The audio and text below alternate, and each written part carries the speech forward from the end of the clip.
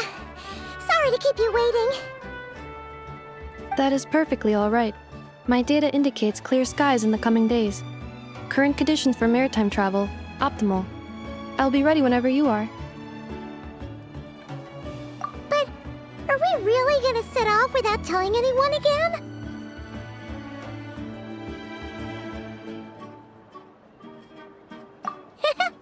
Funny you mention it. You'll never guess who Paimon saw on the way over. Hey! You didn't seriously think we'd let you leave without a farewell party, did you? No chance. Yeah, come on, Traveler. We've already made all the preparations. And most importantly, how dare you try and slip away without first paying your respects to the almighty Dragon Lord! A little bird told us you'd soon be leaving for Nodcry. So, we asked Paimon to give us a heads up before the date of your departure. You sure it's not time to think about changing that little habit of ours? Don't worry, we won't keep you long. Besides, everyone's there already. Shaska, Ian-san, Auroron, even the Pyro Archon herself. You're invited too, Inepa. Shilonen has a special gift for you.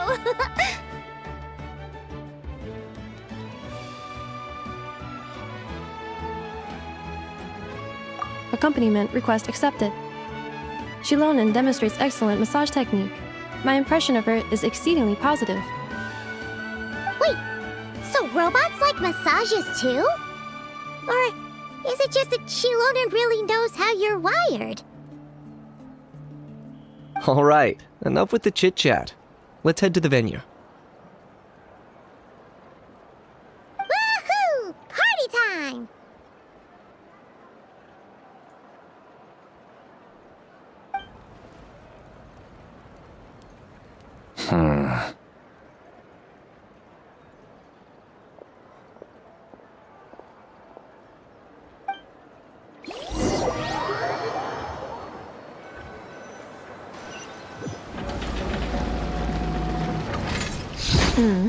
Spit it out, then.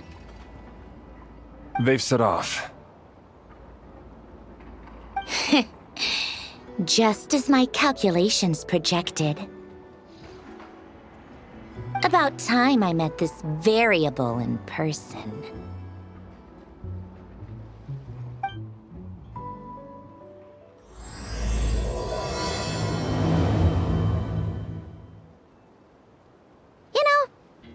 We head to a new nation, there's always a point where it suddenly dawns on Paimon. This is it. The next chapter of our adventure has begun. This time, it was the moment she realized she just polished off the very last of her Saurus crackers. Should have stocked up better at the farewell party.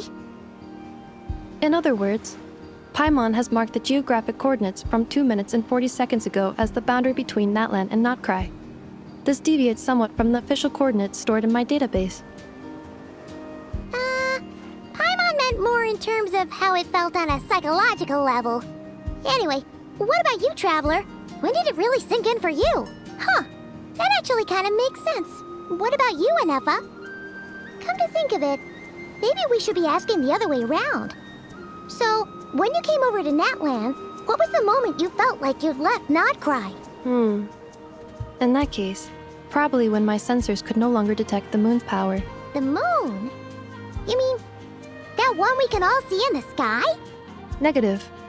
I was referring to... Here we are. Paimon, Traveler, we have arrived in Notcry. Oh, wow!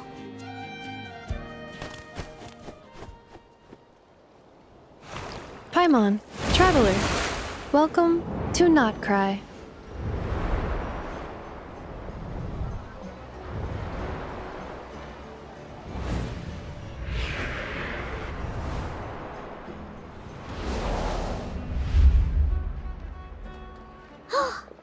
That must be Nasha Town up ahead!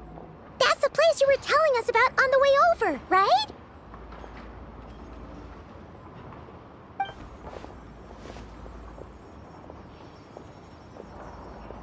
That is correct, Paimon.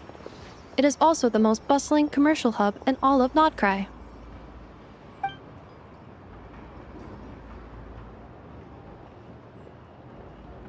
Oh, sounds like the perfect place to start trying out all the local specialties. Huh? Is something up, traveler? Paimon. This is where our spaceship landed when Lumine and I first arrived in Teyvat. Huh? Are you sure? But how come you've never mentioned that before? Seems pretty important to Paimon.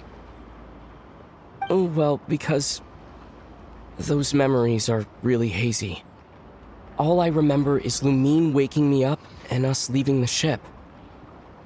But just now, setting foot on this land, I felt something. The kind of power I sensed in those moments. Are you referring to Kuvaki? Kuva, what now? The locals refer to it as Kuvaki. It is a unique elemental force found only in Nodcry, or rather, a pure, primordial form of elemental energy. That is correct. Another similar concept I have found in my database is the primordial sea. Legend has it that long, long ago, the moon that shines in the sky above us once rose from the land of Nodcry. Modern geological surveys and meteorite studies conducted in the region have since supported this claim. So, when you mentioned being able to detect the moon's power earlier, you were referring to Kuvaki?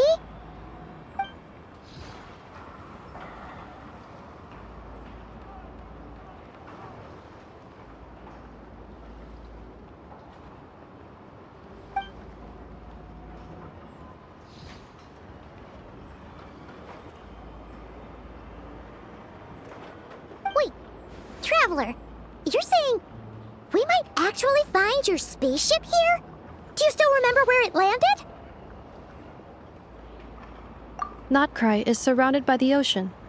In other words, it could have been anywhere along its coastline. Negative. Description still lacks sufficient detail to pinpoint target location. Hey, it's okay if you can't remember everything right away. After all, it's been a really long time. Let's just do what we've always done and keep searching as we explore. Besides, what have you got to fear with your sidekick Paimon still here?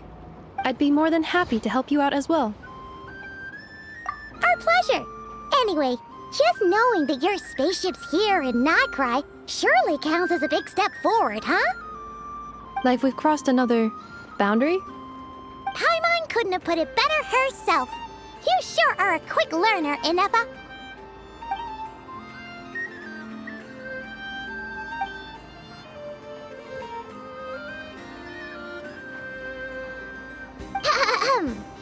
Well, as the best guide in the whole of Teyvat, Paimon hereby does solemnly declare, Nodcry, here we come!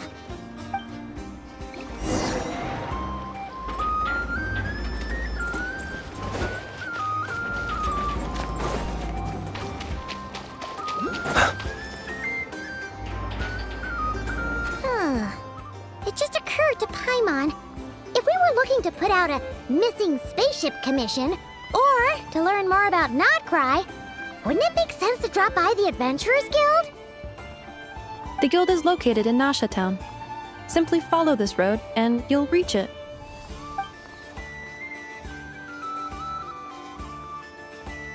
Huh? What in Teyvat is that? Looks kinda like a Sealy, floating around in the air like that. That is a Kuhenki, a species unique to the land of Nodcry. A Kuhenki? Does she have something to do with the moon, too? Indeed it does. According to the Frost Moon Scions, the indigenous inhabitants of this land, the Kuhenki, are said to be familiars of the moon goddess, leading those who walk in the moonlight's glow to things of great importance. The moon goddess? Don't all people here worship the Tsaritsa? Although Nodcry lies on Snezhnaya's border regions, the people here have held their own unique beliefs since time immemorial. As I mentioned, everything in this land shares a deep connection with the moon and the sky above. The beliefs of the Frostmoon Scions seem to date back to the civilization of the angels. According to the documents in my database, even the 7 Archons did not exist at that time. Wow! So the origin of their beliefs goes back even further than the Archon War? Correct. At some point, you may come across some statues of their goddess. The Frostmoon Scions carved these as well. Hey! Looks like she's floating away! I suggest you follow her. The probability of an ordinary person encountering a Kuhenki lies in the single digits. Many here consider them heralds of good fortune.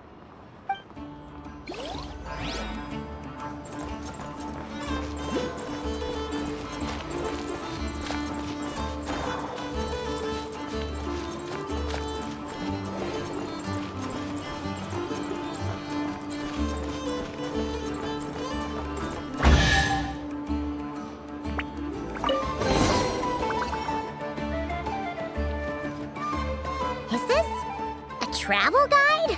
Huh. It actually led us to something useful.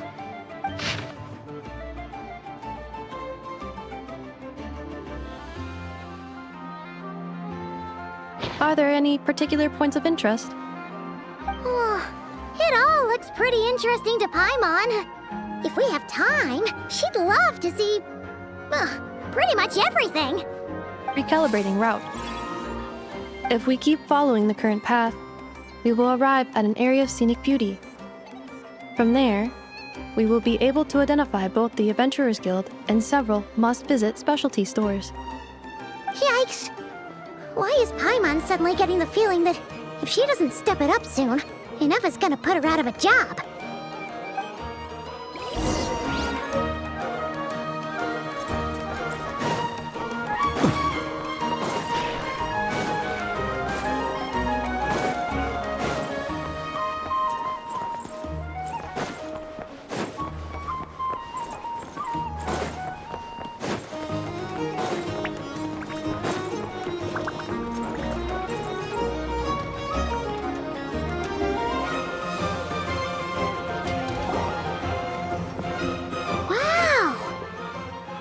Town actually looks pretty big from here. Feels a bit different than Paimon imagined, though. Which aspects in particular deviated from your expectations? Well, Paimon keeps hearing people describe Nodcry as an adventurer's paradise. So she kind of thought it'd be a bit more picture perfect somehow. According to legend, there was indeed an era of peace in Nodcry's past, the age of the Fae. Tales of those ancient heroes are still told today. One of the most well-known is that of the Lantern Fae. This individual performed many good deeds for Nodcry. The present-day Lightkeeper's nightly lantern patrols are, in part, a tribute to their memory. But then, one day... What happened? There came a devastating abyssal calamity that swept across Nodcry, and for a time it was left desolate. Heartbroken by what had become of the land they had so cherished, that Fae extinguished their light, just as the Abyss had extinguished all hope. Nowadays, the paradise people speak of is more of an aspiration, or an irony, perhaps. An irony? Today, no official authority governs Nodcry. In theory, at least, it is somewhere a person can do whatever they wish, and become whoever they want to be. The Adventurers Guild is just over there, in Nasha Town's Central Plaza, and the flagship tavern is over that way. Hey, what's that building over there? You know, the biggest, tallest one. That is Aino's Boom and Blast Kuvaki energy cannon. It gets activated when the wild hunt threat level outside Nasha Town reaches a certain threshold. But according to the scan I just ran, the energy cannon appears to be malfunctioning, likely due to a recent discharge. The Wild Hunt? Isn't that the abyssal calamity you mentioned that's specific to Nodcry? It is a phenomenon that has been occurring for several centuries now. Yet the time and location of wild hunt attacks are seemingly random. At first, it was more of an old wives' tale that adults used to scare children. If you don't start behaving, kid, some night, the wild hunt's gonna come for you. Listen, do you hear that? That weeping in the fog? Those are the cries of a young woman being dragged away. You're saying people actually hear things like that? I have not witnessed enough wild hunt attacks to give a statistically sound answer. But the oldest legends say that all people saw was the ghostly shadow of a woman in the mist. It wasn't until later that it became a full-blown calamity. Abyssal Oh, when you put it like that, Paimon's really gotta hand it to Aino. Not only did she repair you, but she's even built a giant cannon to keep the wild hunt at bay. Absolutely. Aino is very impressive indeed. Anyway, according to my schedule, it is time I took you over to the flagship. Oh, sure. After all, we shouldn't keep Varka waiting. Well, Paimon's not sure if he'll actually show up at the bar this early.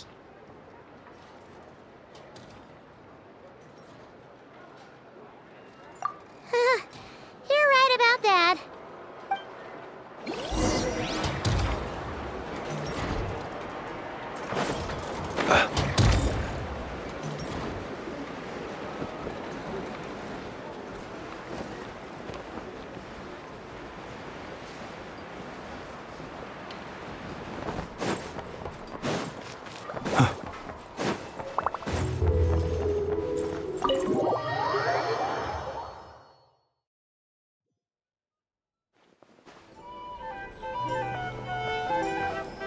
Here we are, the flagship.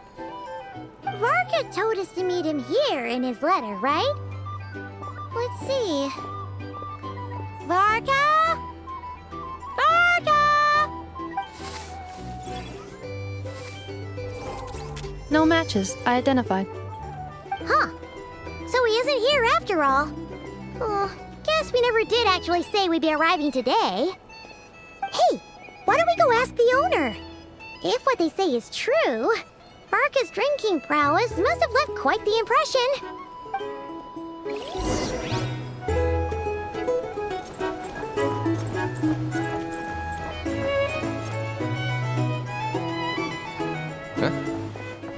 Well, well. If it isn't the ineffable Ineffa. Hello there, Demyon. You know each other? Of course! Ineffa's a regular here at the flagship. So, robots are into booze too? Not at all. The energy conversion efficiency of alcoholic drinks is very low, and most of them are full of impurities. Still, I can affirm that your berries and fried meat deserve a solid 9.12 out of 10. It has Aino's approval too. Funny that you should mention that. While you were away in Natlan, Varka would come in here every day to pick up a serving of berries and fried meat for Aino. Aww. He must have been worried sick that she wasn't eating properly on account of being so hung up about Ineffa being gone. Actually it's 'cause Varka found out that Aino went wild after Ineffa left, gorging herself on snacks she normally couldn't get her hands on. So it was more worry that she wasn't getting a balanced diet. I think I might have just put my foot in it. Anyway, since you're back from Natlan, these two must be the ones Varka mentioned. The Traveler and Paimon, yes? Yep, that's us. So, from the sounds of it, you must be a close friend of Varka's too. Varka? Goes without saying. After all, he's the only one around here who's ever managed to stay standing after 10 rounds of the roulette special. Paimon can't believe he's made such a name for himself. Though, guess it's hardly surprising how. Right now? Must be somewhere near Amsvartnir. That's quite far from here.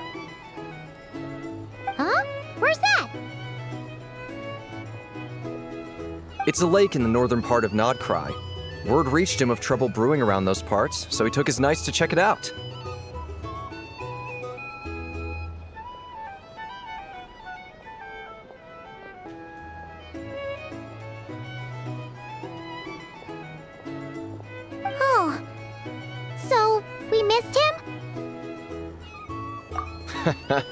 Varka knew you'd say that. So he specifically told me to make sure you stayed here and enjoyed yourselves. He sends his assurances that everything's under control. Well, if he's that confident, guess our only option is to accept. Anyway, it's not like there's any special cause for concern. He is the Grand Master, after all. Exactly.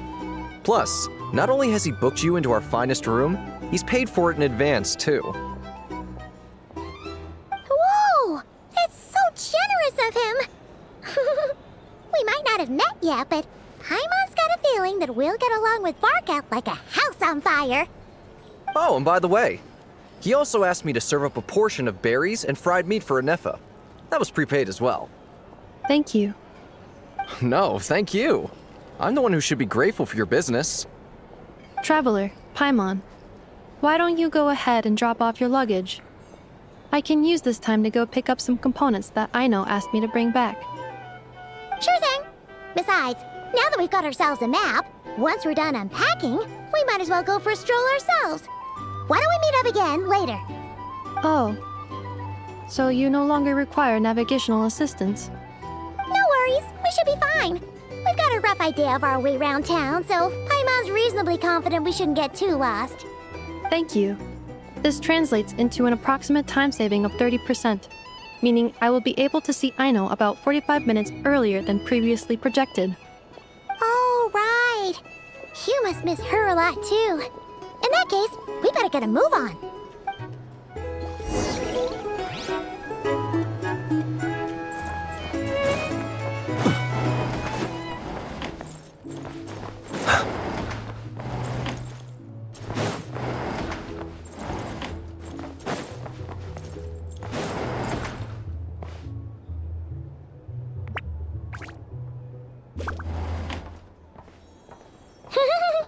Feels pretty nice having someone sort out our food and lodging for us, huh? But is this really the flagship's best room? It's pretty big, make no mistake, but it looks a little worn out, right? Though, to be perfectly honest, that feels right at home with everything else we've seen of Nasha Town. You mean it's got something to do with Nodcry's history? Oh, that makes sense. But what exactly was this calamity?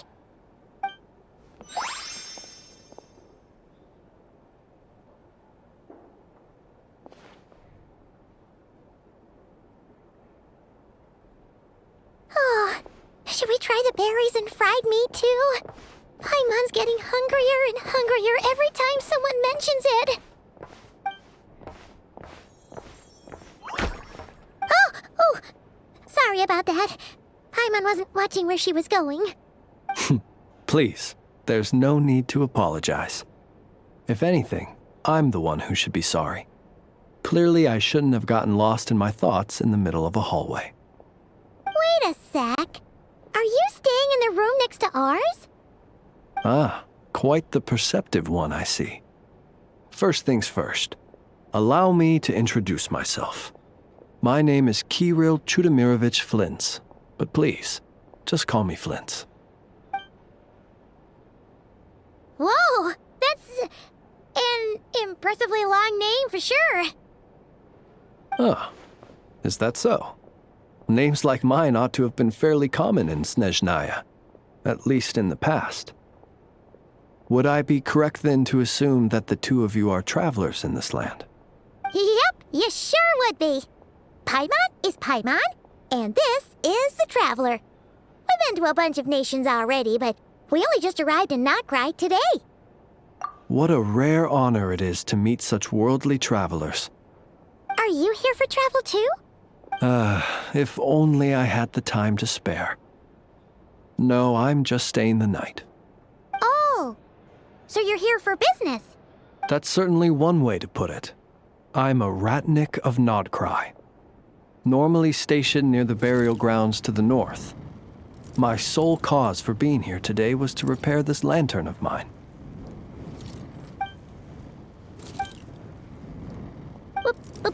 Burial grounds? Your surprise is entirely understandable. Most people cannot even begin to fathom the idea of a life surrounded by tombstones and decay. But if you've heard of the calamitous abomination that is the Wild Hunt, you'll know that in their wake they bring a host of souls tainted by abyssal filth. That then is why we are stationed by the burial grounds, to hold the line where it is most vulnerable. Oh, so it's all about fighting against the abyss. Oh, sounds like a tough job. I thank you for your concern. But in truth, I've long since grown used to it. In fact, I like to think it rather suits me.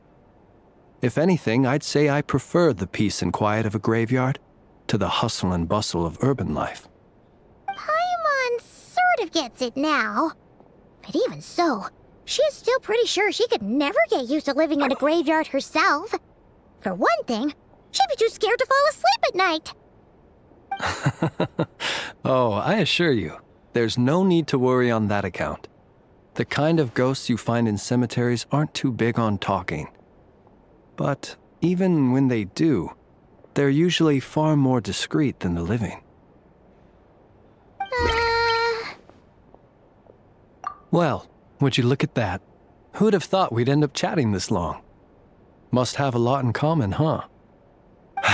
Forgive me, but I must excuse myself, for the time of my appointment draws near.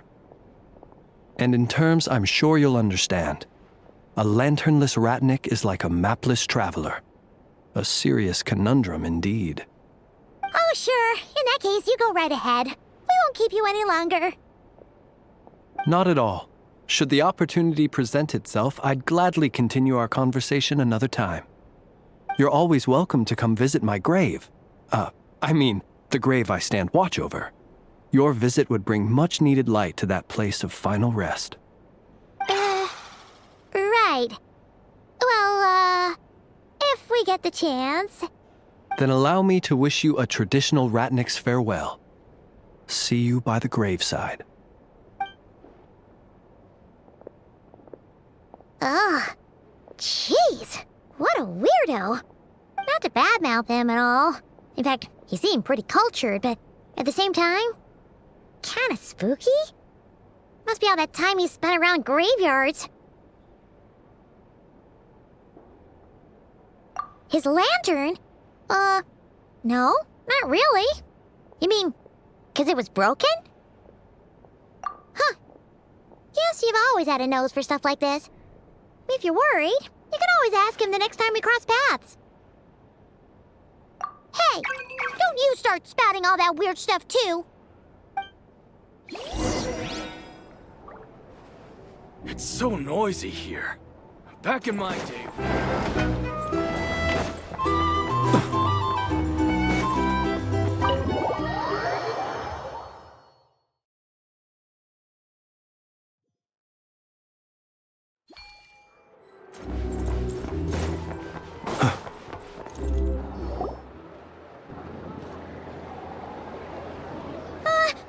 Paimon almost forgot something super important.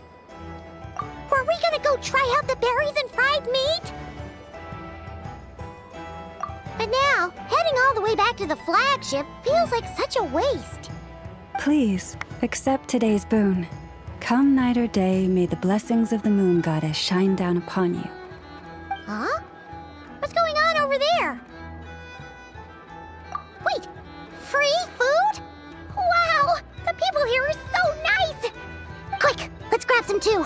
Paimon's super curious what their food tastes like. Moonlight illuminates the path before you, travelers from afar. Huh? How'd you know we were travelers? Just now were a song the birds in the sky, singing of your wanderings. You are no ordinary guests, it seems. The birds and the... what now? Forgive me. I should not have laid the words of others out as a welcome mat for our very first meeting. You, too, must be wondering who I am. I am Lauma, moon chanter of the Frost Moon's scions. Please, as do our followers and other passers-by, accept today's boon. Happy to oblige. Paimon's name is Paimon, and this here's the traveler. Thanks so much for sharing your yummy food with us. We'll take one each. Think nothing of it. These fruits were the finest we found, delicacies gathered in the wake of the morning dew. It is my hope that partaking of them may lift your spirits to heights anew. The finest you found? Wow! That sure is kind of you, but wouldn't you want to keep those for yourselves? The first fruit of the harvest must be placed upon the moonlight altar, not as an offering to the gods, but as a spark for lost hunters. For it is the blade of the starving that darkness most easily corrupts. As perhaps you have already heard, we Frost Moon Scions revere and worship the moon goddess. We believe that together, virtue and compassion are the shining light that will lead us all out of the long, dark night. And now, with tides of haughty Fatui swarming into Nodcry, driven by greed and greed alone, more than ever before, we must all unite under the banner of virtue. Huh!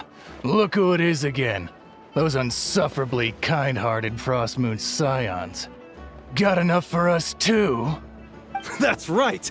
2 servings each! We're starving over here! The Fatui! After what you've been doing to our sacred statues, how dare you even show your faces? Wilhelmina, bestow today's boon upon our guests. You hear that? No slacking now. We'll have the very best you got. But, my lady, they... Please, you two, accept this meal. But remember this. Kindness is the first lantern left to guide those who stumble in ignorance. Come again? Let me finish. But should they still refuse to follow the moonlit path, then by our frosted blades shall we show them its shadow. You! Hey, look who it is. Whatever. Just you wait. We'll be coming for you next. Huh? Where's the meat? Who wants to eat this garbage? Those stooges really are the worst. Ever since they came to Nodcry with all their weird equipment and built that so-called experimental design bureau, our lives have been turned completely upside down. Judging from how they reacted just now, it seems the Fatui already know who you are.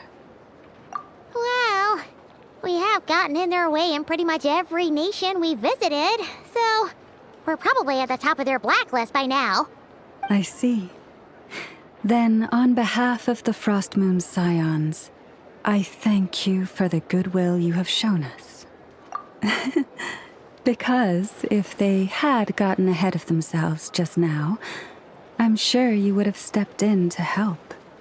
Just as the birds and beasts put it, your arrival heralds joy to us all. Besides, for a weary traveler far from home, what better respite than to bathe in the moonlight?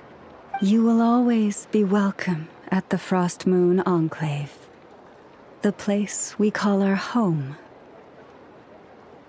May we meet again in the moon's gentle glow. These are delicious! So refreshingly fresh! Those 2 Fatui wouldn't know a good thing if it came up and bit them on the shoulder. Looks like Inefa isn't done with her shopping yet, and the Adventurers Guild is still empty. Where should we head next? Good idea! Wouldn't want to let the Kuhenki down, after all.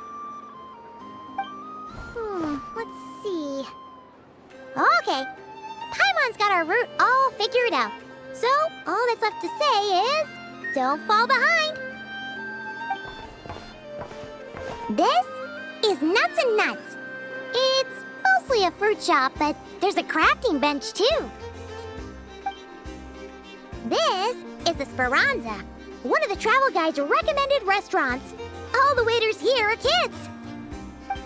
This is the Vesnitsi Prolegia greenhouse. Apparently, their flowers are all made of metal, so they'll never wilt away. And this is the Rossum Workshop. If you ever need a weapon made, this is the place to go. And over here, they've got a super tall observation deck. Whoa! Take a look at that! You can see really far out into the distance. That way's north, and that looks like something built by the Fatui? And then over there to the west, that must be the place Lauma mentioned, where the Frost Moon Scions live. So, what'd you think? Even if Enefa kinda stole her limelight earlier, this just goes to prove that Paimon's own tour guiding skills aren't too shabby either, right? Hey, come on! Would it kill you to compliment Paimon? Huh? Look! There must be someone at the Adventurers Guild now! There's already a line forming outside! Looks like we'll finally be able to ask about your spaceship! Oh, or was there anywhere else you wanted to stop by first? Where? Which one are you... Oh, now you mention it, Paimon's noticed it too. Ugh, better not be who she thinks it is. Anyway, where we go first is completely up to you. Either the Adventurers Guild, or that suspicious-looking shop. A word of warning, though. If we step into that shop, be sure to keep a very close eye on your Mora.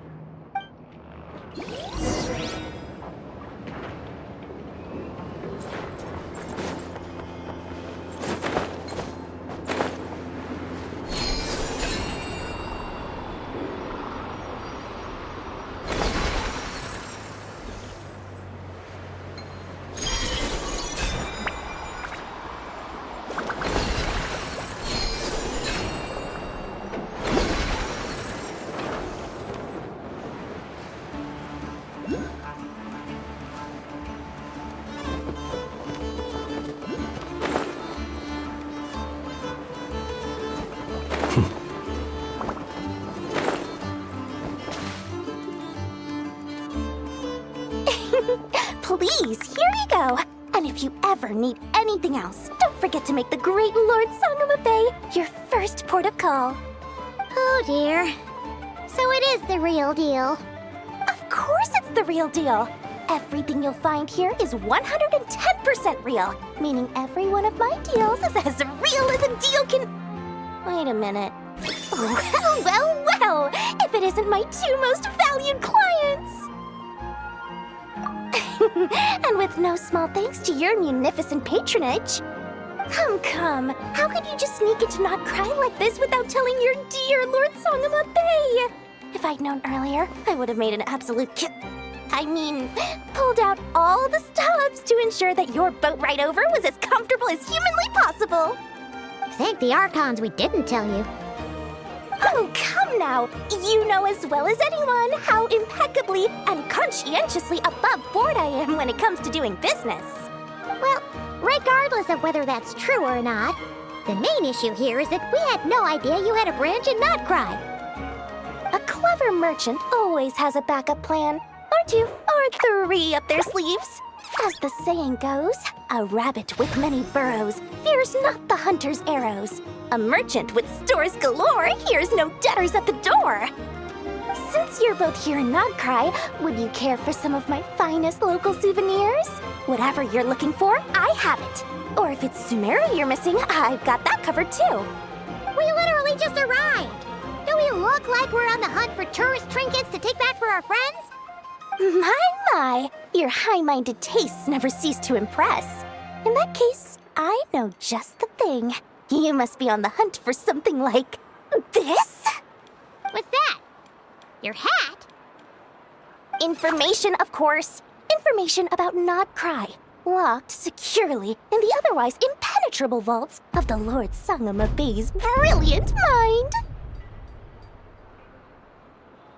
I knew it! I just knew you'd appreciate the value of my wares. On the back of all our pleasant dealings in the past, I'll even take a hit by throwing in some insider info for free.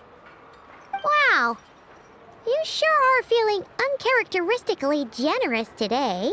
What do you mean by uncharacteristically? I am the most generous person forget it.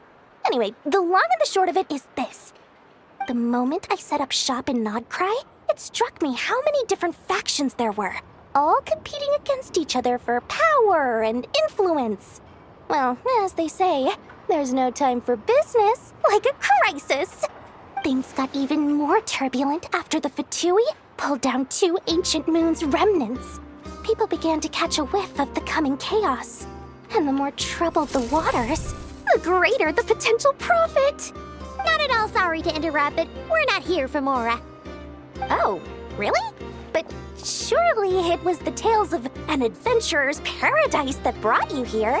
The chance to take your very own slice of all the latest and greatest business opportunities? In that case, what would you like to know about? The Frost Moon Scions? You mean the people who believe in the moon goddess? They're not a bad bunch. It's just, well, they have such simple tastes. No luxuries, no indulgences, no nothing. Trying to earn a little more from that lot is like trying to squeeze blood from a stone. Still, things between them and the Fatui have gotten pretty tense. It's only a matter of time before the powder keg goes boom. And when that happens, that's when business will start to boom too.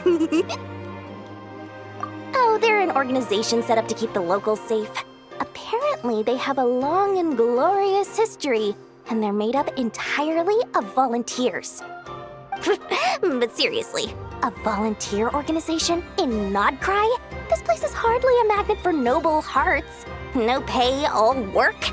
That's not a business model, and it's certainly not for me. The Frost Moon Scions? You mean the people who... Still, things between them and the Fatui have gotten pretty tense. It's only a matter of time before the powder keg goes boom. And when that happens, that's when business will start to boom too. Everyone knows they're here for the ancient moon's remnants, but no one's sure why they pulled them down in Nodcry of all places. Anyway, they've been acting mysterious enough, but if you ask me, that Kuvaki Experimental Design Bureau of theirs up north hides secrets wilder still. That bunch of booze-loving monstators? Ugh, don't even get me started. As fellow Outlanders, I thought they'd be easy pickings, but somehow, every single one of our business negotiations wound up at the flagship. I've done plenty of deals with heavy drinkers before, but those guys? I never once made it to the contract signing before blacking out. I'm getting flashbacks of the hangovers just thinking about it.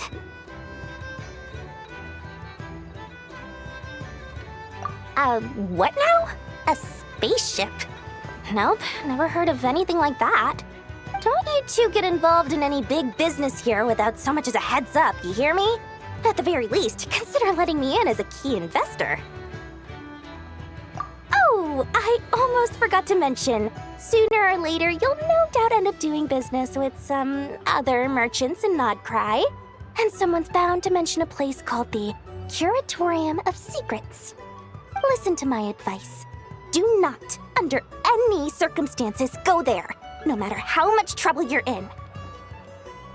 The Curatorium of Secrets? What do they get up to there? Just a place that handles all kinds of disputes. But the owner will charge you an absolute fortune, and she has a temper to match. Nothing like your friendly neighborhood, Lord Sangama Bay. You're not just saying that to stop your competition from undercutting you, right? When did that little pipsqueak get so sharp? And after I gave them all that info for free just to win them over. What do you mean? Of course not. I'm only thinking about your wallets. I mean, on behalf of your wallets. You're really not convincing anyone, you know. All right.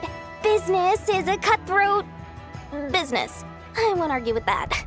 But I'm not lying about that boss lady. Not only did she make it into my top 3 people not to mess with in Nodcry, she's also in my top 3 people most eager to trade in favors. Seriously? It feels like you're just bad-mouthing your rival now. Fine. If you don't believe me, go see for yourselves. We might both be from Sumeru, but compared to hers, my conscience is so large, why, it could fill 3 whole palaces of Alcazar's. But when you realize what I'm saying is true, don't say that good old Lord Sangama Bay didn't warn you.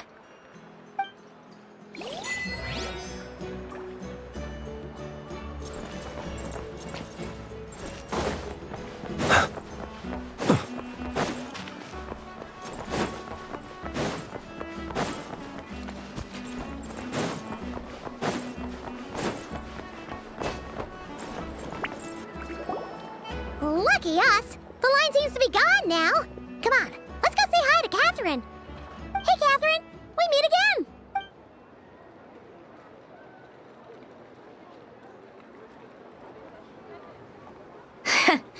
How ridiculous. Huh? They often say that mortals, shackled by their own flesh and blood, may fail to perceive the truth of this world, even when it is right beneath their very noses. Yet I had not expected to have the pleasure to witness such heights of absurdity firsthand. But Paimon must have gotten the wrong person. At second glance, you do seem a bit younger than Catherine, and you certainly sound a lot less friendly. A creator might forgive ignorance, but being mistaken for one of my own creations is beyond all pardon. Look very closely, for standing before you is none other than Marionette, 7th of the Fatui Harbingers. A Harbinger?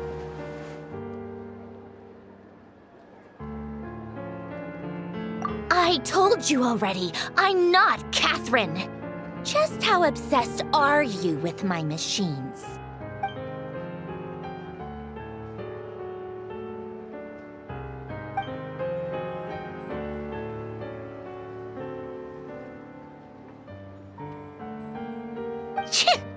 Today's encounter is merely a courtesy call. A friendly warning, if you will. You interfered with my work once before, with that little robot. I let it slide. After all, it was nothing more than a distraction, a side project at best. But we are in Nod Cry now, and as such, I strongly advise you not to stand in the Fatui's way. Otherwise, the next time we meet, I might just have to drop all this meaningless etiquette. Oh, please. You've got some nerve coming out with barely veiled threats like that. You're the one stirring things up here. Oh, perhaps you have misunderstood. Just because Nod Cry lacks a ruler at present, that does not mean it should not be ruled. We Fatui are simply establishing a new order. Yeah, right. More like shady experiments, judging by your massive, creepy research facility. I've said what I came to say. What you do next, only you can decide. So why don't you start by using your already limited processing capacity to calculate your even more limited options?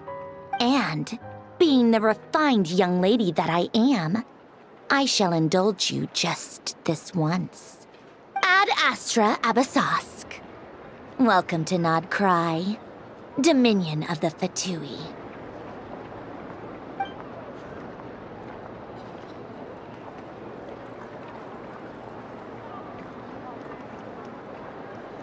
Ugh! Paimon's so mad right now! How can anyone so obviously evil be so annoyingly self-righteous? But if a Fatui Harbinger is here to greet us in person, that can only mean one thing. We'll have to be extra careful from here on out. Paimon hates feeling like she's being watched. Hey! The real Catherine's back! Ad Astra Abyssosque. Welcome to the Adventurers Guild. How may I help? I will do everything I can to assist you. You're so much nicer to talk to, Catherine. Please don't leave us again, okay?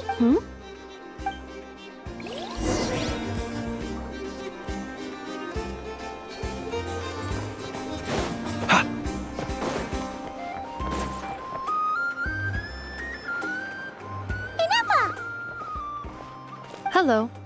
I was just about to start tracking your whereabouts. Did you manage to get everything Aino asked for? I did.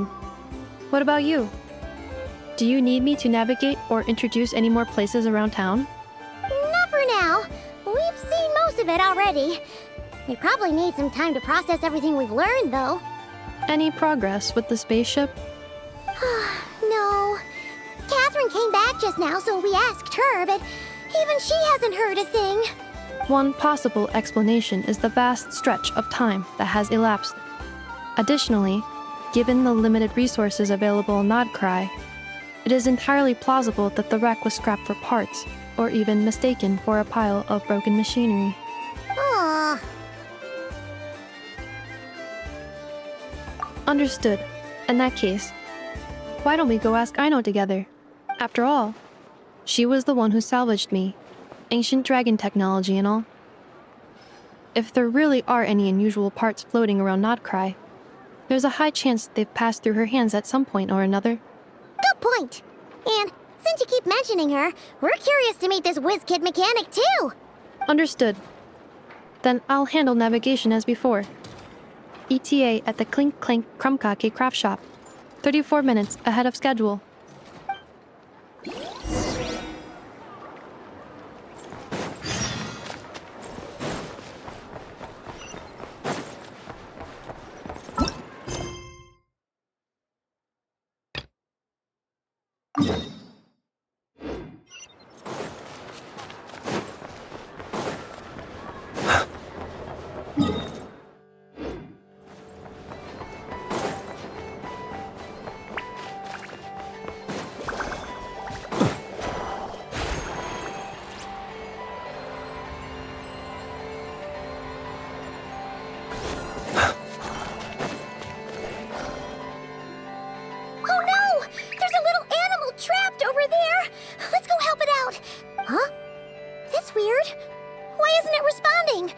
The tides of Kuvaki affect everything in Nodcry, so much so that many creatures have evolved a kind of dependency upon it, growing stronger or weaker as it waxes and wanes.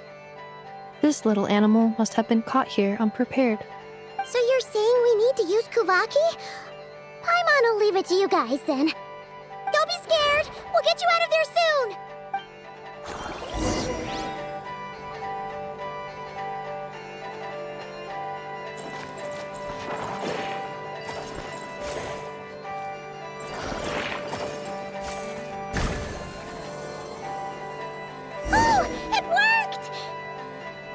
Off you go now, little one.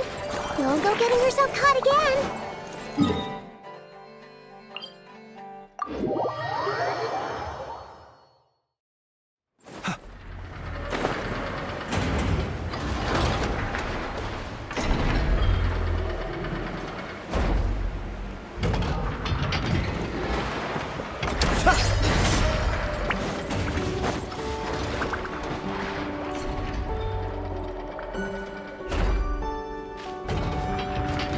Here we are. The place Aino and I call home. Whoa! So many machines that Paimon's never even seen before. And then there's all these little robots. Did Aino build them all? That is correct. It looks like Aino has created 3 more little bots since I've been gone. Aww. Well, you were gone for quite a bit. She must have missed you. I missed her too. I want her to see what I've become. Well, let's not keep her waiting any longer then. Come on!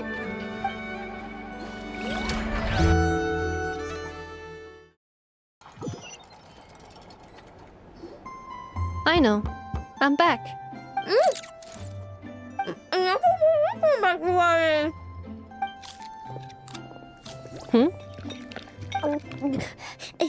Nefa? You're back significantly earlier than I expected. Like a whole 30 minutes at least. Everything went very smoothly, which saved me quite a bit of time, so I know. Could you turn around for a moment? I know. I've been on my best behavior the whole time you've been gone. She's got chocolate all over her mouth. I know. While I was away, did you strictly abide by my tailor-made snack intake schedule? Oh, of course I did.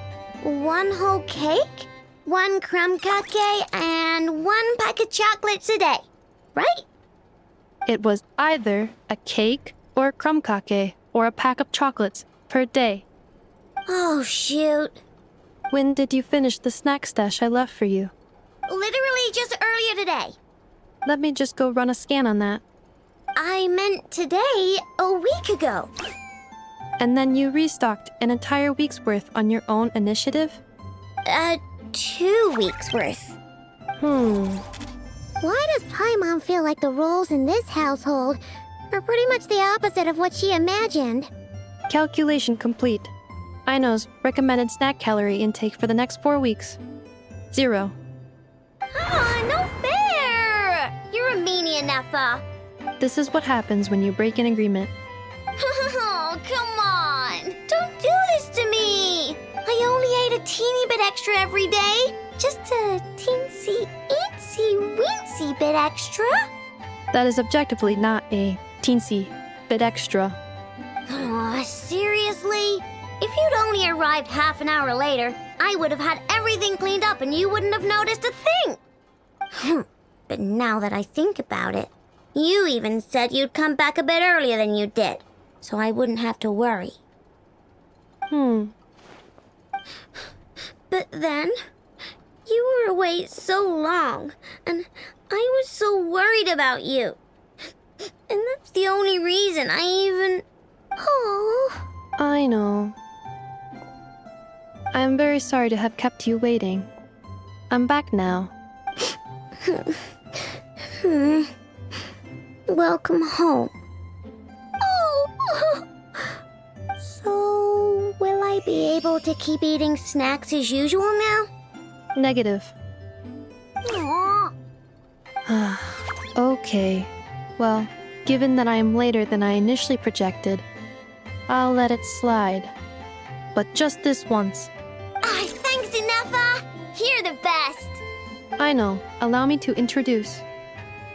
It's the honorary knight and Paimon! I know. Uncle Varka talks about you guys all the time. Nice to meet you, I know. Inefa's told us all about you, too. Huh? Really? She actually said that about me? Well, she's not wrong. Oh yeah, so, you're here to see Uncle Varka, right? A couple of days ago, he suddenly said he had to head out on business, and that he might not be back for a while. He asked me to let you know if I saw you. Yeah, we heard about that at the flagship. Did he say what he was doing? Nope. Just told me to take good care of you guys and make sure you feel right at home. Oh, shoot. Please, take a seat.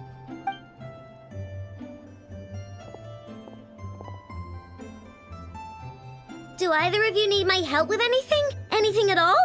After all, I'm the head of this household. Sure wouldn't know it from that snack tantrum she just threw.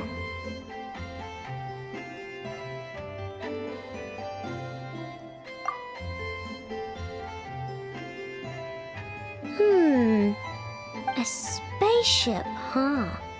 From outside to vet? Exactly. So, ring any bells? No. Oh, you sure? Nope means nope. Never seen the slightest trace of it.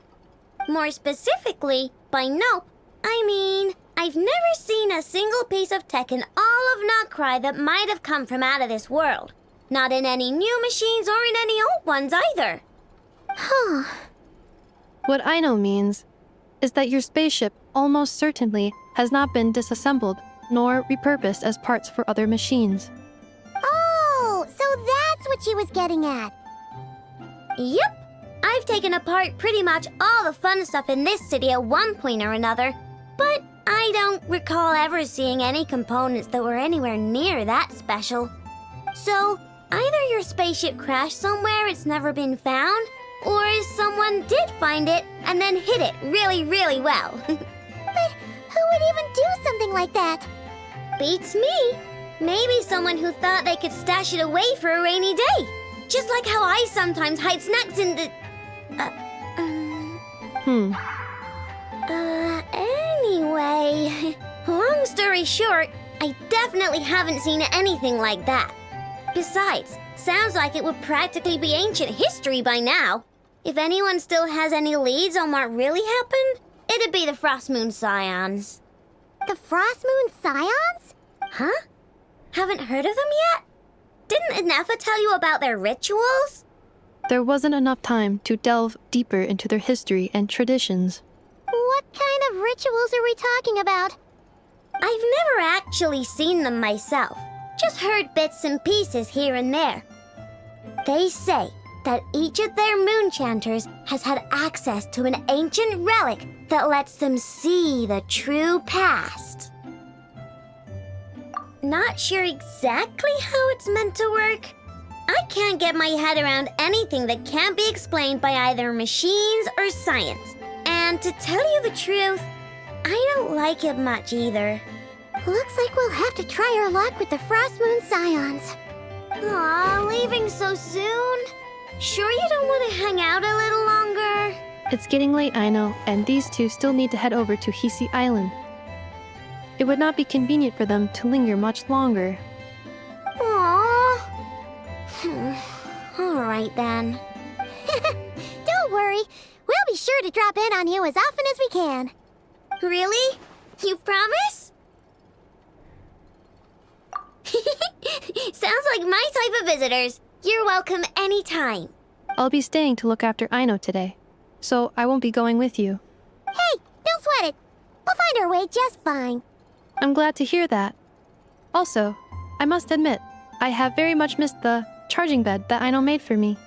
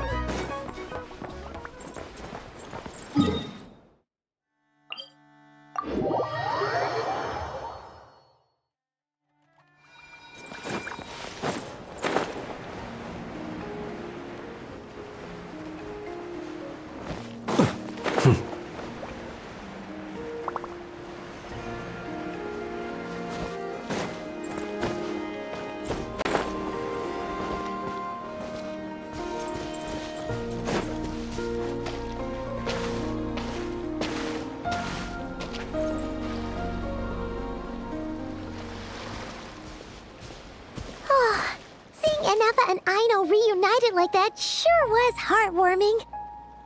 We should definitely hang out with them more in the future.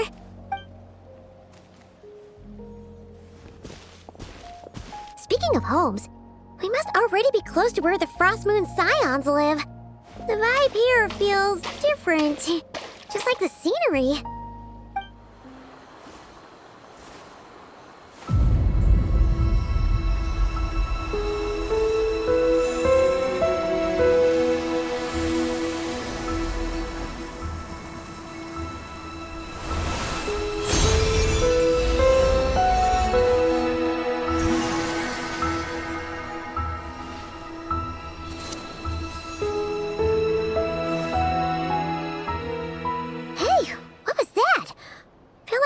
Sort of breeze blew by, and then the petals suddenly turned into... Is that a Kuhenki? She looks different from the ones we saw before. Hey there! What's your name? Huh. Doesn't seem able to speak. No idea what she wants. Unless you want to stop, maybe we should just keep moving?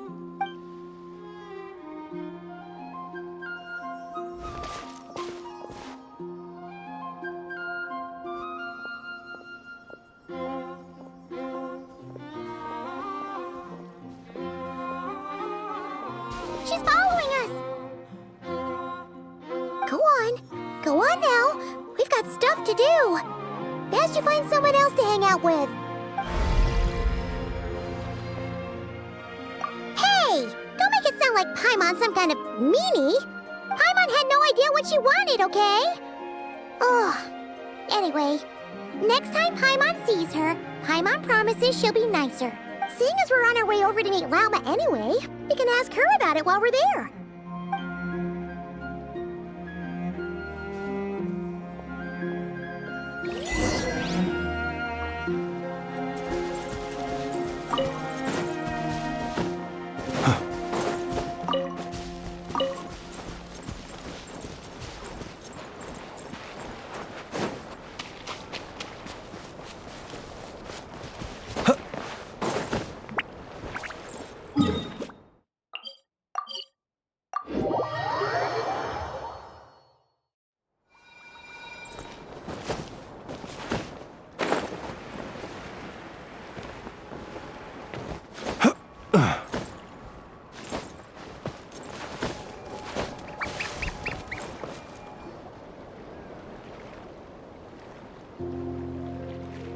Huh? Hey, look! Isn't that Lauma? The moon chanter? Let me take a look at your wound. You must be more careful. Doesn't matter how much of a rush you're in, your safety always comes first. Oh, you're back too. How was your day?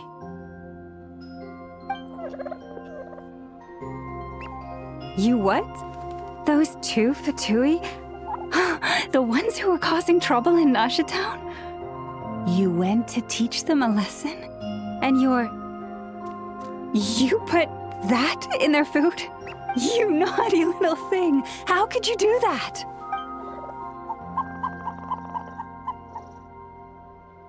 They didn't notice. That's not the point. You mustn't do that again, okay? Next time, at the very least, bring a few of your friends along too. You'll be an easy target if it's just you on your own. Hey, Lauma! Still remember us?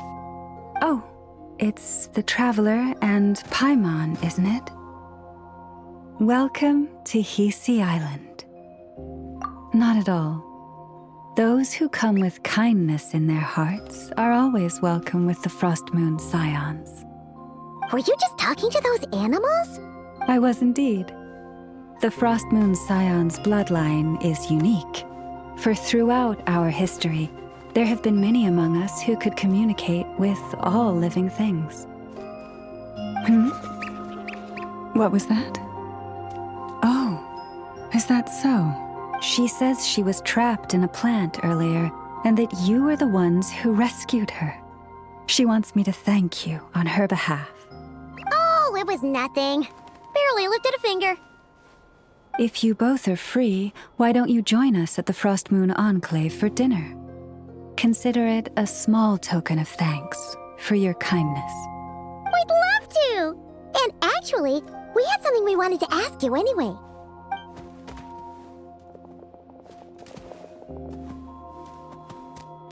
Oh. You're interested in the story of Kutar? Kutar? Yes. Kutar is our moon goddess, the moon maiden who guides us. But up close, this one somehow seems a bit different from the one in Nasha Town. It's like it's more... natural? Or like... more harmonized in its design.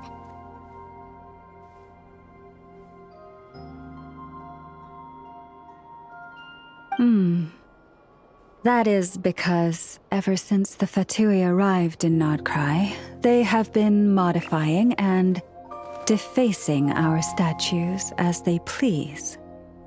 These statues were made by the Frost Moon Scions who settled here hundreds of years ago, crafted from the very finest Lunasol stone. Not only is this stone exceedingly rare, but it also brims with Kuvaki.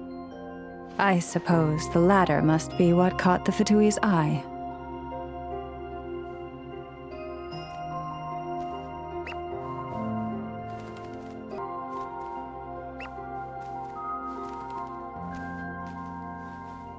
For a time, we put up fierce resistance. But now, this is the only one left that still retains her original form. we heard they even pulled some ancient moon's remnants down from the sky. That's right. The two largest remnants landed in Nodcry. One here on Hisi Island, and the other on Paha Isle. The Fatui built their research facility on top of the remnant over on Paha Isle. But they've had their sights set on the one here, too.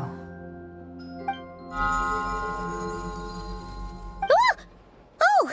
It's that little Kuhenki again! Surely that can't be. Hey! We've been wondering what was up with it, too. It just appeared out of some petals and hasn't stopped following us since. No, that is no ordinary Kuhenki. These we name Luonnothar, beings born from the moon goddess's blessing. Can you understand what it's saying? We honestly haven't got the slightest idea why it's been following us. I'm afraid not. I cannot fathom its thinking any better than you can. Sometimes a long time must elapse before the moon goddess's blessings turn into Luonnothar. Perhaps you two were simply there to witness that transformation. Oh, maybe. Legend has it that the Luonnothar bring good fortune. Given that it seems to have taken a liking to you both, why don't you let it come along with you? Really? Then you can start by helping us find some more treasure chests along the way. Capiche?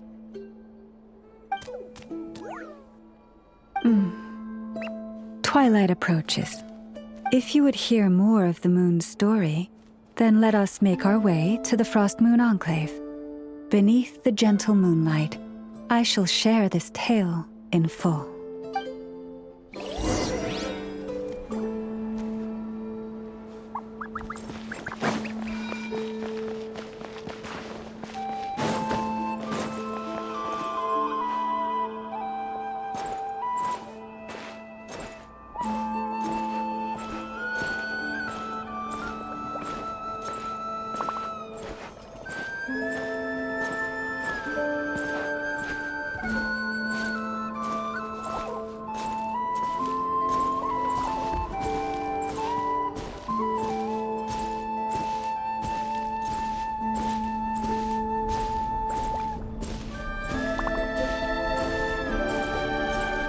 Oh, Lady Lauma, you're back.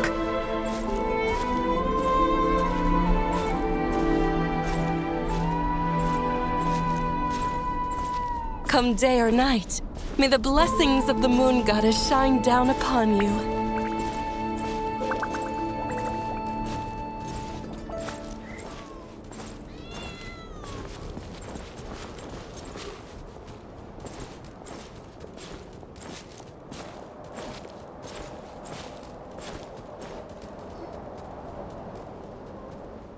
Lauma, you have returned. Wilhelmina, this is the Traveler and Paimon. Kindly arrange for 2 additional dinner settings for our honored guests. Of course, my lady. Wow! Everyone along the way here pretty much saluted you. Are you, like, super important around here? I am but a moon chanter. One entrusted to convey the moon goddess's will. Nothing more. She's just being modest. The moon chanter holds the highest rank among us Frost Moon Scions. Lauma is our leader. Wilhelmina? I know. I'll send word to the kitchen. 2 meals coming up. Whoa! Paimon had no idea you were such a big shot. It is merely that the unique traits of our bloodline have manifested themselves especially strongly in my person. That is no accomplishment of my own. Please, follow me this way.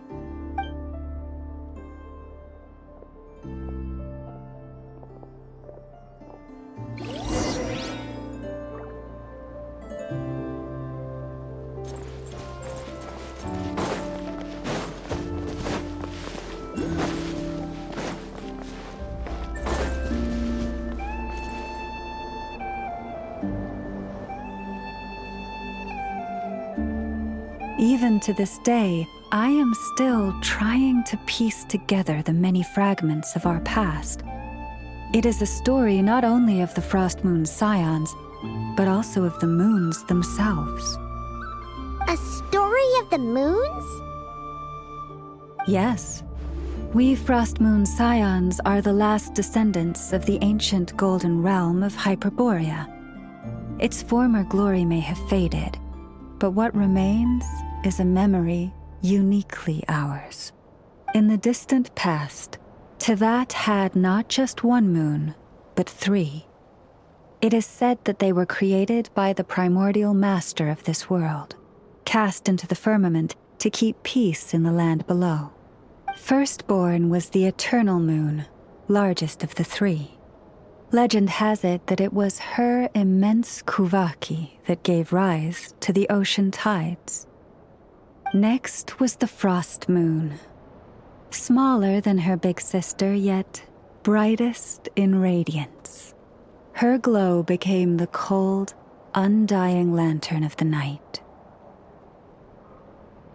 Finally came the iridescent moon, smallest of the sisters. Most of the time, her light was barely visible to the naked eye. Yet when she shone, her fleeting halos were all the more mysterious for it. Wow! Sounds like it all happened so long ago. So, what happened to them afterwards?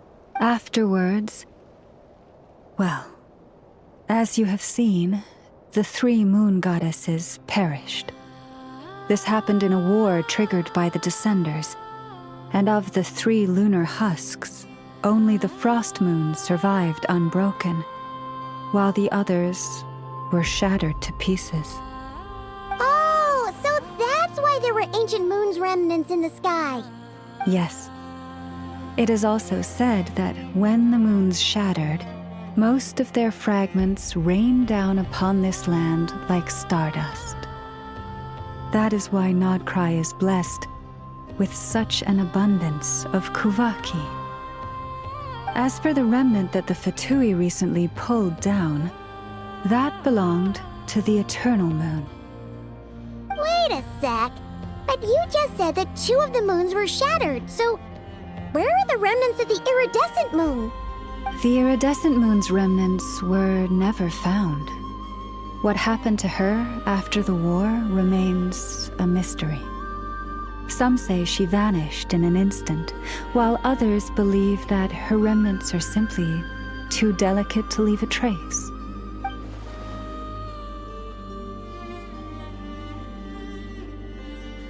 Yet, though the era of the 3 moons has long since faded into legend, successive generations of Frost Moon Scions have always passed down a prophecy that one day the moon goddess would return.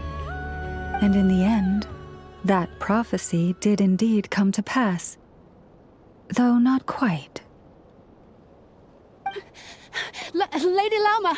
Lady Lauma, are you there? Cappy, what is the matter? Lady Lauma, it's my daughter, Karina. Her illness. Take me to her, right away.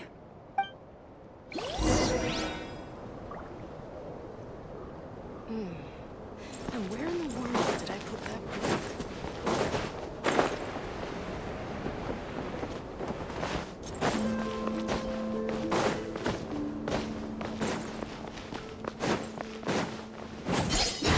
Prices like these are just outrageous.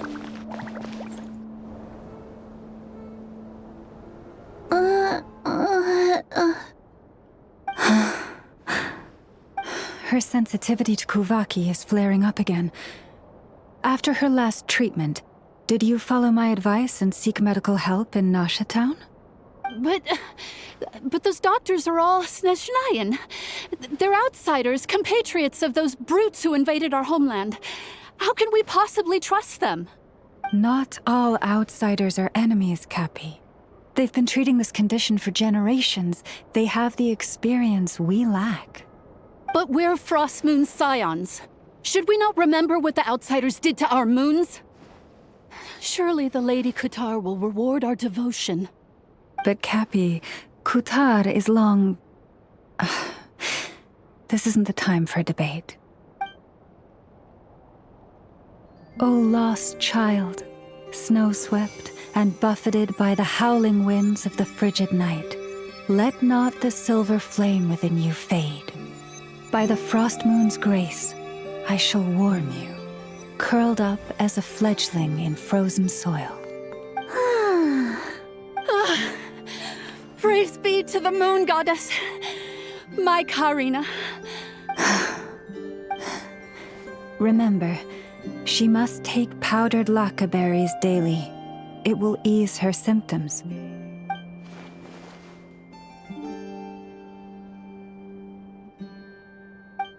Llama?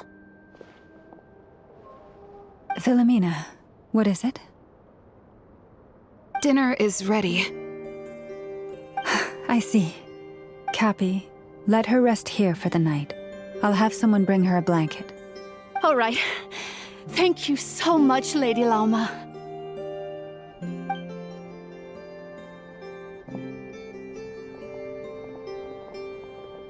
Will she be all right?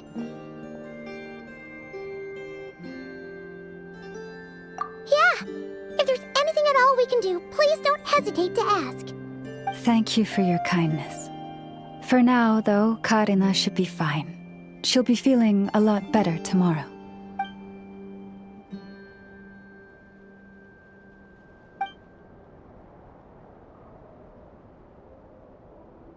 Please do not be worried. Come, let us head to dinner. I believe you still have some questions for me.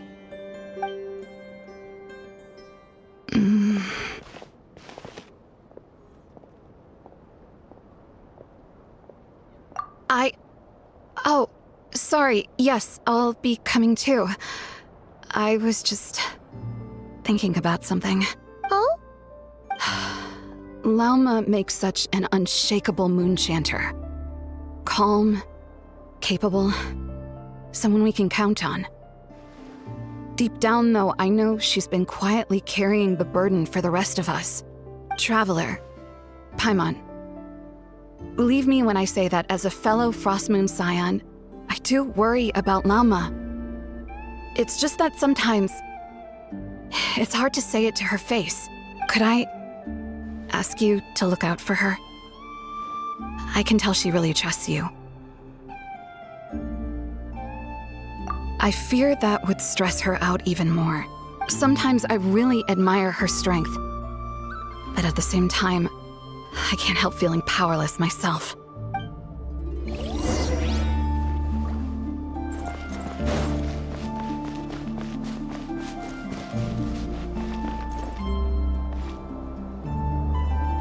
Phew. Paimon's so full. That was even better than the stuff you gave us before. I'm glad to hear it. Thank you for accepting such simple hospitality. Hey, we should be the ones thanking you. Seriously, that was seriously scrumptious. How did you even manage to finish it? This slop's barely edible. Then again, I guess that's what you'd expect from savages. It's you! Those rude old Fatui we just met back in Nasha Town. My sincerest apologies. If you found the food we gave you earlier difficult to swallow, may I suggest taking a deep breath and joining us? These delicacies might change your mind. After all, I suspect that your previous meal may have been tainted with something most unpalatable. Huh? What do you mean? Tainted with what exactly? With the bitter snobbery of those who call themselves civilized. Why, you? Looking for a fight? Sure, I'd be more than... Hold it. We're not here to brawl. Yet. We're here on official business. Orders from above. We're here to deliver the Frostmoon Scions a warning. Or rather, a final ultimatum. You have 3 days to hand over the relic and reveal the whereabouts of your so-called Kutar. If you fail to do so, the Fatui will immediately begin the cleansing of Hisi Island. Which, by the way, is the sovereign territory of the Tsaritsa of Snezhnaya.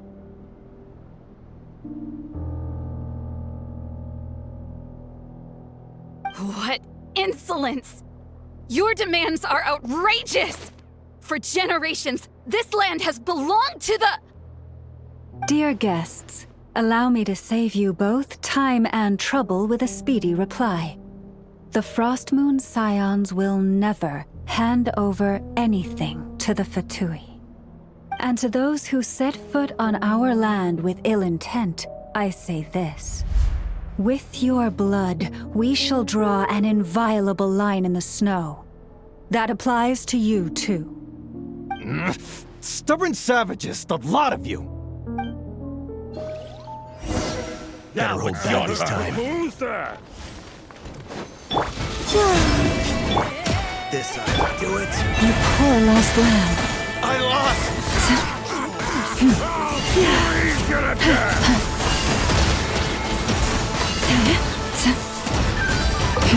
You're pretty sharp. You'll pay for this. Mark my words.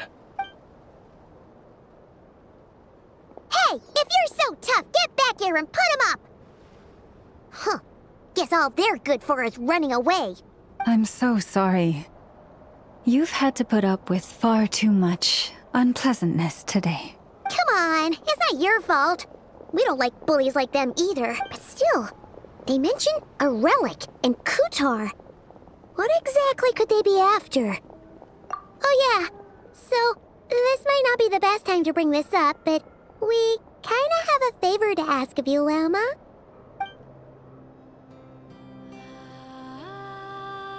I see. So your questions concern the sacred relic too. Please, do not hesitate to speak your mind. Unlike those insolent intruders, you walk in the moonlight with open hearts. You stood by us when we needed your help, so it's only right that I return the favor. But let us continue this conversation somewhere more fitting. As it happens, there's something I'd like to show you, too.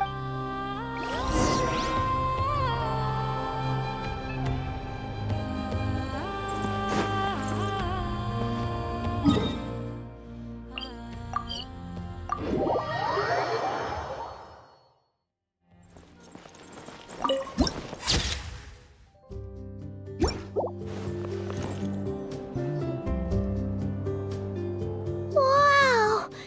It's spectacular! Kutar was born here on Hisi Island around 500 years ago. As it just so happened, a priestess of the Frostmoon Scions witnessed the moment of her birth. Instantly realizing that this was the prophesied rebirth, she quietly recorded the event and carved this statue to honor that miracle. According to legend, Kutar's birth was accompanied by the sudden appearance of many Kuhenki, who wove the moonlight that bathed her into silken vestments fit for a goddess. Hey! It's like it knows we're talking about it!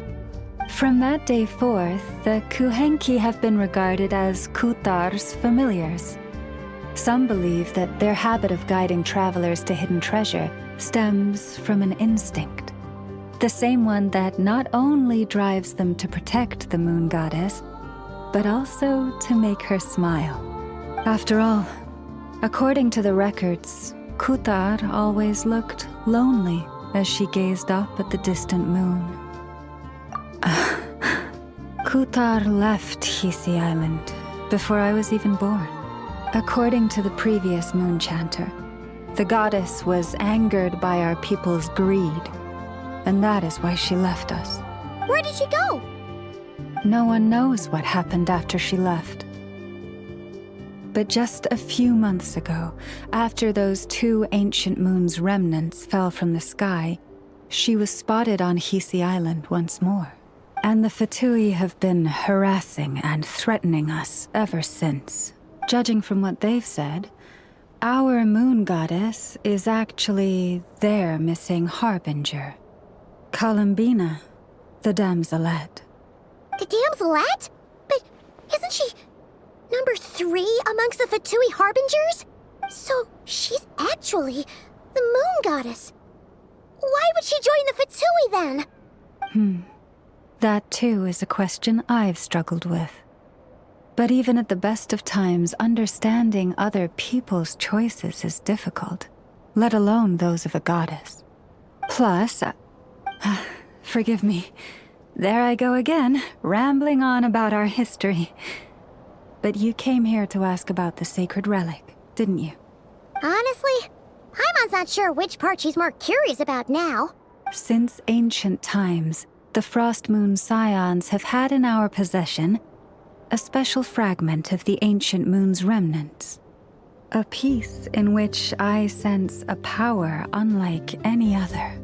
Successive generations of moonchanters have all detected a divine presence within it. We call this unique remnant the Moon Marrow. We heard you can use it to see what happened in the past. What is it in particular that you seek from the past? Well, basically, to cut a long story short, the traveler here is actually from outside of Tibet. Oh.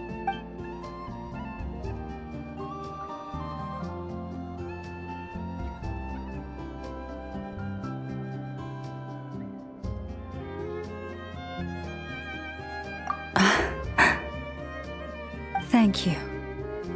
Your honesty is a sign of your trust, both in me and the Frost Moon Scions. Unfortunately, though, I won't be able to use the Moon Marrow to shed light on your past just yet.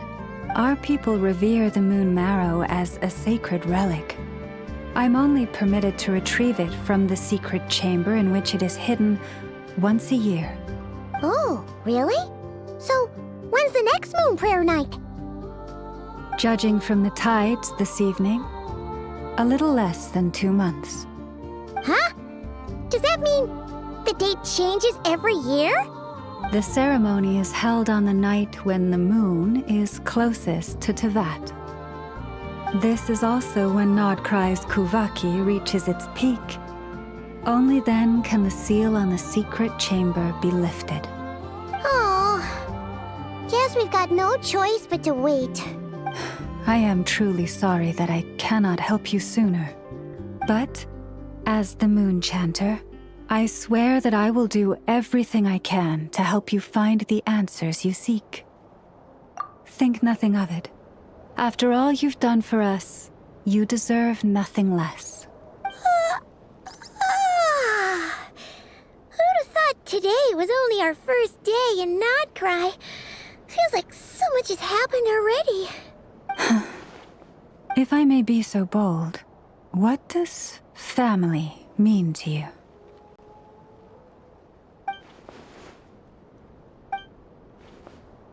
If you are aware of something, a secret that could hurt your family, would you be honest with them? Or try to hide it?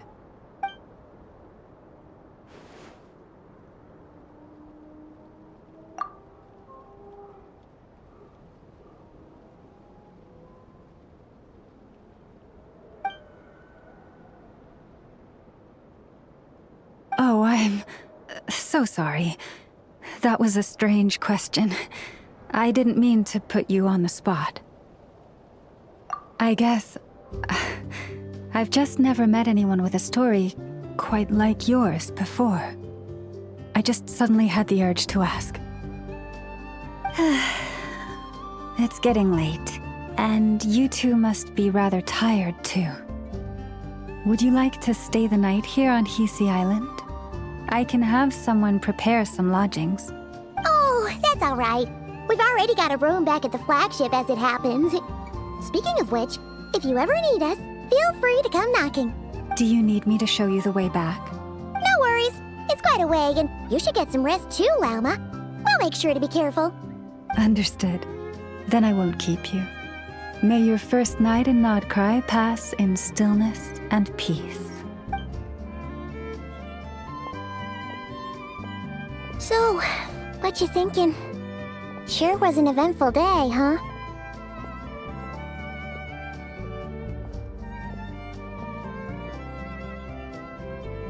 The good news is, we're not at a dead end in the search for your spaceship yet. We can always learn more about this place while we wait. The usual drill, huh? Paimon's really getting sleepy now. If she gets too tired to fly back, you carry her, okay?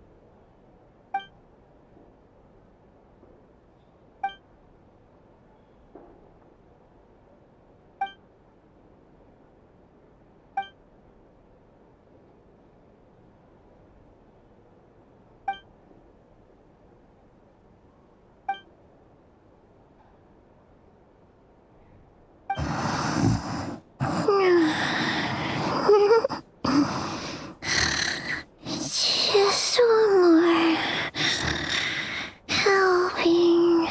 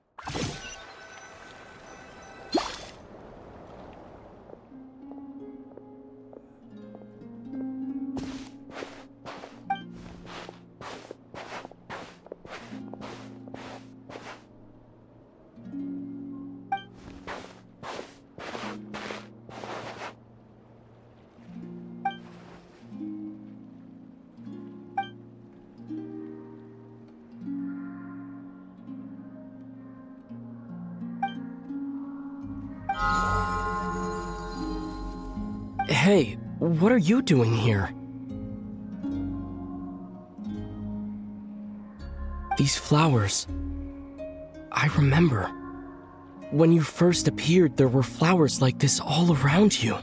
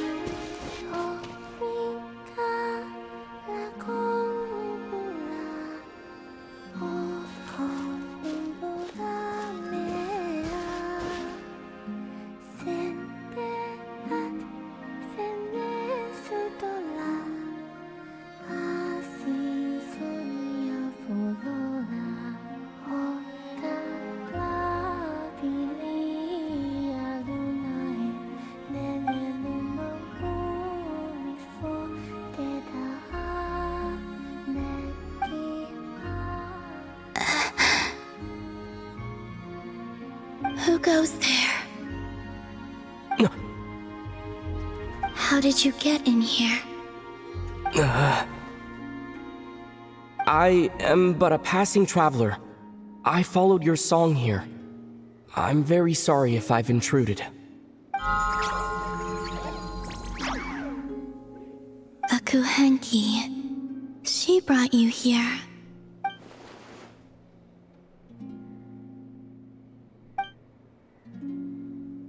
May I ask, are you the one they call Kutar?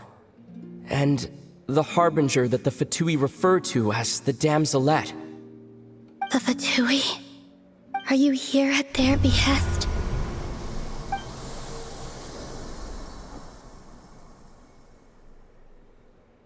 Please don't get me wrong. I have no intention of doing anything for the Fatui. I just wanted to ask you about Nodcry and the moons. The moons? Do not believe in what you can see. What truly matters is what you cannot.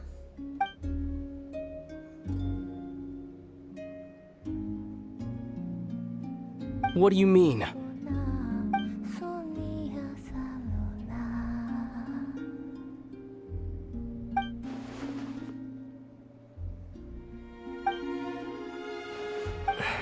Listen, I'm the Traveler. I'm on a journey through the nations of Teyvat. Hello.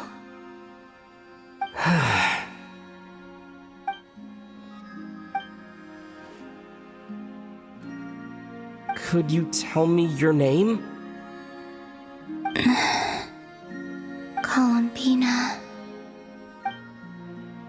Kutar. The Damselette. The moon goddess. Pick whichever takes your fancy. I do not know my own name.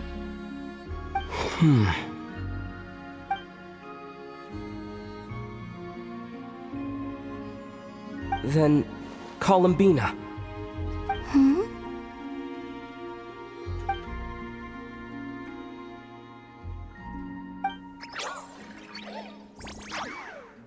This Kuhenki, this Lanatar, did you bring her into being? Come here, little one.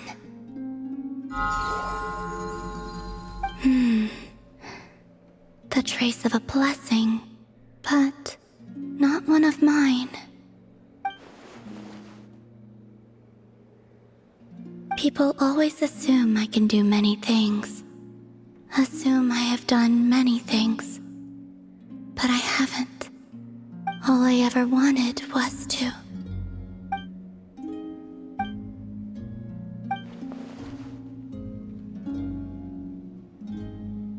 It's about time I got going. I'm very sorry for disturbing you today.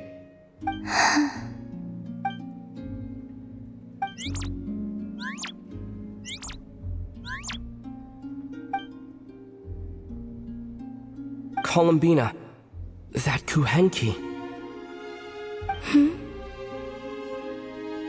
Oh, you're leaving?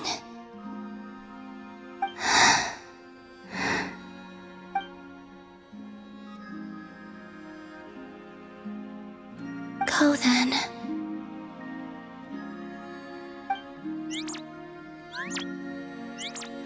Goodbye. Take care. The moon can be treacherous.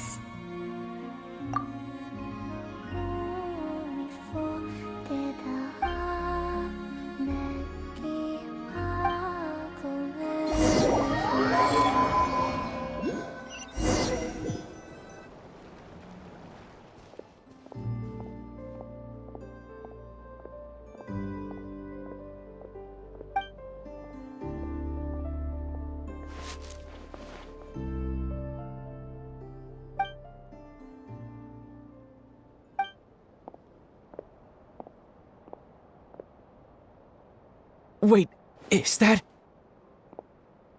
Lumine?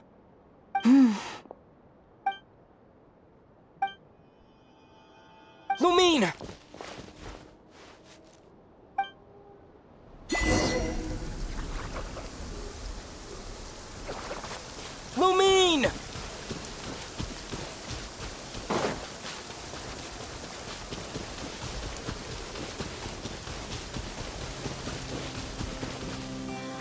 Lumine! Ether, it's you. Why are you here on Hisi Island? If I told you I was here in search of the Frost Moon Scion's sacred relic, what would you think?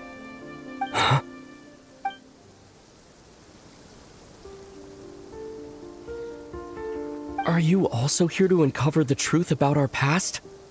That's right. What happened to us in the past, how we came to Tevat, why our spaceship crashed here. There are things I want to know too. But I'm not about to sit around waiting for another 2 months to find out. Wait! Wait? But I still have unfinished business.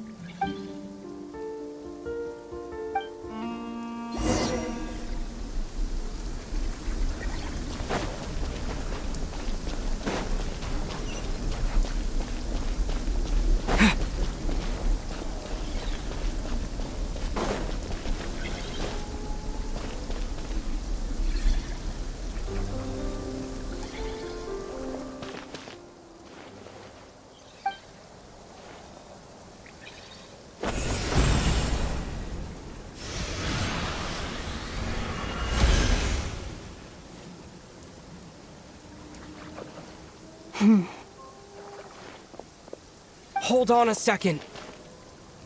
What's wrong? That's the Frost Moon Scion's sacred relic.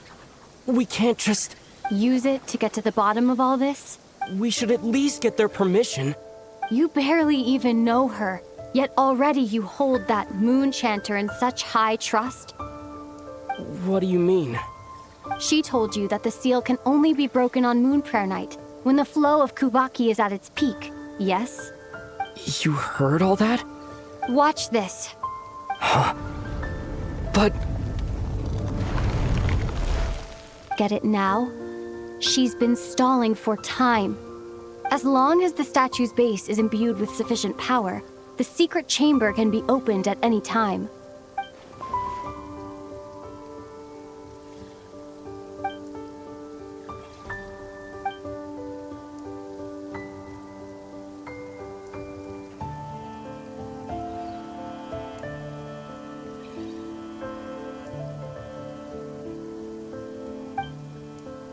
Is it such a sin when I don't put all my cards on the table for you, but not when someone else is doing it? It's not like that. Is it? Lumine, you've got it all wrong.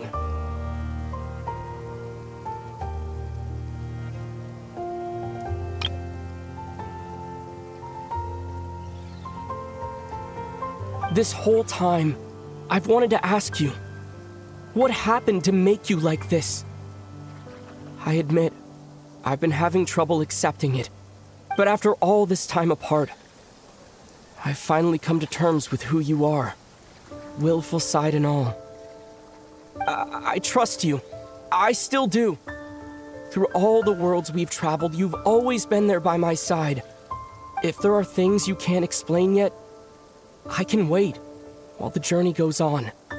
I'll wait as long as it takes. Until the day you're ready to talk. Ether.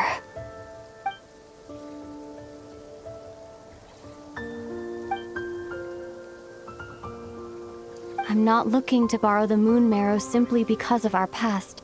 It holds answers about the very origins of Tevat. I've always believed that if you want the truth, you have to see the whole story for yourself. I'm not asking you to trust me, Ether. Just... don't try and stop me. If this choice weighs on your heart, then let me go in alone. Forget this meeting ever took place.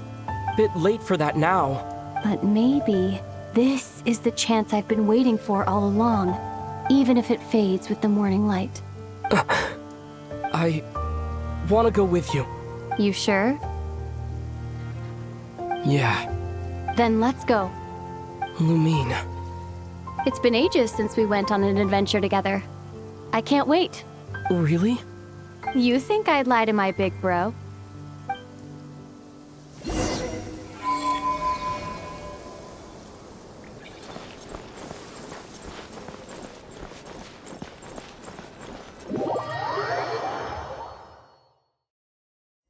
what I understand, the path ahead is likely to be full of trials and challenges. A deterrence against intruders, and a test for those who truly seek entrance. I doubt the two of us will have any problems. I agree. Still, if we get separated, things could get tricky.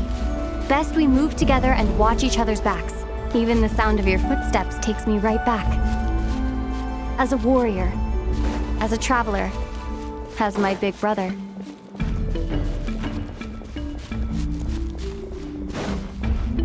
Looks like this is the first trial.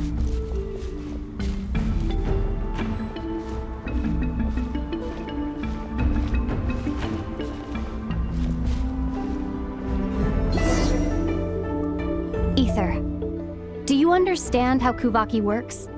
How it exacts force through push and pull? Okay, I'll leave it to you then.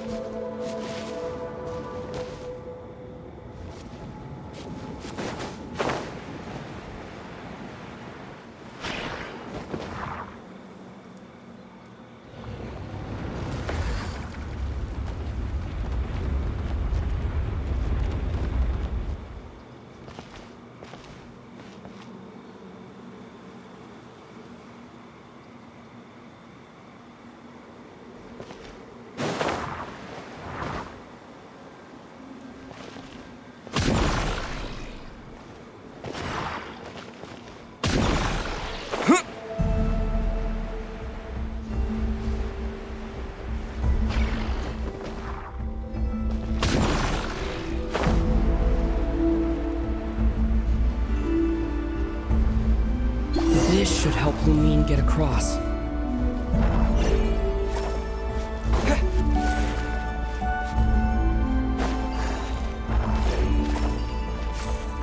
Lumine!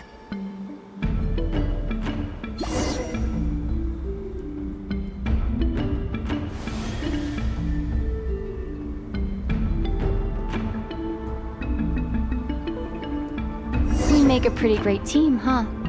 Just like the old days.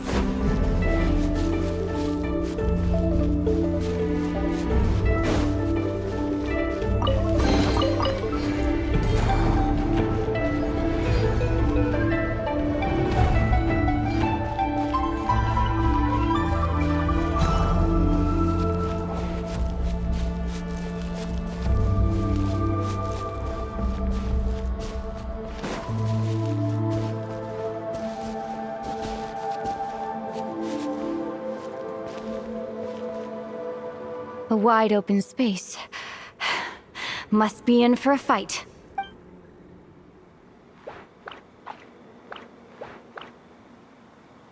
Was that it? What a letdown.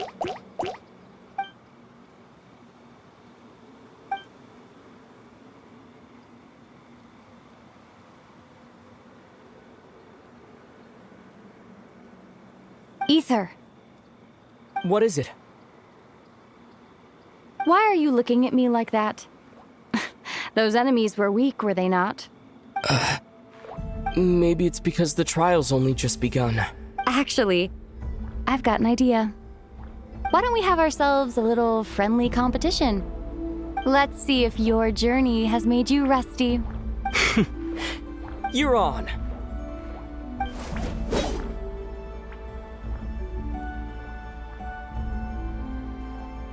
I won't lose to you, Lumine.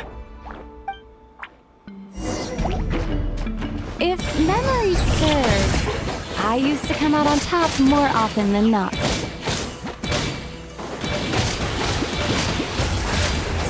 You sure you're all right? Seems your memory's slipping, Lumine. Save it. We'll know who's stronger soon enough. Let's see what you've got.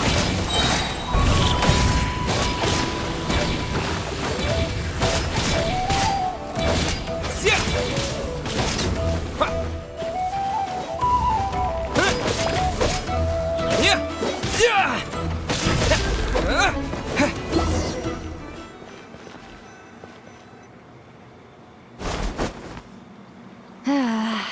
Fine. You win. Didn't feel like you really wanted it anyway. Going all out in a place like this sounds like overkill to me.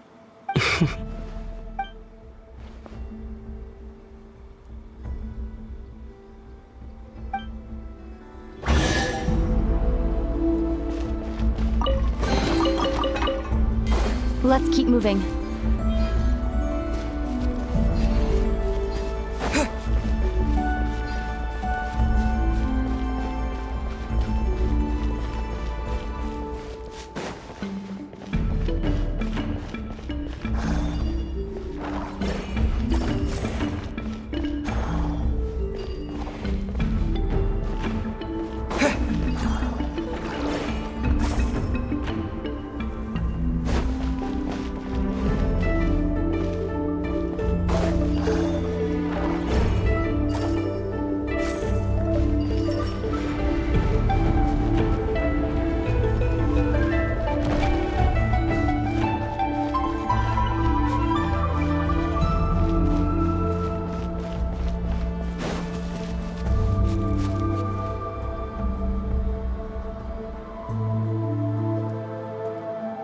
What is this place?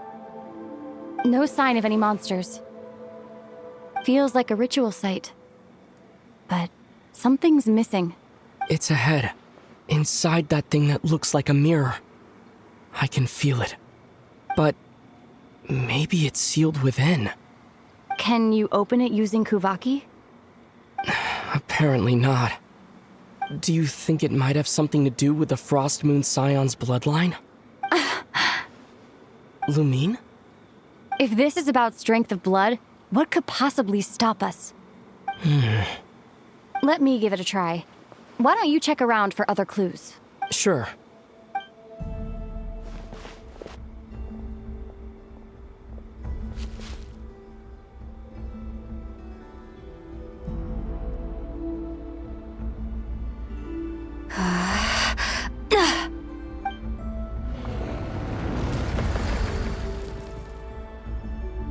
Found it. This should do the trick. Okay.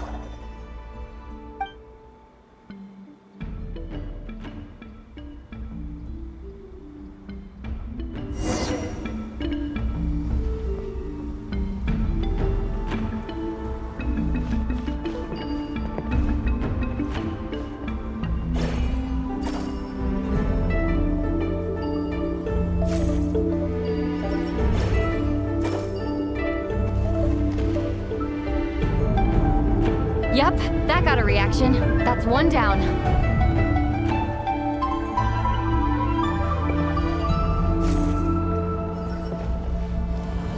Nicely done.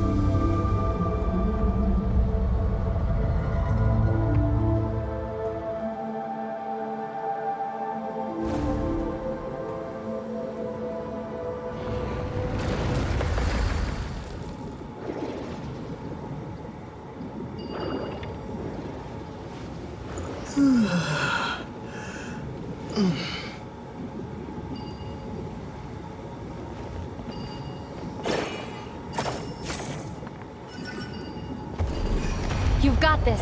One more to go. Good work, Ether.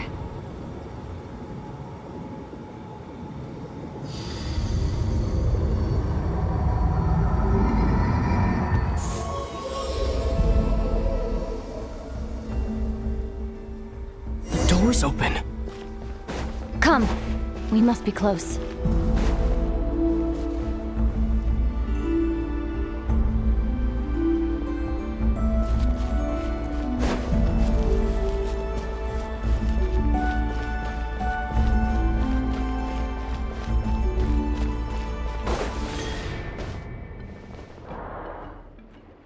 Stay on your toes now. Have you considered that I might be the more experienced between us? Is that so?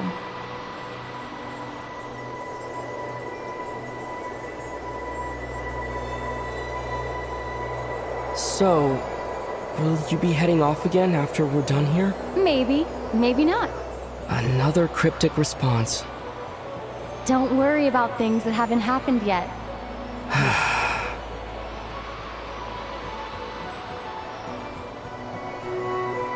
At the end of all this, what do you think we'll find? Whatever it is, we can handle it. What about the end of our journey? That's not something we need to worry about right now.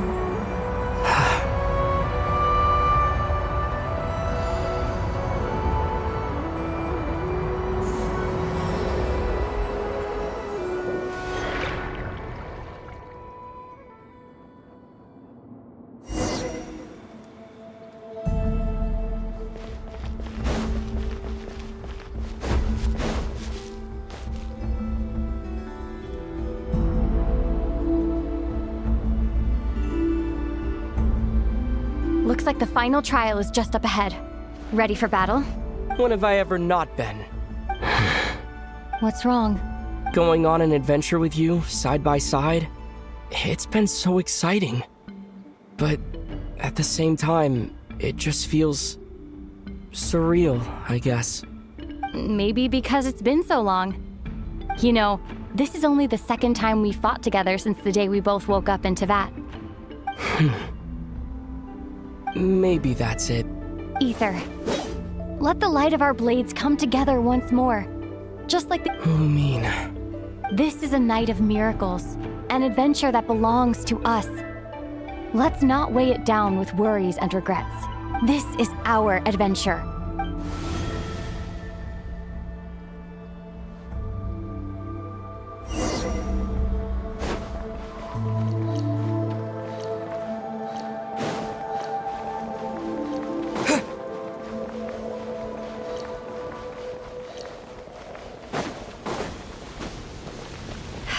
Here goes nothing. Prepare for battle. Stay focused! Dodge its attacks! Don't forget to heal yourself! Now's our chance!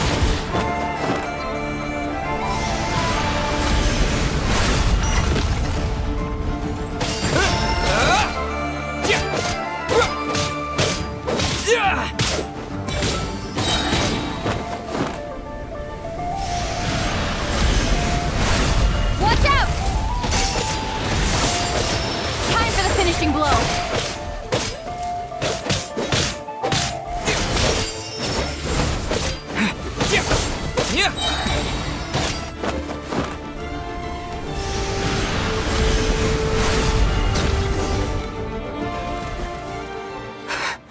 It's over. Nicely done. Flawless execution. Couldn't have pulled it off without your backup. Not too shabby at all. As for what you were saying, yes, I should have come to see you earlier. Or at the very least... Spent more time with me going on adventures like this. Something like that. Instead of just running off and expecting you to follow my trail. Wait a sec. That's not an official apology, is it? That goes without saying. Come on. Time to claim the treasure we came for.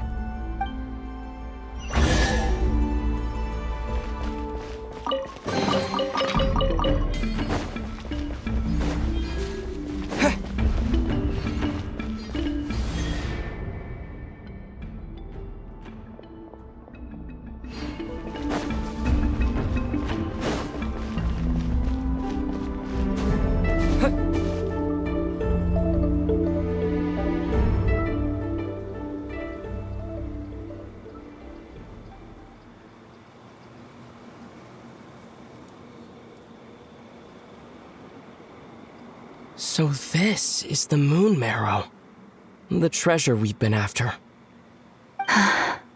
All right. Go get it for me, Aether. It belongs to me. What's wrong, Aether? After everything we've just been through, you still don't trust me? Don't you want to know the truth too, just like I do? Rest assured, I'll share the truth with you afterwards. Now, go bring it to me.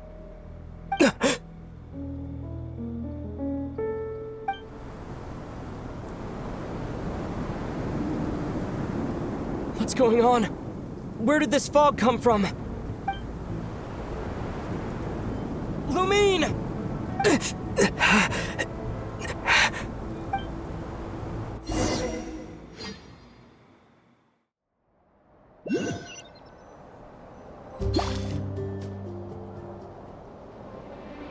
Lumine!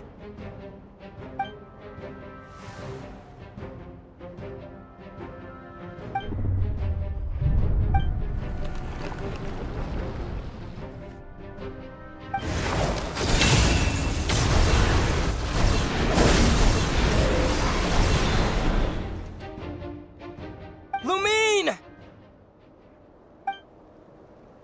Huh? What are you doing here? Yes, we ran into each other at the flagship this afternoon. I'm honored you still remember. Are you looking for something here?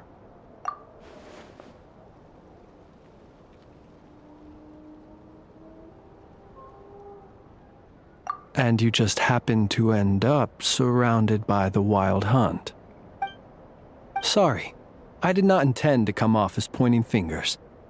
Indeed, perhaps our courses of action do not differ so greatly. Not exactly. We Lightkeepers are accustomed to patrolling at night. A long-held tradition, you understand. I was just passing by when I noticed that the Wild Hunt had struck. So I simply did what I am duty-bound to do. As a matter of fact, I just saw someone leaving in quite the hurry. Was that your companion?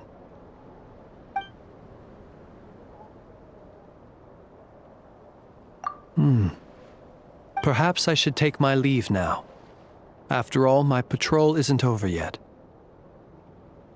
Nodcry is a dangerous place to be at night.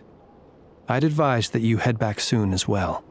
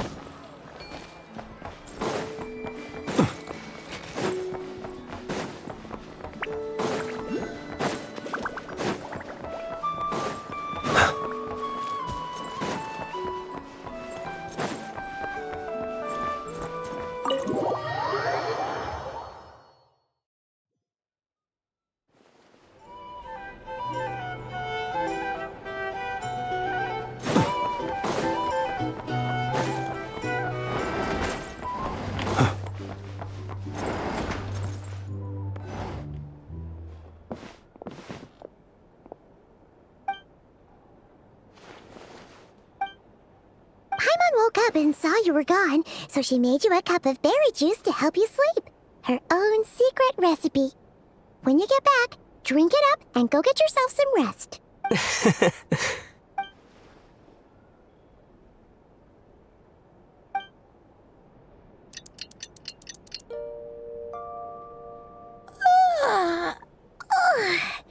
Good morning? If now still counts as morning. When did you get back last night? Did you sleep well? Good to hear. So, where'd you wander off to on your midnight stroll? Anything interesting to see in Nodcry at night? Oh, really? Come on, don't leave Paimon hanging. All right. Guess we'll have to feed your stomach before we feed Paimon's curiosity. Let's go grab something to eat while we talk.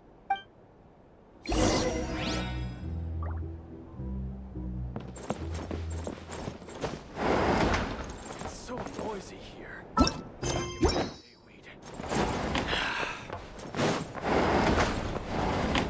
A drink? Or some information? Either way, I'd be happy to oblige.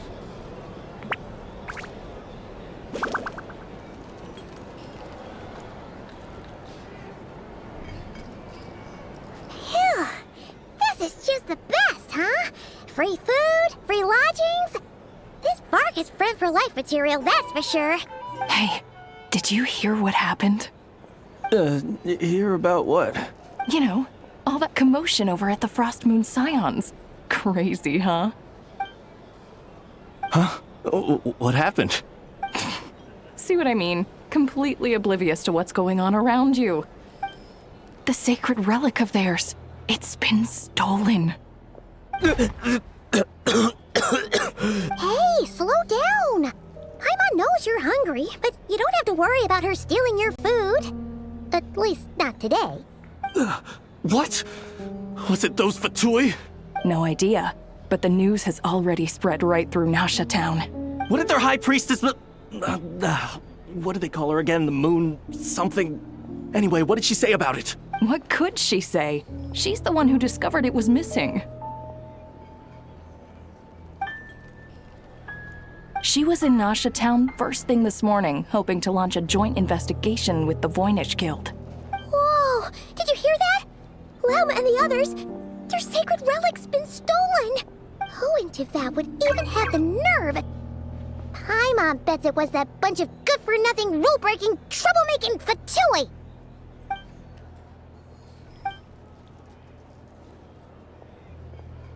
Huh? What's wrong? You feeling okay? A joint investigation? Good luck getting any takers. Unless there's some reward or business opportunity to sweeten the deal. Same thoughts here. So just a few minutes back, she switched gears and headed over to the one place that might actually be able to solve this. The Curatorium of Secrets.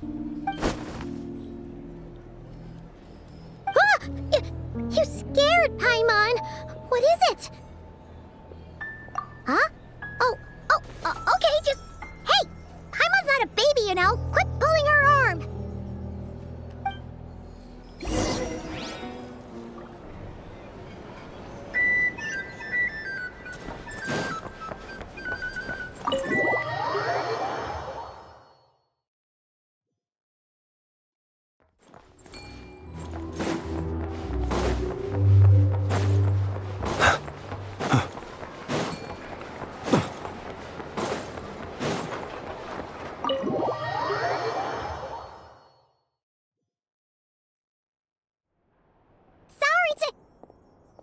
Huh?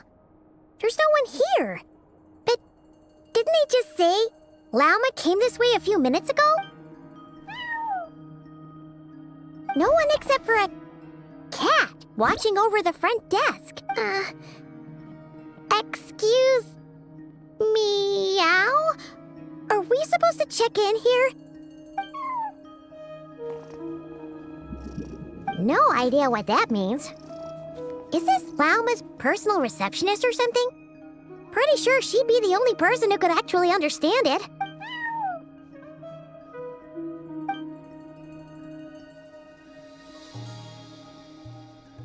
Huh? It's heading into that room! But why not? Like I told you already, that's just...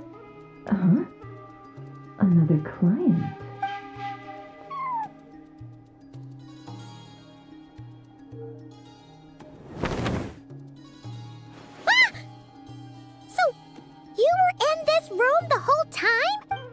Something I can do for you? Traveler. Paimon. Oh, you're acquainted then? Yes. They visited Hisi Island yesterday. We had dinner. Allow me to introduce you. Traveler, Paimon. This is Nefer, boss of the Curatorium of Secrets. Pleasure to meet you. They are travelers who arrived in Nodcry just yesterday. Greeted by the birds and beasts of this land, they are kind-hearted souls who walk in the moonlight's glow. Interesting. Thank you, Lauma, but you need not have introduced them. They are great heroes, renowned throughout the nations beyond our borders. Oh, really?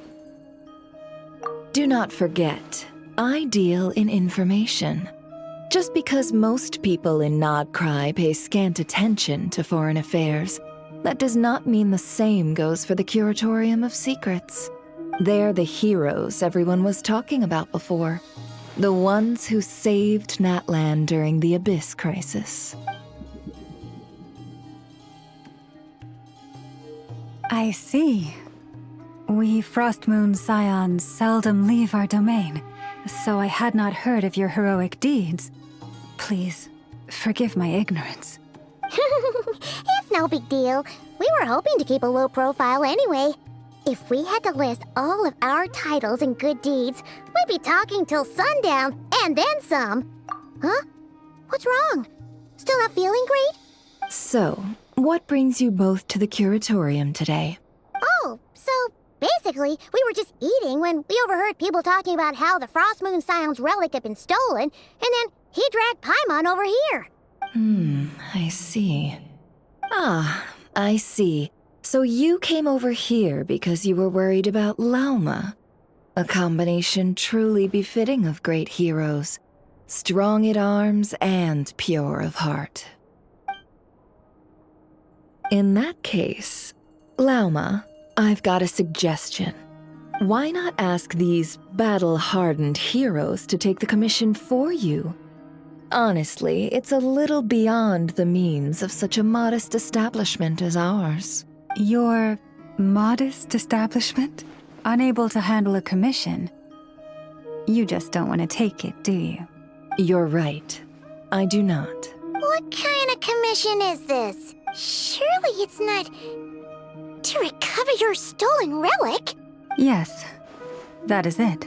Recovering the relic is both my duty as a moon chanter and a step toward fulfilling the promise I made the traveler, to help uncover the truth of the past. But Nefer has already declined our commission multiple times.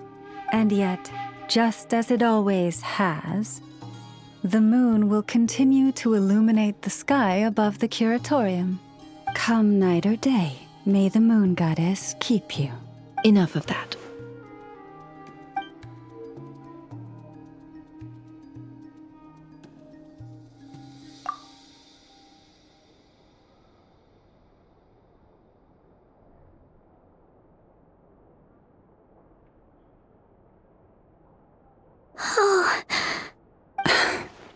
So, according to him, he never came into contact with the relic. So he suspects his sister may have taken it. I understand. The Frostmoon Scion's secret chamber has remained hidden from the world for generations. But the reason outsiders are forbidden entry is not only to prevent theft. Within the chamber lie ancient trials, challenges designed to test the worthiness of those who enter. To intrude without rightful cause is a most perilous act indeed. So please, don't be too hard on yourself. The fact that you made it through those trials proves your right to stand before the relic. To put it simply, the Moon Marrow itself has deemed you worthy. No. Your honesty tells me everything. You never sought to take the Moon Marrow for yourself. As for what happened at the end, I suspect the chamber's protection mechanism may have been activated. Among those who entered the final chamber, there was either someone with impure intent, or else an abyssal presence. The Abyss?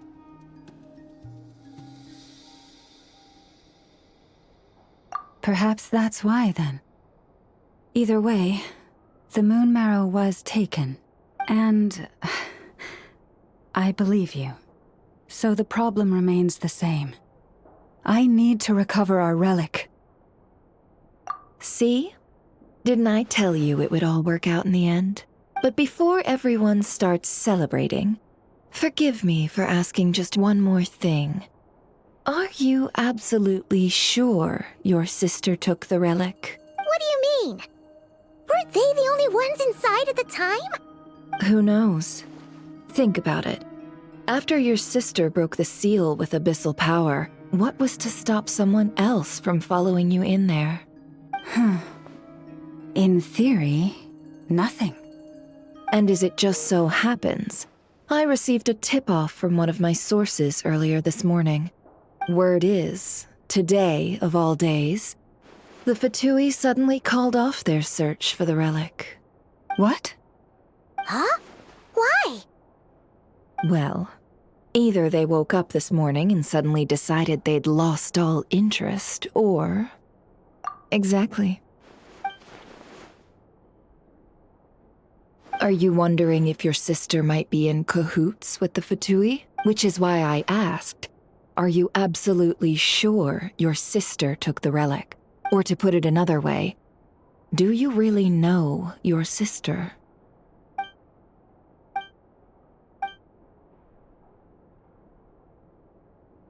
In other words, it's highly likely that the Fatui already have the moon marrow. So, basically, all we need to do is find our way into that Fatui research facility, and we should be able to get to the bottom of this, right? Congratulations, you've found your answer. Looks like the curatorium won't need to lift a finger this time. Well, Lauma, there we are. On behalf of our long-standing cooperation and the great hero by your side, I'll waive your consultation fee. But just this once. You're really not planning on helping us? I think I've helped more than enough already. If we're to stand any chance of infiltrating that facility, we'll need the help of a specialist. Just so you don't get the wrong idea, let me make myself crystal clear. The Curatorium of Secrets has always striven to abide by a policy of strict neutrality. We do not take sides with any faction in Nodcry. I cannot help the leader of the Frostmoon Scions sneak into a Fatui facility. That would make me their enemy. When one of their harbingers asked me to help them infiltrate your territory, I gave them the same answer. No. All right. I understand. But I do have one final request. I promise it's my last. It had better be. No matter who it is, I want you to help us persuade the next person who walks through that door to join us. What is she up to? You're that desperate for help? What if it's a member of the Fatui? It doesn't matter. You're welcome to tell them everything, even about our plans to infiltrate the Experimental Design Bureau. All I'm asking is for you to say one thing, just one thing to help persuade them. If you do that, I promise I won't ask you for anything else. Made up your mind? Fine. Fine, I'll play along with your little game. Besides, as long as I'm not personally involved, no one can accuse us of taking sides. Boss, I'm back!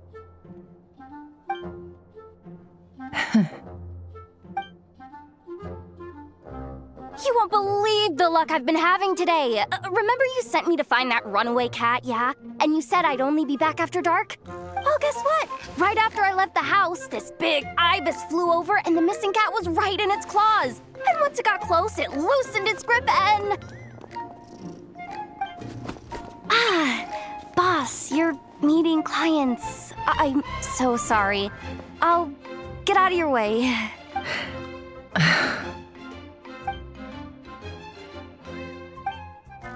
Yehoda, dear, come here. Huh? Me? Is something the matter? Oh, hi there. My dear Yehoda, I have a request. Yikes! Why does the boss sound so scary? Did I do something wrong? Would you be so kind as to accompany these 3 delightful clients of ours and help them infiltrate the Fatui's Kuvaki Experimental Design Bureau? What is going on here? Boss usually just says things like, hey, go do this, or you, go take care of that. Why is she being so scarily polite? And wait a sec, the Fatui's research facility? That's basically a death sentence. Made your mind up yet, my dear? What is up with Boss today? Am I supposed to say yes to this? Or maybe it's because the mission's too risky, so she's actually looking out for me? Why is everyone looking at me like that? Is this some kind of test? I can't let the boss down. Can I? Have you made up your mind?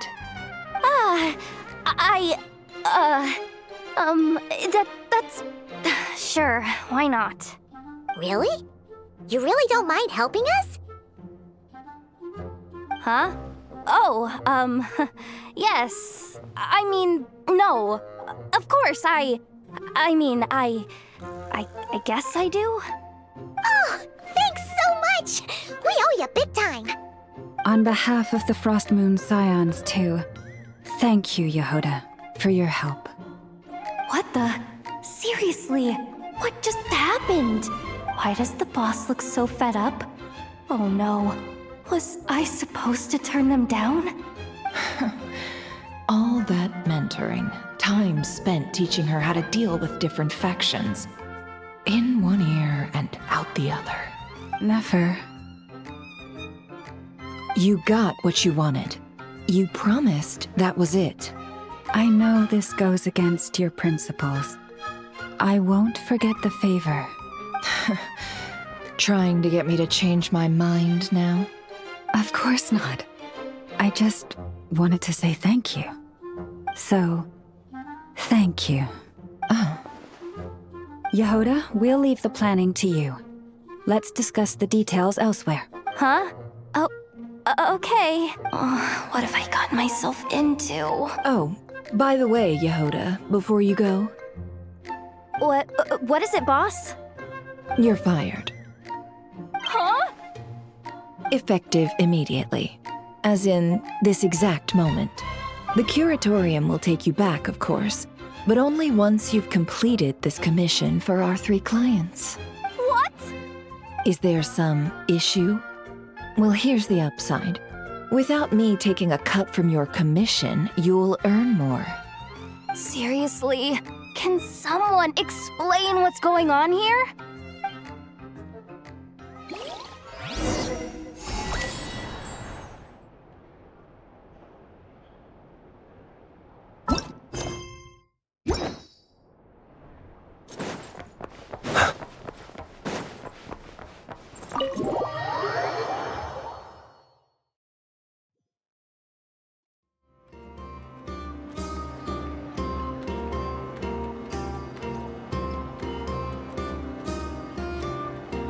Are we sure Yehoda's alright? She looked totally crushed just now. She'll be fine. She's just in shock. But one thing's for sure. The curatorium's professional standards are beyond question. The fact that she only requested 1 day to prepare says it all. As an apology, I'll ask my animal friends to help her out more often in the future. Also, thank you for being honest with me. It means a lot. Was it really, though? As far as I see it, trusting your family is never wrong. In this case, let's call it a misjudgment. But the truth is, we all make mistakes every now and then. What matters is how we deal with the consequences. So, in return for your sincerity, there's something I'd like to share with the 2 of you as well. Oh? What is it? Perhaps it is something best said under the moon's gentle light. Would the 2 of you meet me on Hisi Island tonight? Oh, it does sound important. You're right. There's too many people here. Somewhere quieter makes a lot more sense. Thank you both for understanding. Then let us meet beneath the moonlight.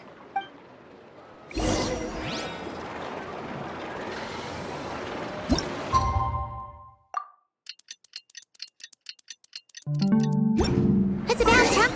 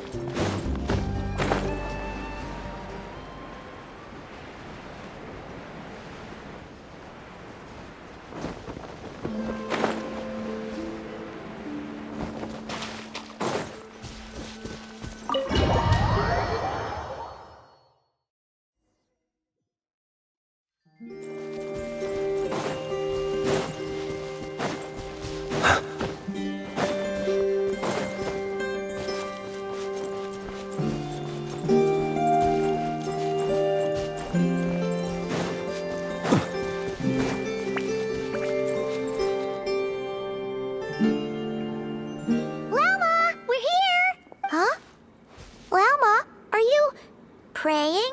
I am indeed. For the moment I was born, my people exclaimed, "Behold, eyes like the moonlit tide, antlers like the crescent moon, and blood that glimmers silver as the moon's reflection." From as far back as I can remember, I was revered as the Frost Moon's emissary and the Moontide Maiden. The first words I ever learned were prayers to the Frost Moon. The first gestures, those of our sacred rites.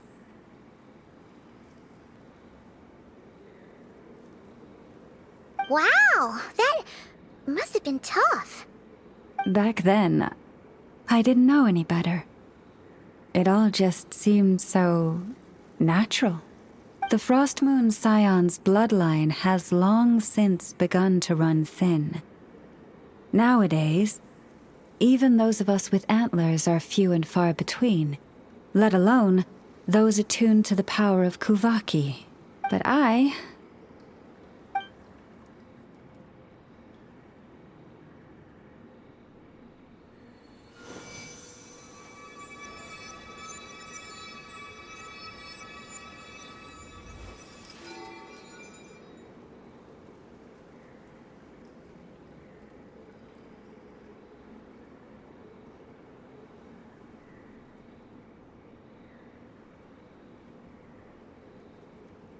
Whoa! Your antlers are so pretty. They say it's an extraordinarily rare condition.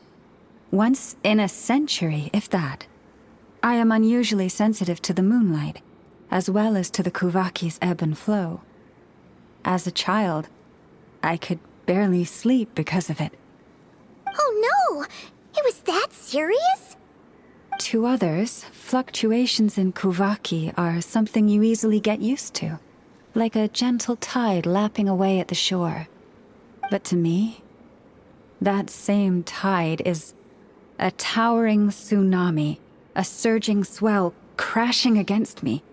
Of course, as the years went by, I learned how to suppress my senses and my power, enough to keep it all from overwhelming me. But because of that, I also had to walk the path of concealment. Concealment?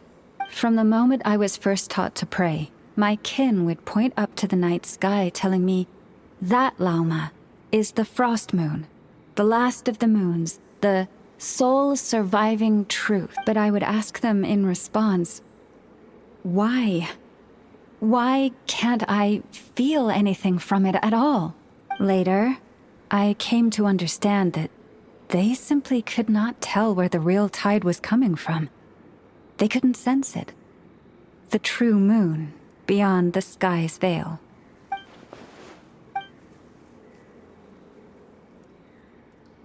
The moon is false. I reached that conclusion long ago. But there was no one I could tell. Not a single soul. At least, not until now. Am I the one who's wrong?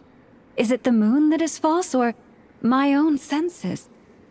I asked myself such questions time and time again.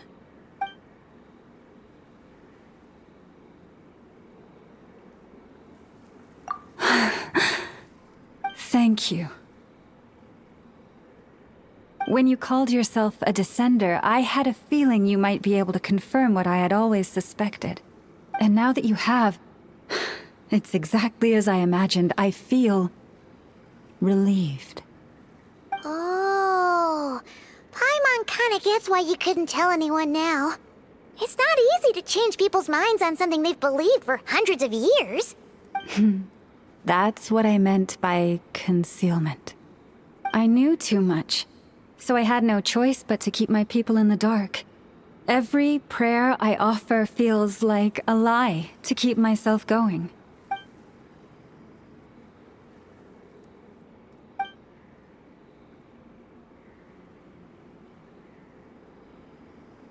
You've already met our Kutar, haven't you?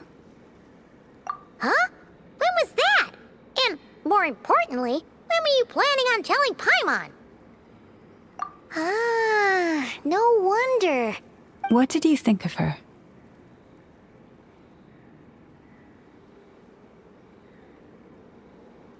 What exactly do you mean by up in the clouds? I understand what you mean. She is quite indifferent to the world outside herself. But I find it hard to hold that against her. Yes, it was shortly after the fall of the ancient moon's remnants. I asked her what the Frost Moon Scions meant to her, and why she left in the first place. Yeah? So, why did she? Perhaps it's better if you ask her yourselves. Things tend to get lost in translation when you speak on someone's behalf. What I can say for certain is this.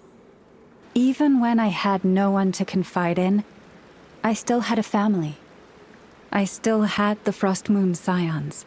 But that girl, born beneath the moonlight, perhaps she's never felt she had either.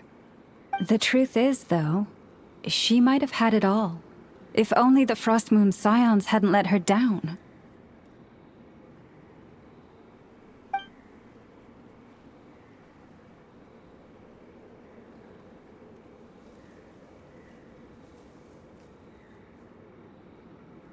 The Frost Moon Scions now walk a path of error. They offer their prayers to a false moon, and to a goddess who can no longer answer them. I want to change all that. But with the Fatui closing in on us day by day, the Frost Moon Scions must stand united, now more than ever. I just need to wait for the right moment. Lady Lauma! Lady Lauma! Cappy? Has Kadana's condition deteriorated again? Traveler, Paimon, we'll have to continue this conversation later. We'll come too!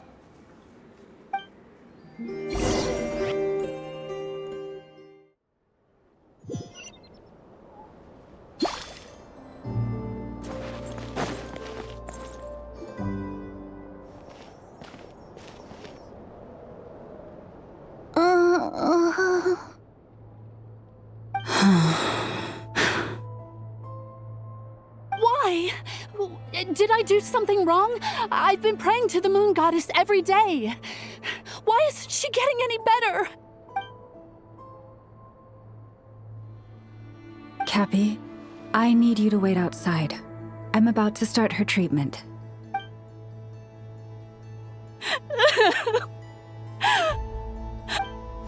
Is there anything we can do to help?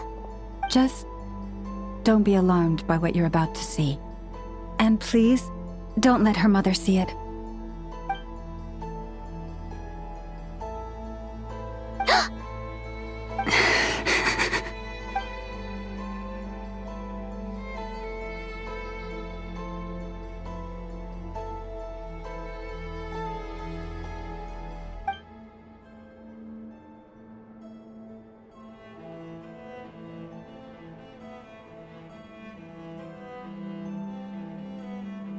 Shh. Please.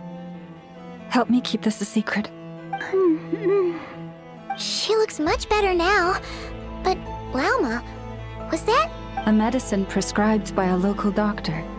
For ordinary people, my blood has the power to counteract any adverse reactions to Kuvaki.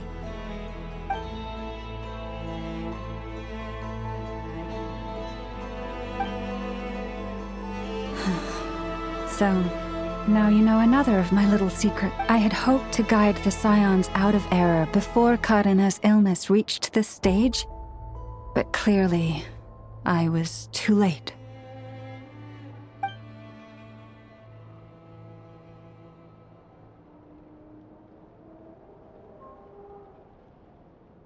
My life is as hidden from sight as the far side of the moon. Yet people only look to the bright side for guidance. If the day ever came when the two sides were reversed, could they truly accept it?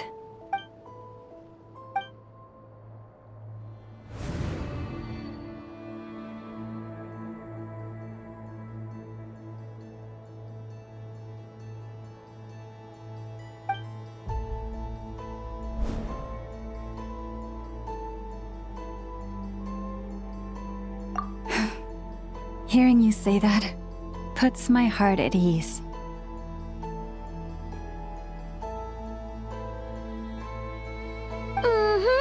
And if there's anything we can do to help the Frost Moon Scions, just let us know.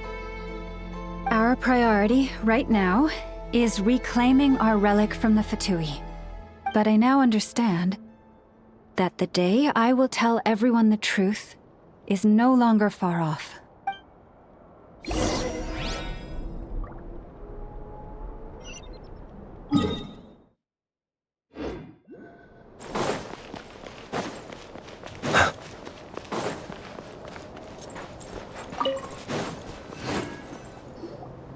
Wow!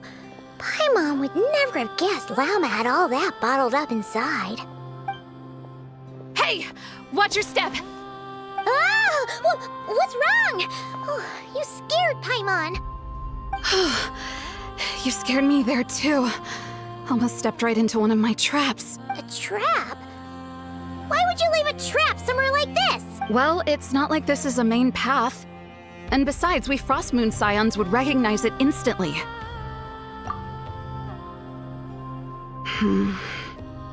Alright. You don't seem like you're with the Fatui, so I guess there's no harm telling you. Lauma asked me to set up these traps to keep the Fatui at bay. Oh! Come to think of it, their 3-day ultimatum is almost up now. Yes. Hopefully they'll back off when they realize we won't go down without a fight. Oh, you've done a lot for the Frost Moon Scions too, just like Lauma. Philomena?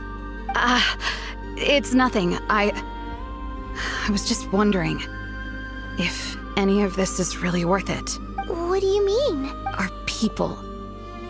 So many are stubborn, stuck in their ways, clinging to a truth they refuse to even question. Do they really deserve everything Lama's doing for them? Well, yes, but even so, no. I shouldn't be saying this. Just forget it, okay? Huh? Why did I say all that? Or really, why am I still doing any of this?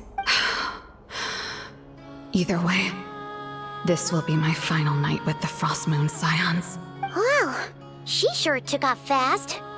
So, are we heading back to the flagship for a break or what? Wait, you're not thinking of visiting that damselette up in Cloud Cuckoo Land, are you? Huh. Given who she is, pushing her won't get us anywhere. Hey, why don't we... Let's bring her something tasty. If she doesn't want to talk, we'll have to win her over with food. Hey, no harm in trying. At the very least, it shows we're trying to be friendly. Let's see. How about Ineffa's 9.12 out of 10 berries and fried meat, the Frost Moon Scion's boon of the day, and one of your signature dishes. Yours should be a good mix of meat and veggies. There's bound to be something she likes.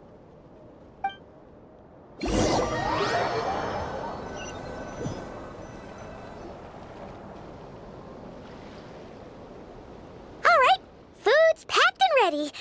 This is the place, right? Why does it feel like we're going to visit a patient? Oh, no. Take this seriously, Paimon.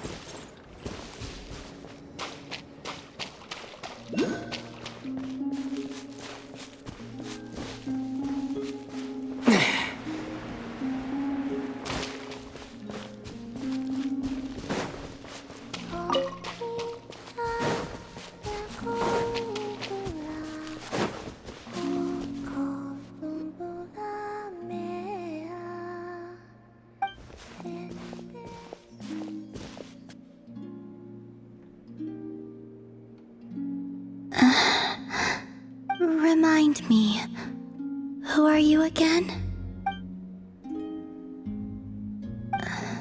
A different one floats by your side today. A different one? What's that even supposed to mean? Ugh, there goes Paimon's perfect conversation starter. Hi there! Paimon is Paimon, and this is the Traveler.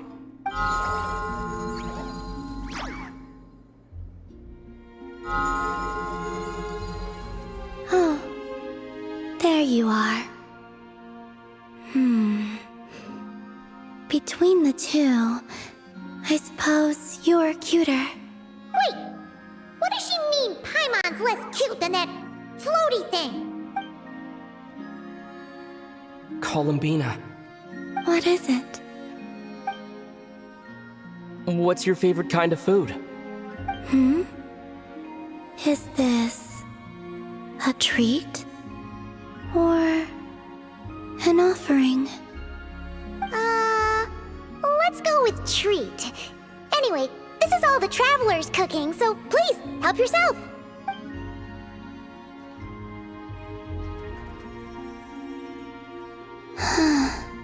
Oh, that wasn't exactly a yes, but she didn't turn it down either. What could she be thinking?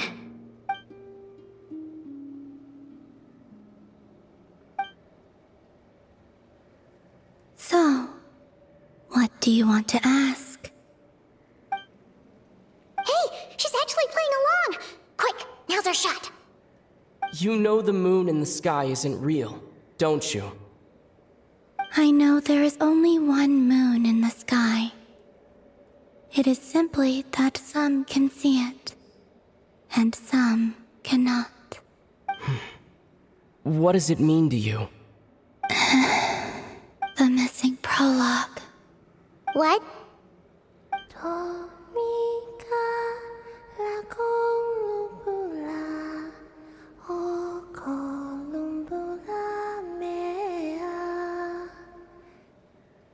Huh? What does that mean? Isn't she going to explain herself? Can you tell me more about that melody? You were humming it last time, too. It must be important to you.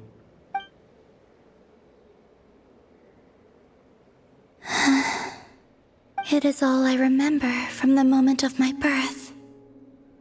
A melody. A few lines of lyrics. Like a lullaby from a foggy dream. Oh, so who was singing it?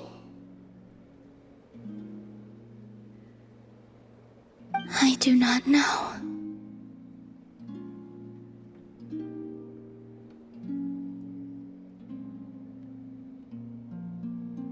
I have nothing else. Just that song. Huh?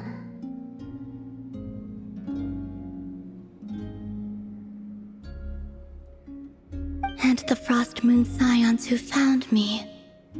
They had nothing either, but hope. Before I even knew what was happening, they were already calling me their goddess. And I had no reason to decline. Like two lost infants unknowingly exchanged, I adopted their faith, and in return, they adopted me.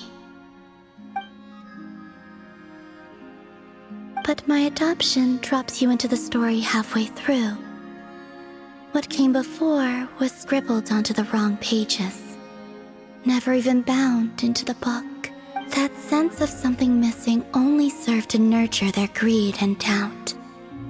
And thus, I came to realize that this place was never truly my home. Greed and doubt? O Moon Goddess, forge weapons for us, drive out our enemies, and expand our lands. O Moon Goddess, heal our wounds, ease our suffering, grant us strength. They asked for everything, and I obliged. Until the day came when no answer could be given. If mortals can turn to the gods when they are powerless, Then who do the gods turn to when they have nothing left to give? You've got Paimon there. In those days, the Frost Moon Scions cared more for faith than for truth. Reality rewrote the sky in words I could not understand. I did not want to read a tampered version, so I simply stopped looking. The real beginning of my story lies up there, on the moon, forever beyond my reach. Like a message carved for blind hands, sealed away where no fingers can find it. Huh.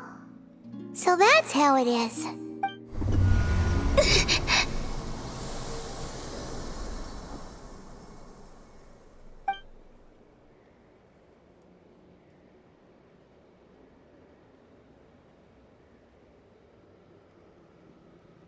What's wrong?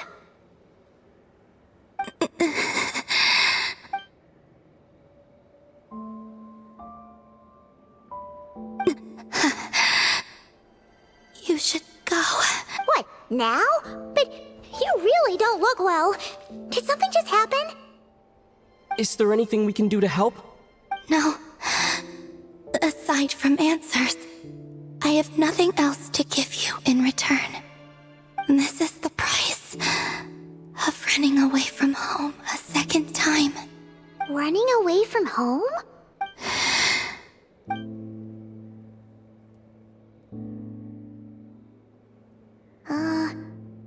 Is she heading towards the food? Did all of Paimon's questions make her hungry? Do you still have many questions? I know I should offer more in return for your kindness, but I'm feeling a little worn out. Oh, we're so sorry about that. The Tsaritsa was right. Freedom always comes with a price. She said I could treat the Fatui as a second family, a second home. But in the end, they were no different. All they wanted in truth was my power as the moon goddess. I'd rather not dwell on such unhappy memories.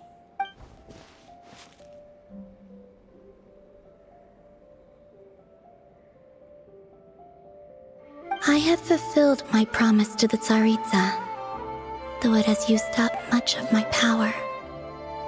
So you see, this has nothing to do with betrayal. So, you're just staying here for now, resting and recovering your strength? Yes. What about these flowers? They have grown in Nodcry for many generations. They're highly sensitive to the ebb and flow of Kuvaki.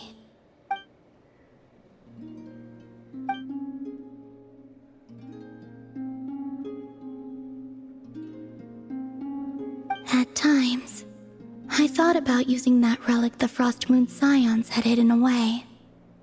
I could sense the power within it. But going out is such a hassle. People might see me, and I promised Lauma I wouldn't show myself to anyone. Besides, I know it's gone now anyway. Really? Lauma asked you to stay in hiding? Uh-oh, she's looking back at the food again. But Paimon's still got some little crumb cookies here. You could have these for dessert if you wanted. Lauma said she wishes to change the Frost Moon Scions, which is why she asked me to stay out of sight. I don't really understand what she meant, and to be honest, it's not something that concerns me. But I wasn't planning to see anyone anyway. If they found their way here themselves, that's hardly my fault.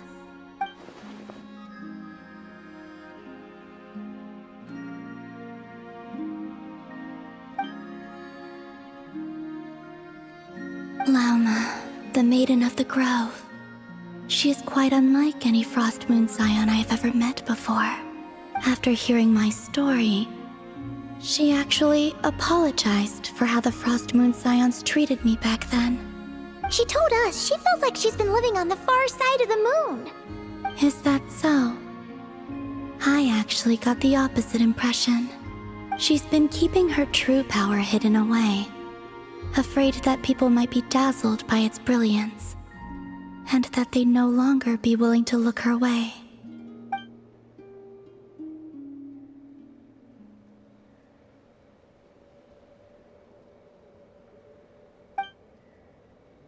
So what do you wish for now? I wish to return to the moon, to the home where my story is written. Right now, that is all I wish for.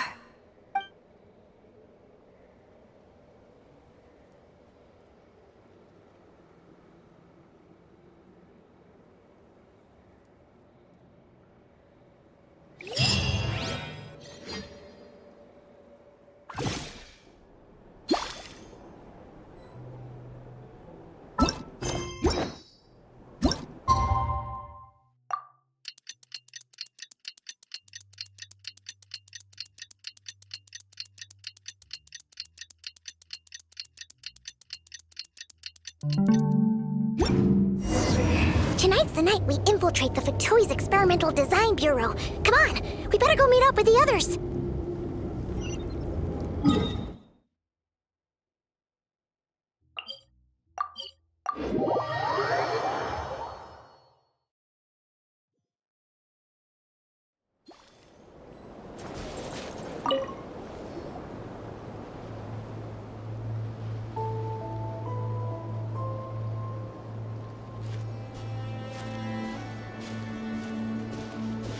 Huh? How come you're here by yourself, Lauma? Where's Yehoda? I haven't seen her. Seriously? Don't tell Paimon she's ditched us on our first mission together. I don't believe so. Nefer and I have our differences, but that shouldn't interfere with our shared objective. Recovering the relic is my duty. But as far as she's concerned, there's plenty to gain here too. In Nodcry, it's common knowledge that the Curatorium has a nose for profit and opportunity. The same way aphids flit from flower to flower in a never-ending quest to make honey. Huh. Sounds like you know her pretty well.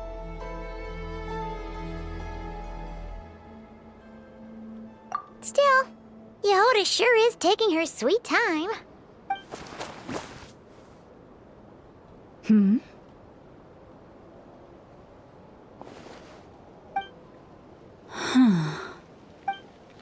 I believe we may have misjudged and underestimated Miss Yehoda. Huh? What do you mean? As a former employee of the Curatorium, I'm confident that she possesses both professionalism and integrity in ample measure. Huh? Huh? What was that noise? The sound of a wavering conscience, perhaps? Ah! Whoa! Something just fell down. Hello, everybody! What kind of an entrance is that? Wait a second. Have you been hiding nearby this whole time? Yeah. I was just, scouting things out from up high. Darn it. How did Jane Doe even notice me up there? I can't believe I'd only realized I'd run out of smoke bombs this morning. What if something goes wrong inside? How am I supposed to make a quick getaway now? Thought I could just hang back and wait for the clients to get cold feet. But nope. Turns out they're all completely fearless. Don't they know how scary the Fatui are? Really sorry, everyone. Truth is, just as I was heading out this morning, I discovered I'd run out of a super important, completely essential, absolutely indispensable piece of equipment. So, what are we gonna do? Well, as I see it, there are two options. Plan A is we take a detour to Nasha Town to restock, though who knows if any shops will still be open this late. Plan B is we call it quits right here. Disband the team and I'll go home.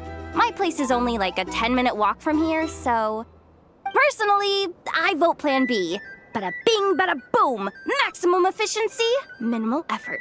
Don't try to solve your problems by running away. Not a fan of either? Then I guess our only option is to fall back on Plan J. That's J for Yehoda, by the way. Why didn't you just tell us that was an option in the first place? Come on, that would have totally ruined the surprise. Boss pulls this trick all the time, and it's always the clueless ones who end up praising her to the skies. Feels like you just threw shade at a whole lot of people. I have faith in your professionalism, Yehoda. You don't need those flashy tricks. Your abilities alone are more than enough to earn our respect. Huh. This Jane Doe sure has an eye for talent. Speaking of which, maybe it's time I started calling her something nicer? You really mean that, Jane? Laumado? I do. I'll tell you what, it's not every day you get to work alongside such considerate clients. I have a feeling we're gonna make a great team. Plan J is this. We find our way in through the freight access on the facility's east side. It's tucked away from view, and security's lighter at night. I've prepared some special gadgets too, so we should be ready for anything. If we want this to go without a hitch, we'll need to work together every step of the way. So everyone, stick close behind me. Now that finally sounds like a real pro talking. Hey, you saying I didn't before? Kinda, yeah. You... Ugh. Never mind. A top-tier treasure hunter like me never lets the naysayers get to her. All right, let's go over what we agreed on yesterday. The goal of infiltrating the Kuvaki Experimental Design Bureau is to locate and, if possible, recover the relic that the Fatui stole. We also need to figure out why they built the facility in the first place. I'm worried that they've set their sights on the ancient moon's remnants on Hisi Island too. Well, now that we've got a plan, time to get this show on the road.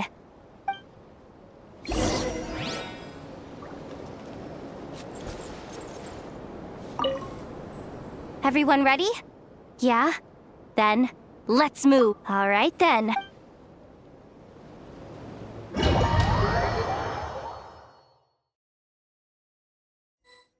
Go, go, go! But make sure you stick to the side.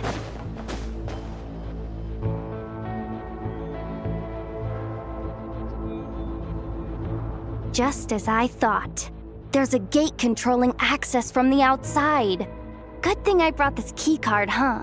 Well, technically, I stole it. But no need to tell them that, right?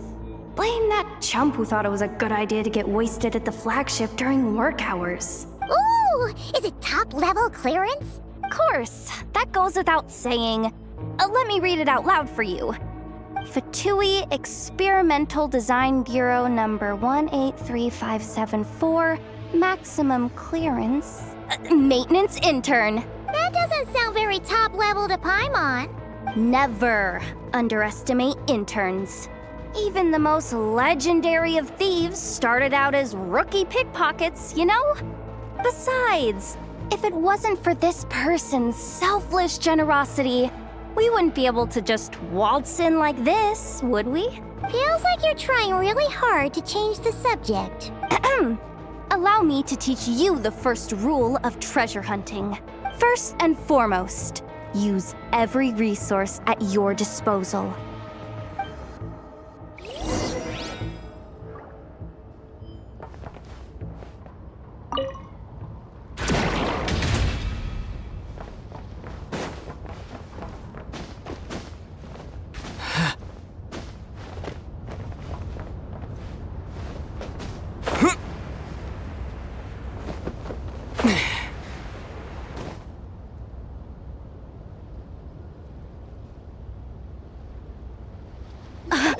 I get it now. It's like a pair of light bulbs just lit up in my head. What did you just get? The blue light, aka Plan A, is telling me to take the path along the left side.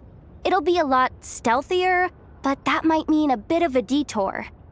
The red light, aka Plan B, is saying, just charge straight in. But that'll mean dealing with, like, a dozen sentry bots already powering up. Although, I might be able to switch them to training mode. Their attacks will be weaker, but we'll still be in for a fight. Can't you just put them in sleep mode? Hey, I told you, I'm just a maintenance intern. Give the new recruits some time and space to blossom, will ya? We're still pretty close to the entrance. Surely they'll call the whole thing off once they see what these bots can do. Anyway, I say we go with Plan B. Either way, I won't be doing any of the fighting, so the shorter route sounds good to me. If we can avoid fighting at this stage, we should. Plan J is to call it a night so we can all make it back to bed before sunrise. After all, the deeper we go, the more dangerous this is gonna get. So we might Okay, here are the bosses. Just don't forget, whatever you do, don't let those recon bots spot you. Let's see. No kidding. Anefa told me about something like this before. I can't believe that dumb robot actually helped me out for once. All you gotta do is this, and the recon bots will be reassigned to another position. That way, when it's time to move forward, the path will be clear. Which reminds me, it's about time I taught you the third rule of treasure hunting. Go with the flow. What about the second one? You skipped that one. Huh? Did I? Oh geez, must have gotten muddled again. I mean, the second rule is exactly the same as the first. Guess that's what you meant by going with the flow, huh?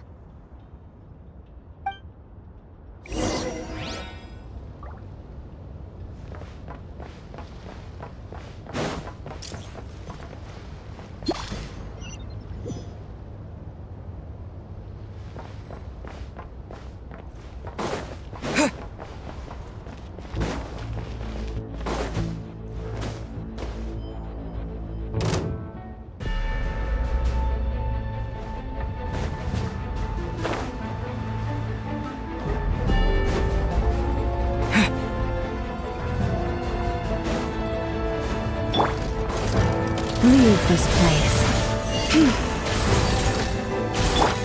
Go!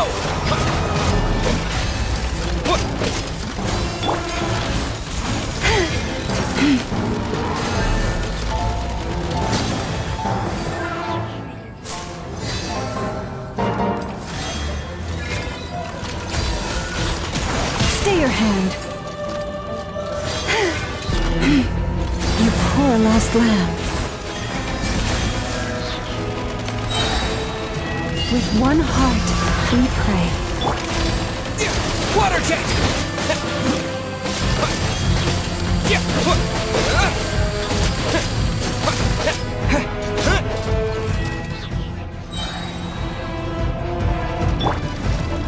Receive my blessing.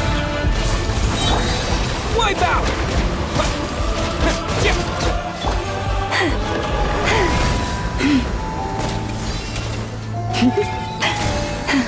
Leave this place. By the Frostman of old.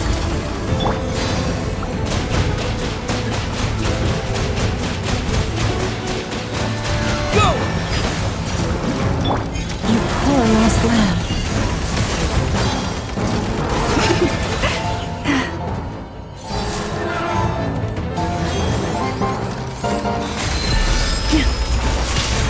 Forest, protect us.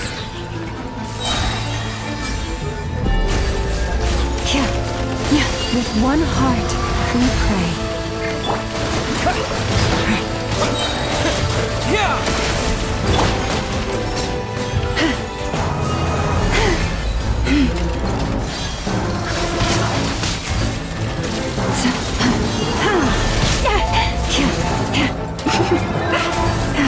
You poor lost lamb.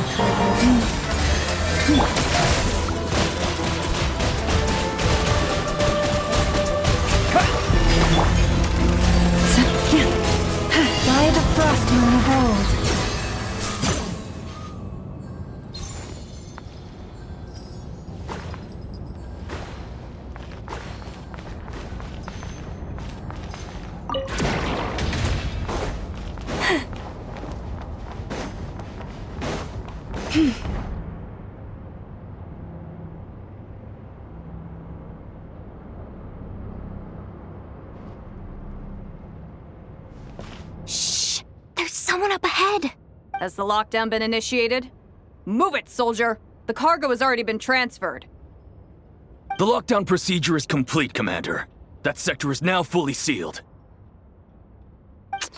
The night shift. Just our luck. Don't they usually handle deliveries during the daytime? There's not supposed to be anyone here. We've come this far already, and they're really trying their best. If I suggest backing out again, it's not gonna look good. Come on, brain. Think!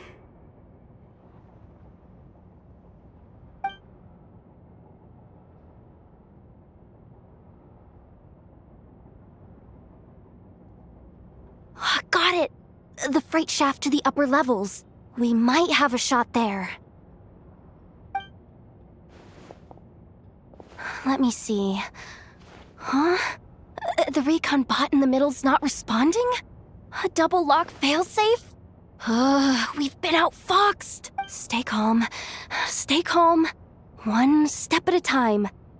Let's just find a way across first.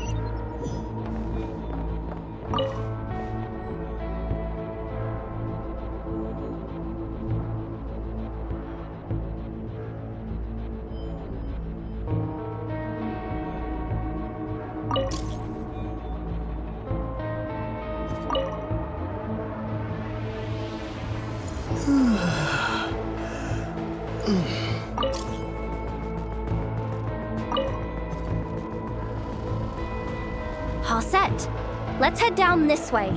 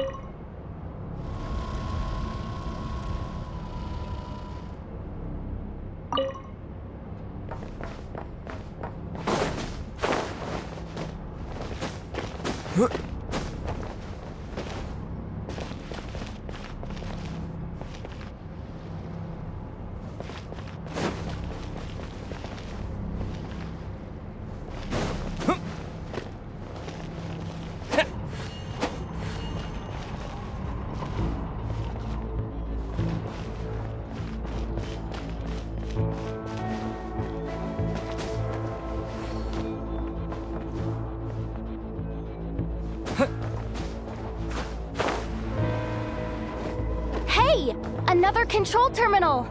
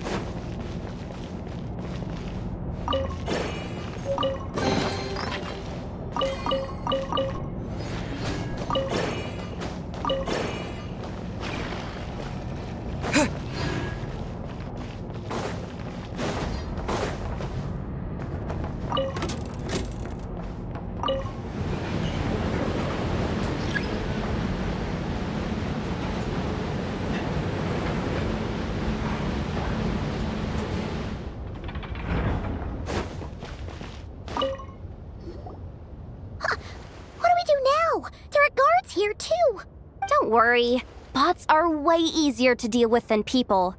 At least their behavior is predictable.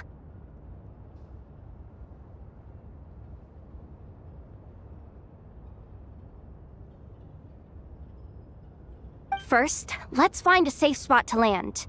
Good. That spot shouldn't draw their attention. Let's go. Let me just try something. Maybe I can use the terminal to command them to move out of our way. Security verification? With 10 questions? Are you kidding me? You really trust me that much? Fine. I'll do my best. But just to be clear, if I can't answer a question, I'm backing straight out of the terminal. No way I'm risking triggering any sort of alarm. Come on, Yehoda. You can't give up now. Question 1. What is our motto? Oh, I know this one.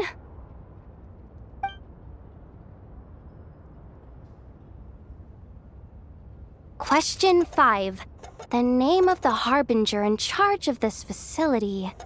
Let's go with, Sandrone. This one should be the Pale Star Edict. I've heard one of Boss's informants mention that before. Final question. Enter employee ID. And it's timed? Okay. 183574. Confirm. I actually got them all right? What a miracle. Not bad, Yehoda. Not bad at all. Guess you're an official maintenance intern now. Hey, that could be my personal plan B if I can't get my job back. Just kidding. The Fatui are awful. The bots have taken the command. They're moving off. Let's get going while the coast is clear.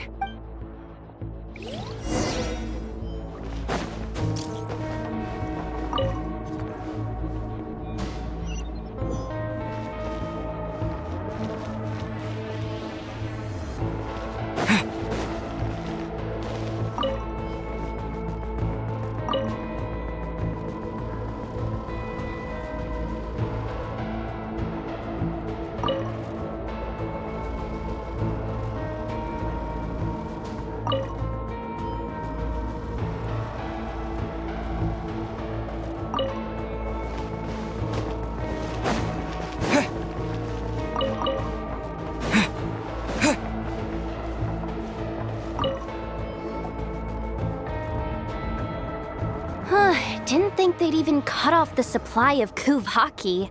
They're being really cautious. If we can somehow divert some emergency power into the system, we might be able to force boot this thing. What do you mean by force boot? How do I explain this? It's like dumping a whole bucket of water into an empty pool so that the little ducky gets to swim. You should probably just ask Aino instead. So, we just need to find that bucket of water, right? Paimon thought your explanation was great. Kinda adorable. In a childish sort of way. Hey, you could have just skipped that last part. Here, bucket, bucket, bucket. Where are you hiding?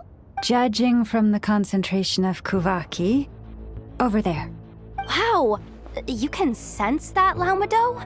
That's incredible.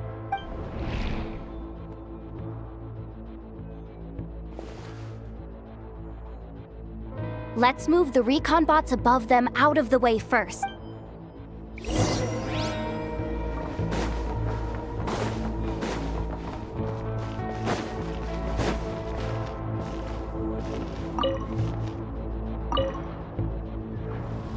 All right, that should keep the alarm from going off.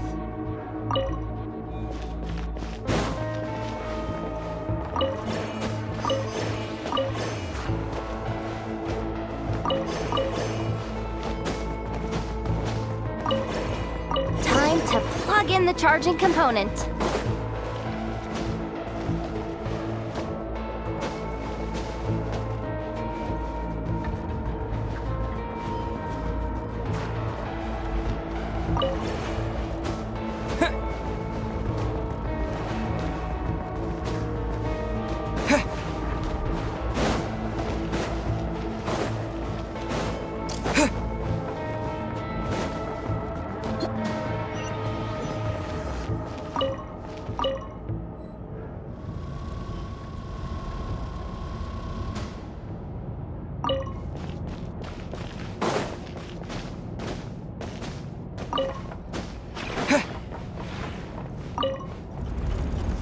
Running at last. Let's hope nothing else goes wrong. Please, everyone, step inside. Oh, it's so dark in here. Well, it is a cargo crate after all. No point in being picky about lighting at this point. Ah! Something sharp and pointy just poked me in the back! Sorry. That was probably just my antlers. It's pretty cramped in here, so I had to crouch down. Oh. Having antlers must be inconvenient at times like these. Ah! What's going on? Don't tell me something's gone wrong already. Looks like there was only enough juice in the emergency power supply to lift us this far up. Ugh. Awkward. Am I gonna get docked for this? Based on the boss's policy of docking pay for every screw-up, No. Wait a sec. I've already been fired. Doesn't look like it's moving again anytime soon. I think we can get through if we follow the ventilation duct along the outer wall. The entrance has gotta be somewhere. Don't worry. This was totally part of the plan.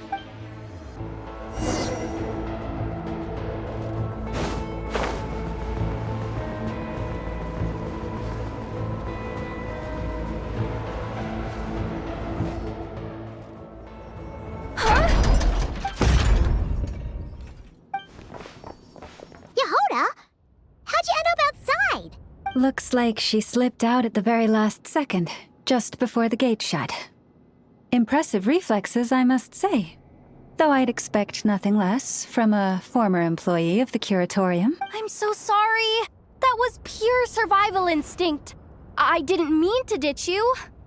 Anyway, you guys just stay where you are. I'll figure something out.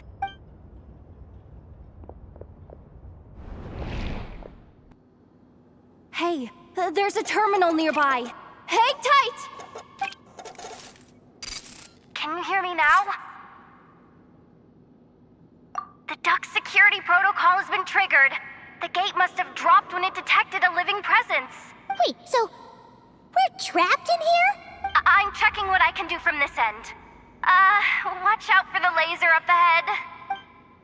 What laser?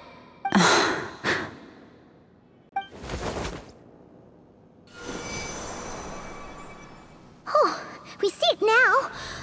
Good thing we didn't move. Got it. I think I understand the situation.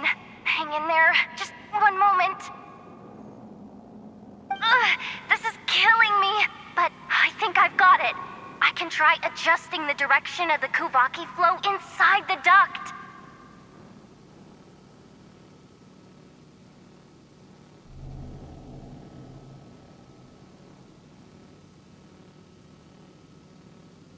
If I've got this right, you might just be able to dodge the lasers by utilizing the Kuvaki's pull in reverse!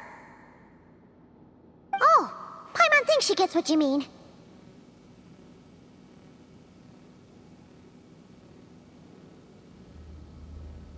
But I can't see where you are from here, so I'll need your constant input. Just tell me what to do. I'll follow your lead.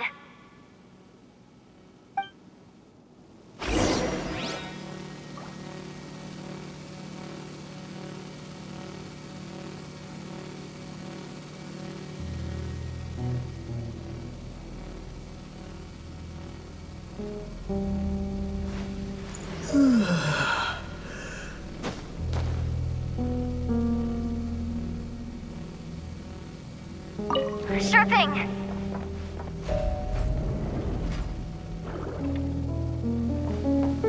So, wanna grab dinner after our shift?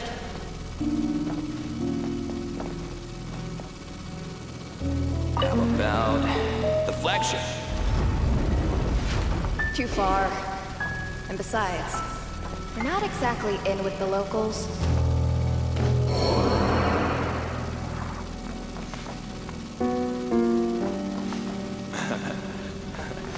Then how about the staff cafeteria? Brimming with bright ideas, aren't we?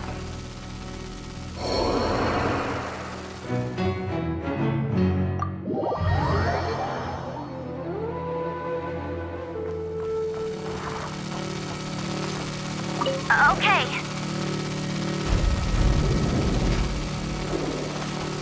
The moon this night approaches.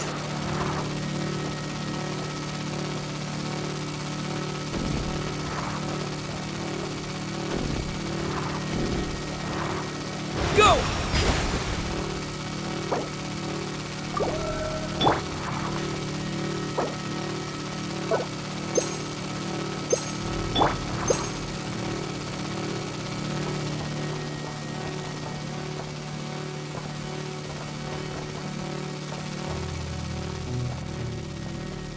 Like this, right?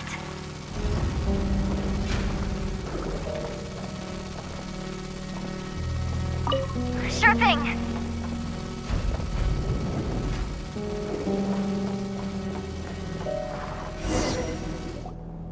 Oh, we made it to the other side. And all thanks to Yehoda.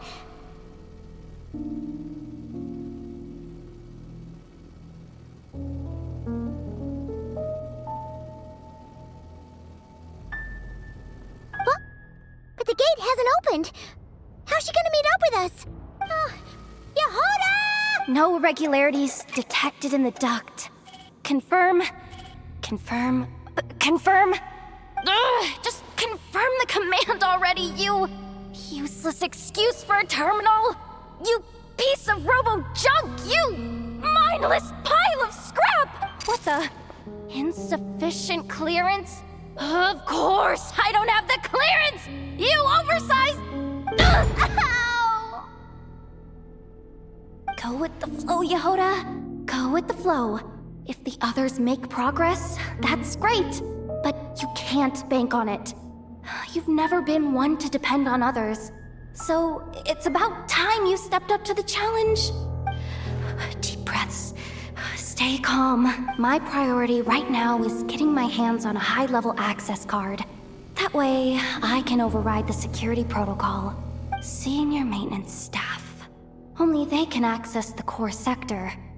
But hey, there's always someone careless enough to hide a spare key under the flower pot by the door. Which means there's a good chance there's a duplicate lying around somewhere in the control room. Even if I can't get into the control room myself, doesn't mean I can't rely on some external help.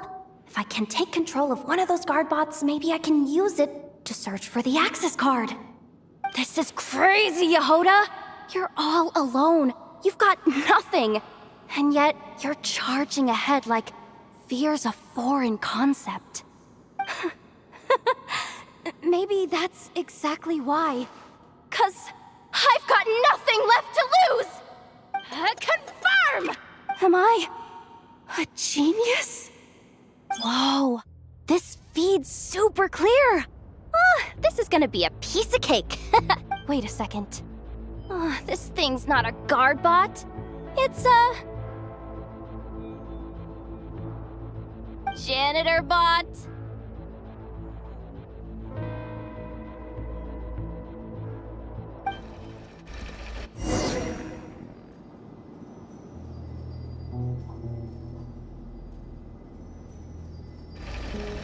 You think Marionette even knows what we do down here?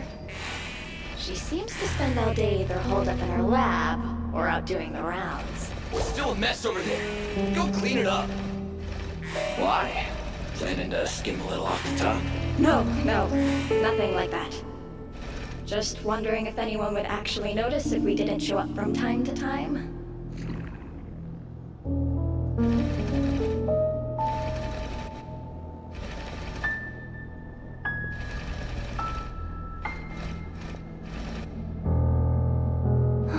Let me see.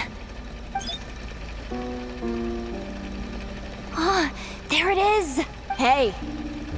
Why'd you stop? You haven't finished sweeping that corner. But, I can see the card from here. Guess I have no choice but to swallow my pride and stay in character for now. Sweep up the crumbs by my feet. Yeah, good luck with that. What are you gonna do when they ask for a progress report?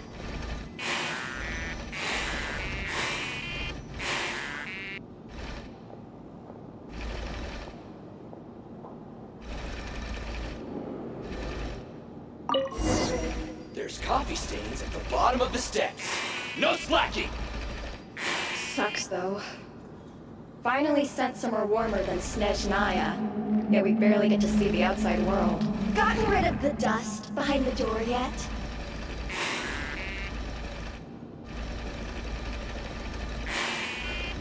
Clean this spot too. I saw you skip it.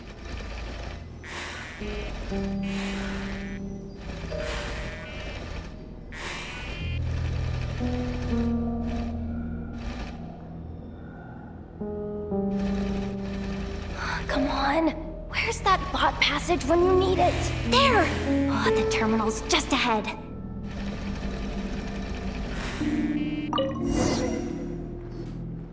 But will Yehoda be okay? Paimon? She said she'd use every resource at her disposal, so let's have some faith in her abilities. Besides, when it comes to surviving in Nodcry, she probably knows more than any of us. So, they really do believe in me. But how long are we gonna have to stay here? Paimon doesn't want to get caught by the Fatui either. Does Paimon mean the two Fatui in that room? Let me see if there's a way to distract them. Wait, did you hear that? Huh? The alarm? What's going on? Let's go check it out. This looks like somewhere important, but there's nothing here. Hey guys! It's me! Yehoda, are you okay? I'm fine. I managed to swipe a high-level access card and triggered an alarm to draw the guards off. But we don't have much time.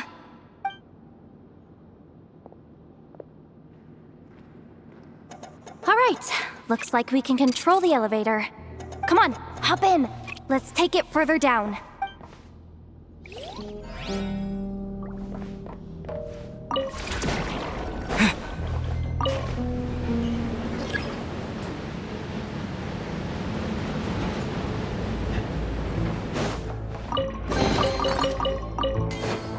We should be able to use the terminal to move the drawbridge. Here's the access card. I'll keep watch while you handle the controls.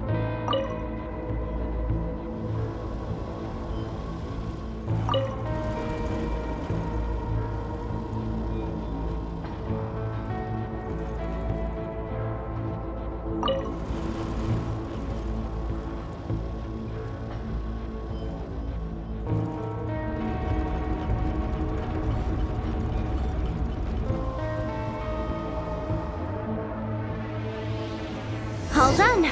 Let's keep moving.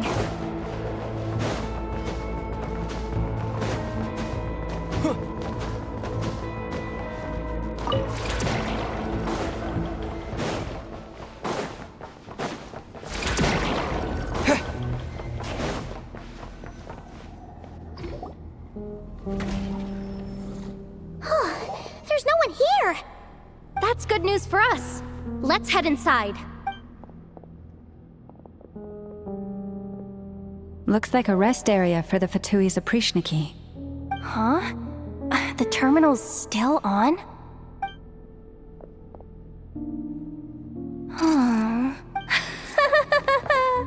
Looks like that good news is now half good news, half bad news. What do you mean? Well, it seems like that alarm I just triggered was so high level that even the guards in the rest area went to investigate. That's the good news, by the way. And what's the bad news? bad news is that once they realize it was a false alarm, they're bound to circle back and check this floor. And then we're toast. So we've got to move fast here. If you need me to run a quick search, say the word.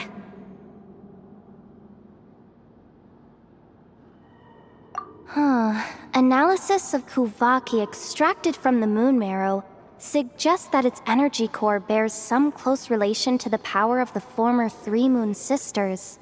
It is suspected that there is a link between the Frost Moon Scion's hidden relic and the shattered remnants of the Eternal Moon. Come on, none of this is important right now. Just tell us where you hid the darn thing. Access denied. You do not have permission to view this data? Even with a high-level access card? Who does have permission then? Good idea. Pulling it right away. Wow. What's with that huge hollow structure down below? That might just be it. Secluded, out of the way. Exactly the sort of place they might be keeping the relic. 264 pages! What is this? A novel? Can we just skip to the end? I'm flipping through it as we speak. Kuvaki. A weapon. Seems like the Fatui and Snezhnaya are trying to harness the power of the Light Realm to build some kind of weapon. The target of which is, seriously, insufficient clearance? Again? Looks like that's about all our current clearance gives us access to. Based on what we know so far, it seems like the rest must be hidden inside that massive hollow beneath us. I could sense something beneath the water down there. Something unsettling. If they've gotten their hands on the moon marrow, odds are it's hidden down there too. And here I thought we were almost done. But nope, we're going deeper and deeper into the danger zone. Chin up, Yehoda. Once this job's done, you're buying yourself the biggest nod-crying hot dog in town. Deal's a deal.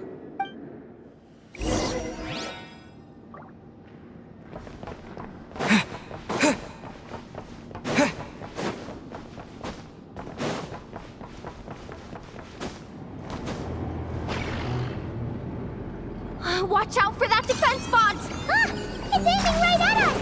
You'll have to use Kuvaki to deflect its attacks back the way they came!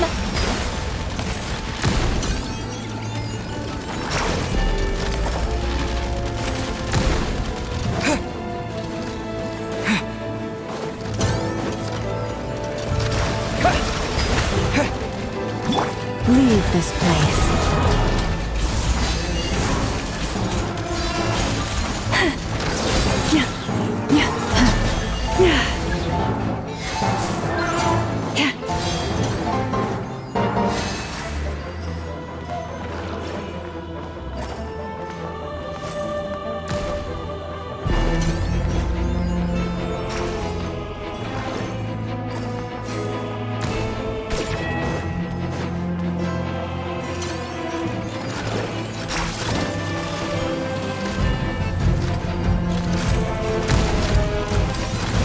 Poor lost lamb. Go! Yeah!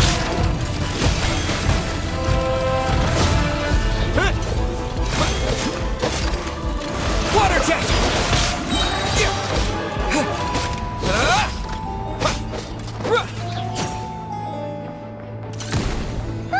Its attacks are getting faster!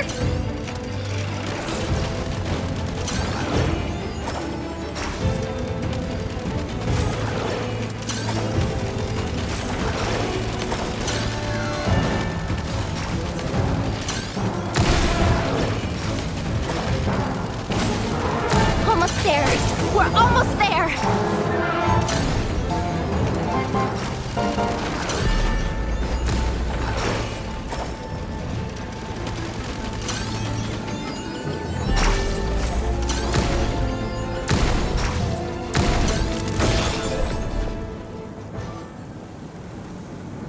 It's finally down. Quick, let's hurry down to the lower level before we're spotted.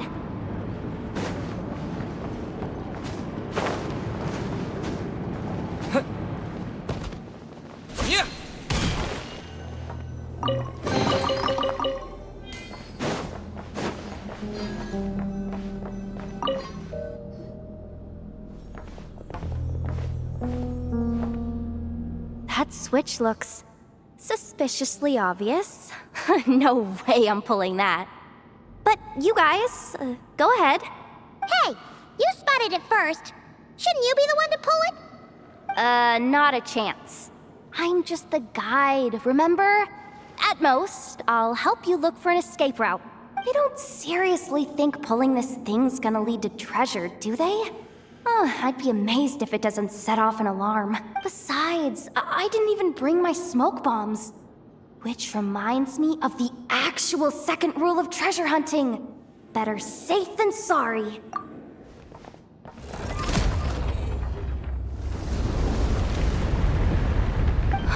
The ground.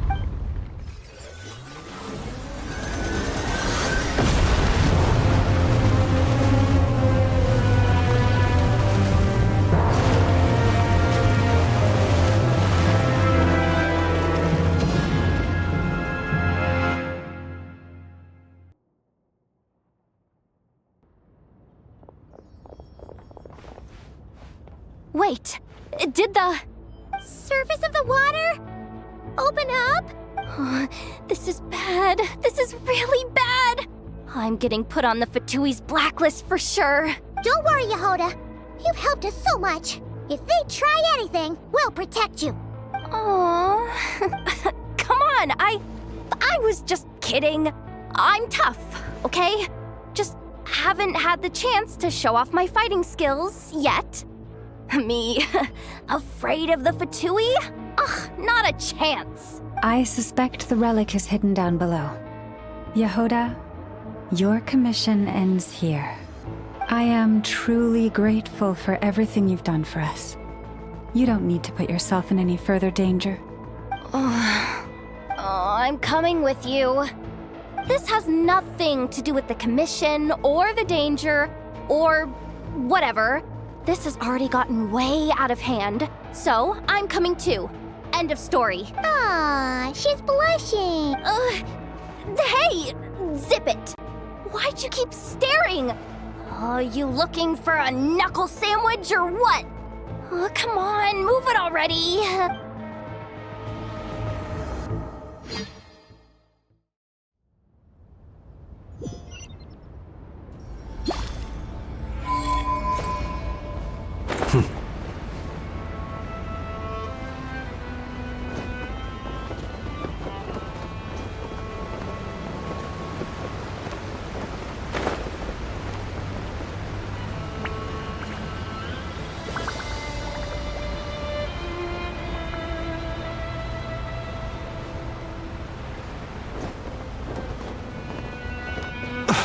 See you at the graveyard.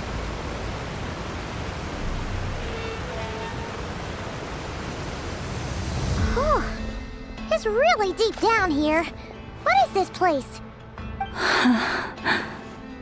We're standing on another fragment of the ancient moon's remnants. So this was the source of the Kuvaki I sensed earlier. Wait, what? So the Fatui had it hidden underwater this whole time? This gigantic thing?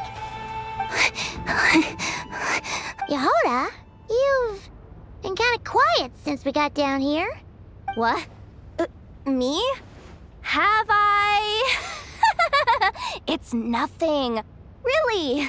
We're doomed. How are we even supposed to get back up from here? Oh, my grappling hook's not nearly long enough.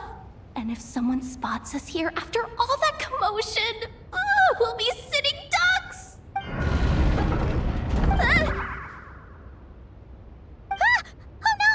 That door's opening! Please don't say it's the Fatui! No, please, no! We finally made it here, and we're so close to getting the job done! I didn't risk my neck just to die before I've even had a chance to spend my reward! What happened? Why did the underwater barrier open? How could this be? Huh? Lauma? And you guys? Wilhelmina? What's going on here? Looks like there's no point trying to hide it anymore. Well, what are you talking about? I thought you might come, but I didn't expect to see you here so soon. Forget it. The Moon Marrow isn't here. You joined the Fatui? Yes. When? The day I could no longer bear to live a lie. At first, the Fatui wouldn't accept me. But then, one of their harbingers noticed me and said she'd give me a chance.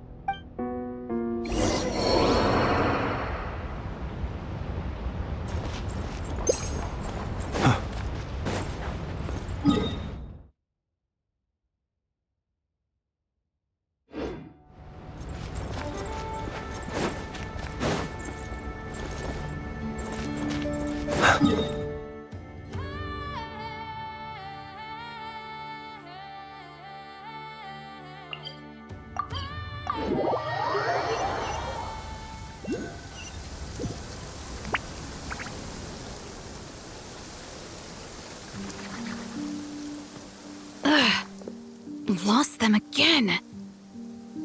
That harbinger told me to follow the blonde traveler who might visit the Frostmoon Scions. Easier said than done, though. The animals are on alert at night. If they see me, Llama will catch wind of what I'm doing sooner or later. Am I really doing the right thing? No. It's too late to turn back now. The empty prayers, the stubborn displays of faith like Cappy's today. This isn't the life I want. Huh? Is that? The Traveler's back. I won't let him slip away this time. Wait, who's that with him? They look so alike. They seem to be heading towards the statue of Kutar.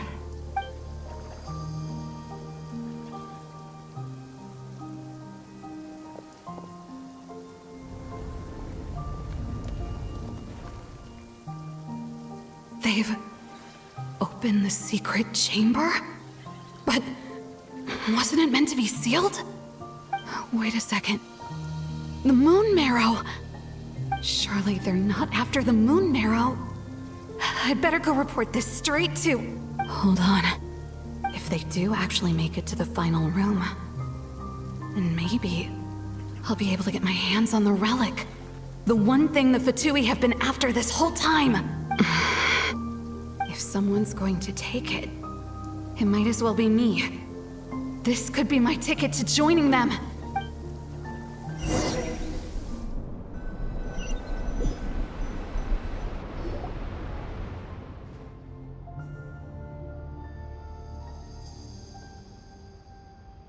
Yes. And in your final moment of hesitation, I took the chance. And then you gave it to the Fatui? But when we talked to you before, you seemed so genuinely worried about Llama. Because I thought she was as fed up with the Frostmoon Scions as I was. We grew up together, Llama. I know you were chosen to be the next Moon Chanter when you were just a child. They never gave you a choice in that. I saw the look in your eyes when you were treating that child.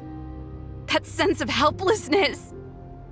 Surely you too must see that this blind, inherited faith of ours is simply holding us back. If our prayers are never answered, then why keep praying? Do they really deserve all of your devotion? Or are you trapped by the responsibilities they imposed on you? So those are your reasons for wanting to leave the Frostmoon Scions? Isn't that reason enough? When we pray to the moon, we do so to show our gratitude for the life it granted us long ago.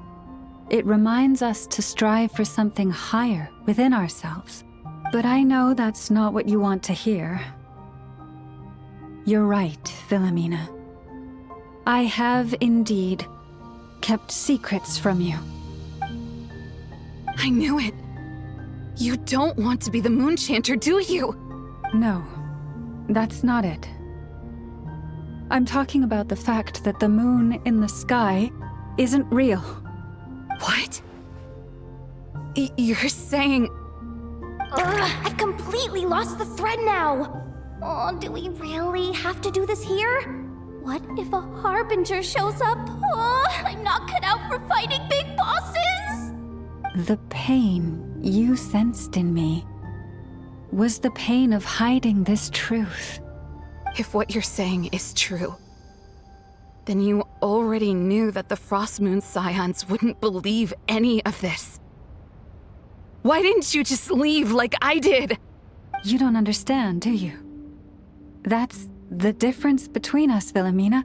I care about the Frost Moon Scions. They're family to me. It hurts because I care. And that's why I chose to hide the truth.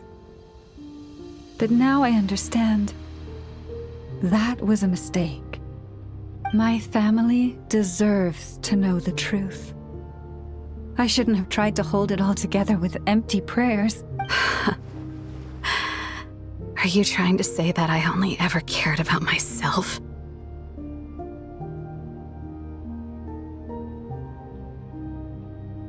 There's nothing wrong with that in itself. No one would have tried to stop you from leaving. But you did not have to stab us in the back like this. We've been spotted! I knew it. I just knew it. Oh, what now? If a harbinger shows up, I'm out of here. No darned relic is worth dying over. Looks like I misjudged you, Llama. I didn't think you had it in you to stand up to your fate. Turns out, you are a great moon chanter after all. But you were right about one thing.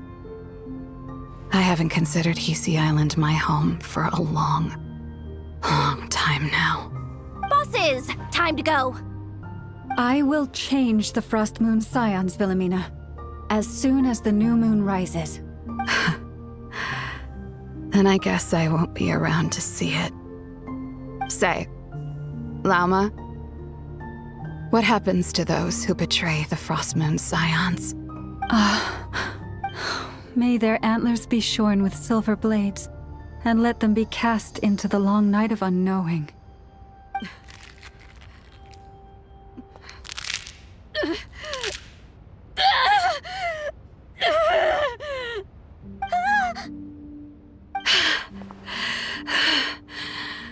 I have honored the ways of the Frost Moon Scions one last time.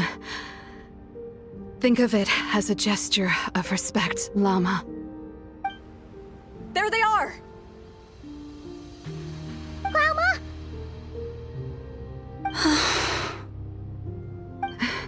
Marionette has the moon marrow. She went to Star Sand Shoal. Don't flatter yourself now. I'm not trying to atone.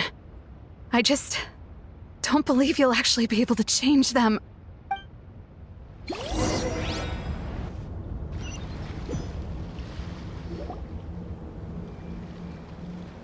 An alarm coming from the Experimental Design Bureau.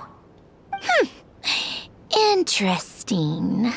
Hey, wrap things up and get yourselves ready. Looks like we might be having some guests. Yes, m'lady. Perfect timing. This job's been boring me to death. Time to test some hypotheses.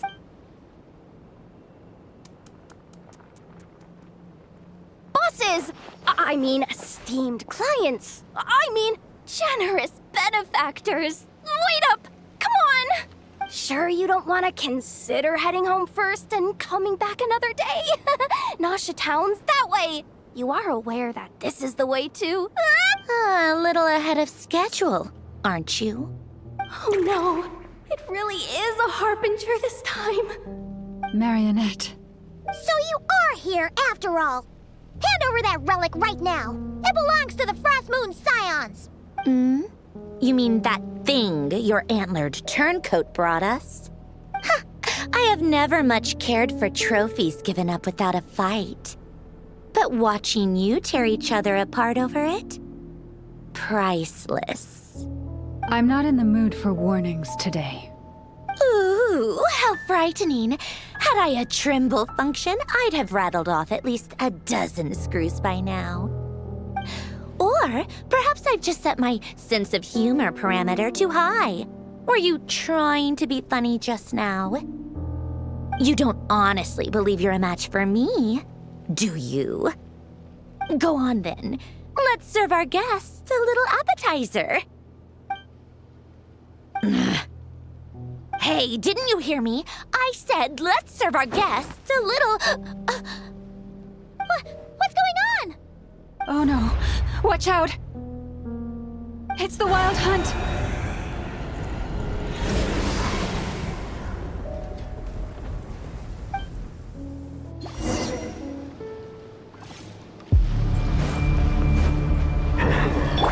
Surge. Rest and rebuild. Observe.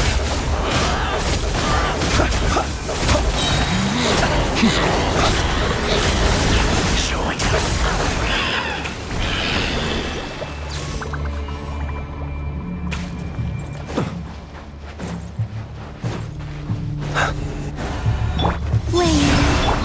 Be silent. Night falls. This thing's just keep coming! Isn't there anything we can do?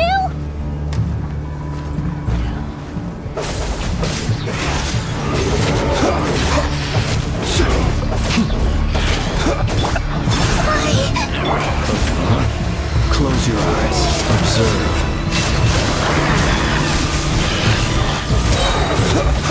Be silent.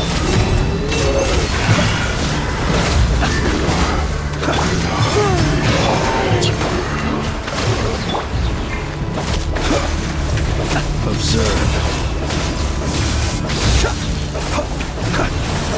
Use that device to seal them away!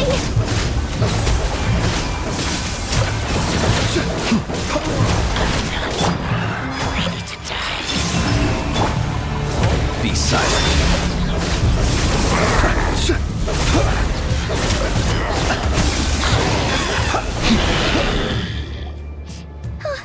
Is that it?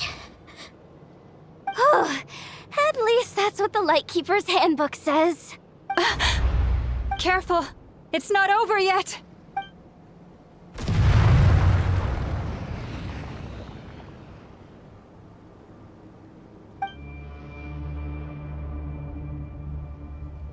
Paimon! Lauma! Yehoda!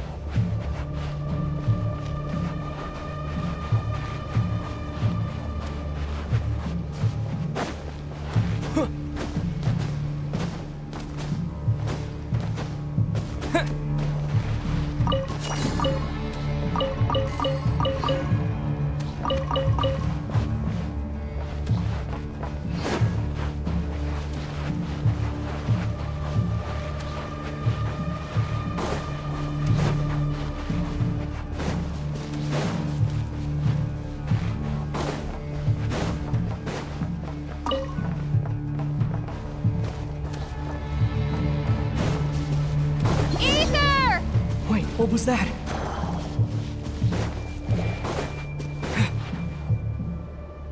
Aether! Over here! Lumine! Quick, grab my hand.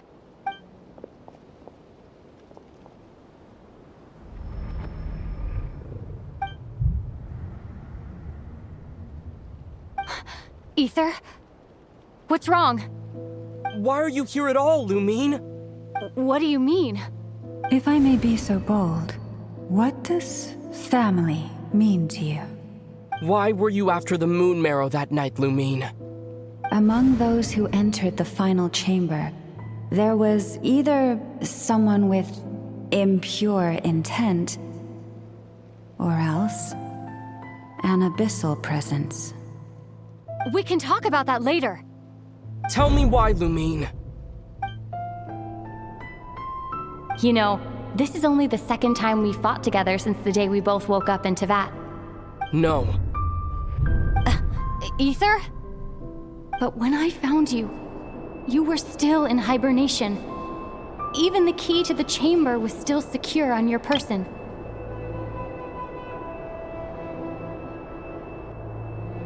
We didn't wake up together. What are you talking about? We don't have time for this, Ether. Look at me, Ether.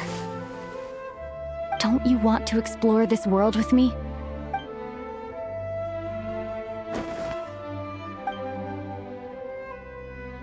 You think I'd lie to my big bro?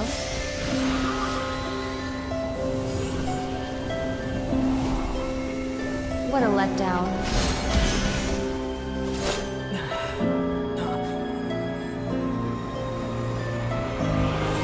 Go get it for me, Ether.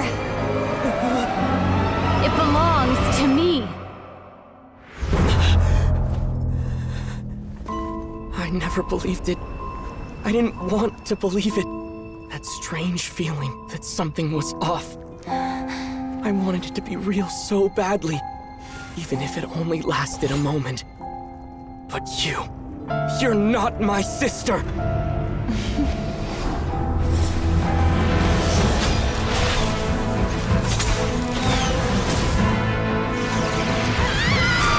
Moon Goddess, please save us! Why is this happening to us?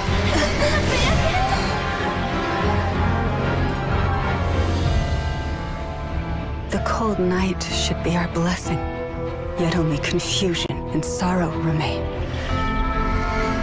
The truth may yet lie beyond the sky, but must we become lost because of it?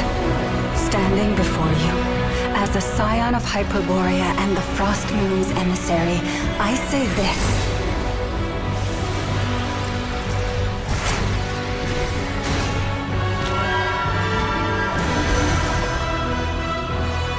Should the false sky above dim the light of the moon, then from silver blood that flows as rivers, let us weave moonlight anew.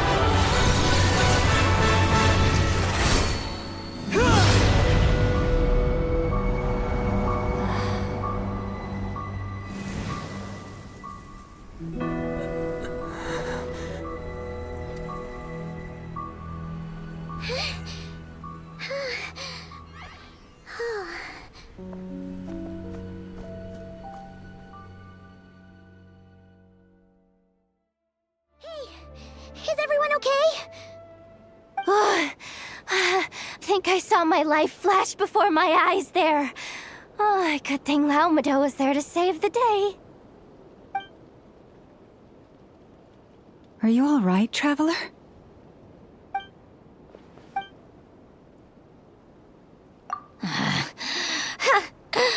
Well, that took you long enough. Seriously, how many of you are there? Pathetic. Oh no. Oh, I spoke too soon. Totally forgot we still have a Harbinger to deal with.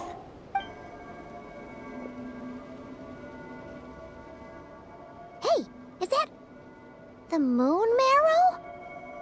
It was hidden inside that big robot of hers all along. But that robot... That's Polonia to you, not just some robot. Take it and get lost. Huh? You're just giving it to us? Well, I wasn't the one who put out the order to find this thing in the first place. So if someone wants it, they can help themselves. Maybe even choke on it. See if I care. So, are you waiting for me to change my mind or what? I'd be more than happy to pick up where we just left off. But I should warn you, I'm in a bad mood right now. Let's go. Fine by me. Totally, completely, absolutely on board with that. It's finally over. If that doesn't make the most thrilling commission of the year, I don't know what will. Looks like the Fatui are all gone now. Lelma?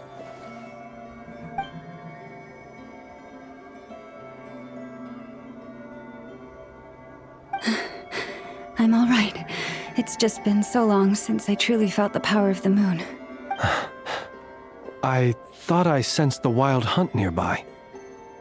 Don't tell me you've already taken care of it. Hey, it's Flynn's! Hey, he's that Ratnik. Unless I am mistaken, you are the Moonchanter of the Frost Moon Scions, are you not? May I ask, what is that in your hand? Please, don't get me wrong. I've been tracking the wild hunt lately, and I've come to suspect that its actions aren't as aimless as they might seem. When I saw what you were holding, I could not help but start connecting the dots.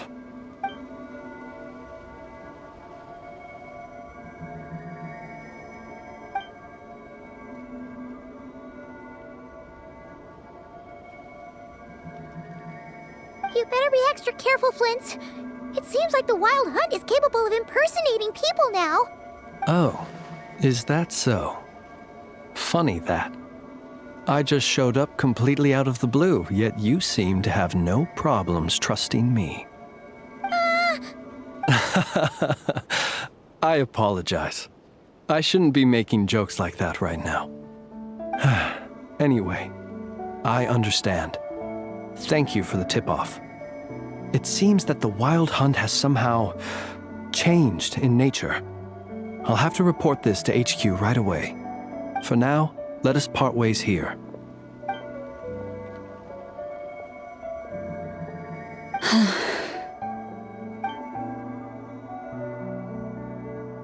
That little joke of his just now sure scared the bejeebies out of Paimon. Are all the Ratniki and Nokrai like that? They're usually stationed in remote areas and tend to keep to themselves. So, it's not surprising they end up a little eccentric? No, he's different. Really? How so? The animals. They've told me they're afraid to even go near him.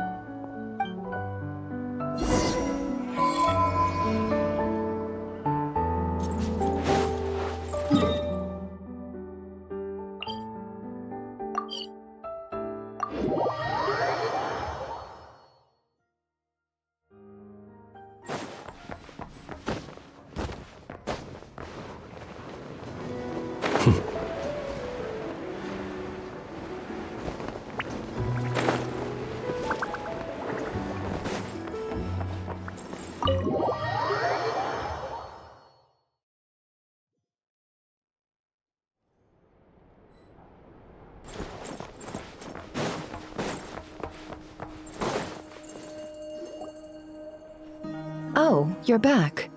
I just made you all a pot of tea. Better drink it while it's hot. Boss Neff, you wouldn't believe how scary our day has been! Seriously, I am never, ever taking random jobs like that ever again! You hear me? Oh, come on now. You even faced the wild hunt and lived to tell the tale. What's left to be afraid of? Wait a sec, how did you? Oh, right. Like you told us before, your business is dealing in information. Huh? Boss Neff? The teacups? Why is there one missing? Did you think I wasn't coming back? My.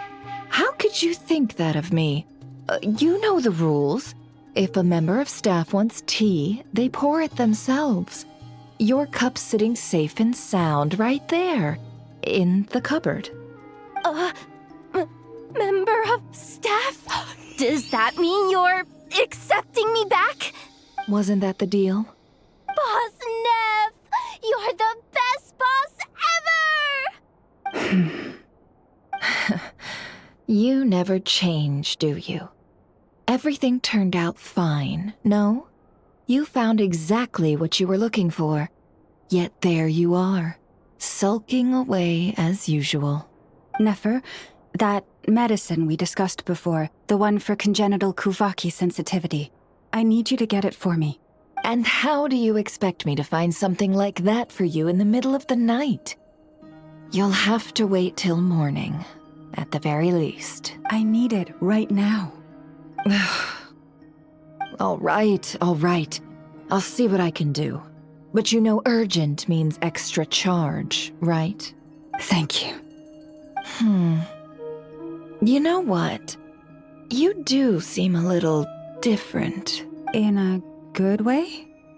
Or a bad way? Who can say?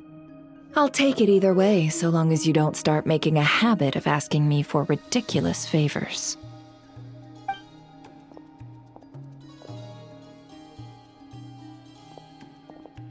Traveler, Paimon, a lot has happened these past few days. I don't know what I would have done without you. Hey, don't mention it. That's what we're here for.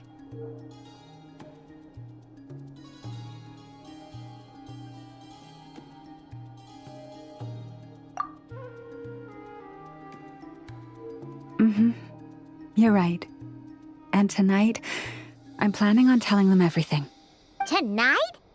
Isn't it a bit late already? The moon shines brightly this night. What better time for the Frost Moon Scions to usher in a new dawn for truth? Thank you for your kind words. But before I do, there's one more thing we need to deal with. Oh yeah! Now that we have the moon marrow... You'll have to forgive me. I used too much of my strength in the battle earlier. I fear I won't be able to help you uncover the truth of the past. Not right away, at least. That's fine. We're gonna be in Notcry for a while anyway, so there's no rush, right? Thank you. But there's another problem. How to keep the moon marrow safe now. Huh? Can't we just return it to your secret chamber? The seal has been broken.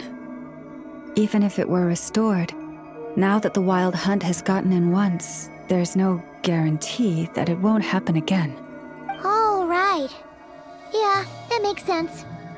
Back when the Frost Moon Scion's bloodline still ran strong, in special circumstances, a moon chanter could act as a vessel, safeguarding the relic within their own body.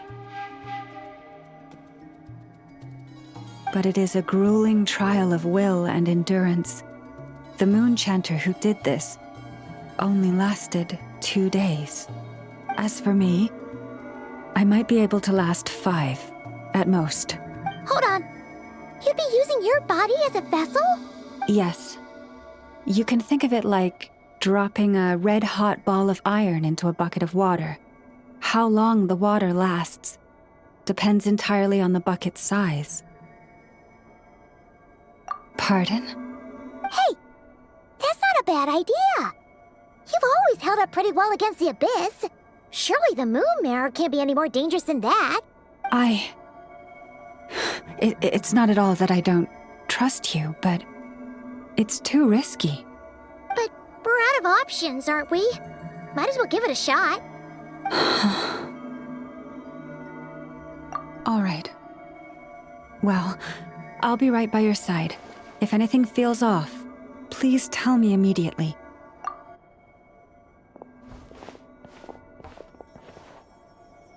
Here, hold it in your hands. Feel its power. Imagine you're a lake, a cluster of stars. Let the moon become a part of you. Whoa! It went into your body! How is that? Are you feeling any discomfort?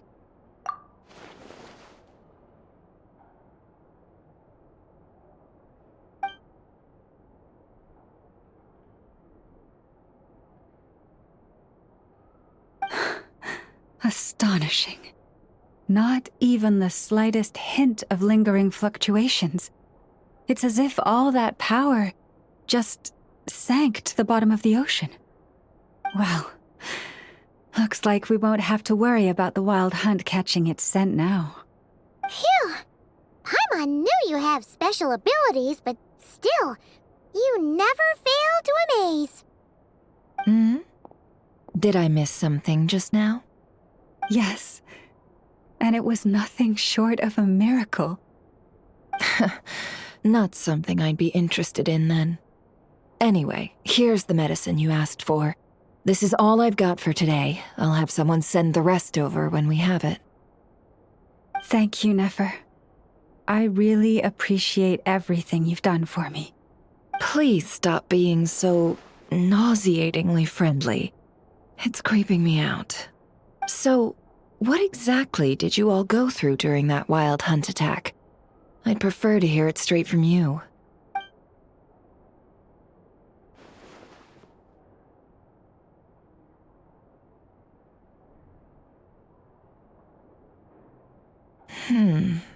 A phantom that can mimic the appearance of others. Quite different from what we've seen before. Yeah, and both times it appeared, its goal was pretty clear. It seems like it was after the moon marrow. And on both occasions, it was accompanied by the wild hunt, too. It appears there must be some close connection between the two. I must say, I don't often see you look this serious, Nefer. Too late in the day for thinking, that's all. We'll pick this up again later. You all feel free to keep chatting, though. Just don't forget to lock up when you leave. On that note, Traveler, please keep the moon marrow stored within your body for the time being. We'll take it back off your hands as soon as the wild hunt's been taken care of. Once and for all. Of course. Anyway, if the two of you will excuse me, I'm heading back to Hisi Island now. It's time I came clean with the Frost Moon Scions. Hey, we're coming with you! Though, guess we won't be able to do much more than cheer you on from the sidelines. That alone means more to me than you could ever know.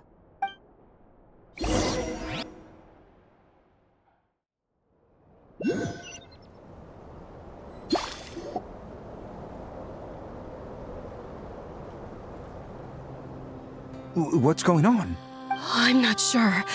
It seems like the Moon Chanter has something important to tell us. I heard the relic's already been retrieved. That's our Lady Lauma, all right.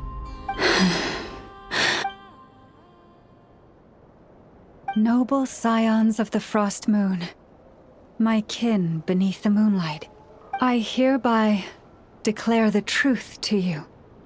Long have our ancestors looked up to the Frost Moon, guided by her serene light. Yet now, she lies hidden beyond the limits of the sky. And so, Lauma began to reveal to the Frost Moon Scions a truth long hidden within her heart. A story of a false moon and the death of gods. Kutar was indeed born of the moon. But that does not give us the right to reap without sowing, nor clothe ourselves without the toil of weaving. As she spoke, some who listened were stunned into disbelief, while others seemed to awaken as if from a dream. From this day forth, the road shall be paved with truth, and we shall pave it ourselves.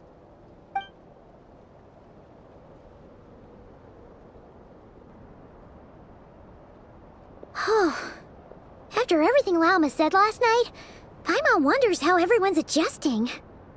Still, judging by their reactions at the time, it didn't seem as intense as Paimon might have imagined. Says a lot about how much trust she commands, huh? Hey look, it's Lauma!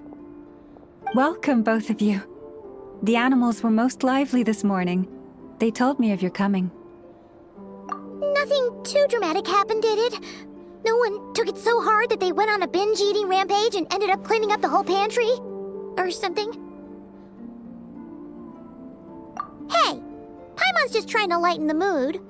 Thank you for your concern. Change doesn't happen overnight, and new ideas need time to take root. But nothing as extreme as that has happened, no.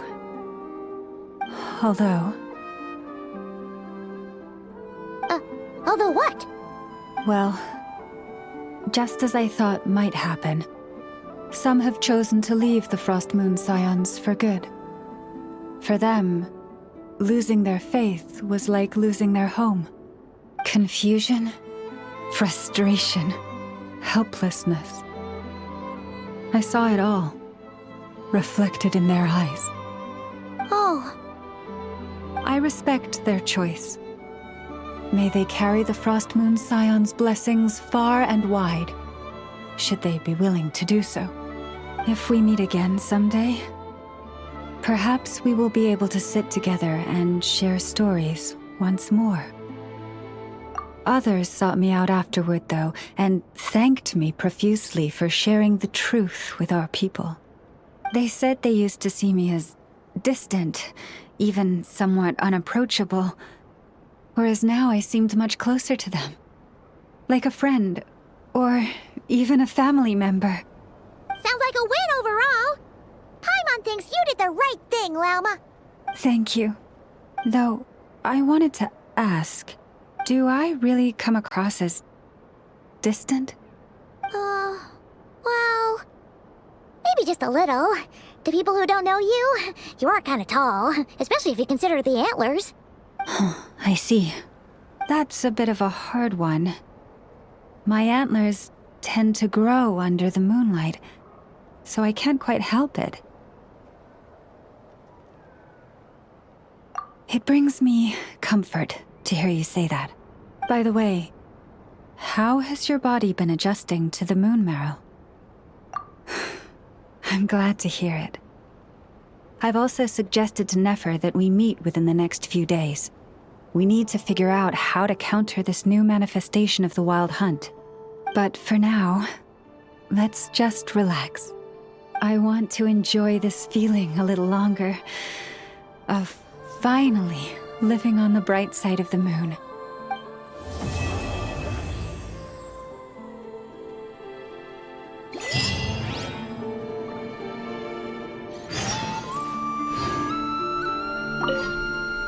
Though the truth has been revealed, our deep connection with the moon remains unchanged. In fact, its power runs in our very veins. What has changed is our understanding of where the true moon lies, and that we must walk our own path in life without relying on a power outside of ourselves. Which is why we now say, come night or day, may the moonlight connect us.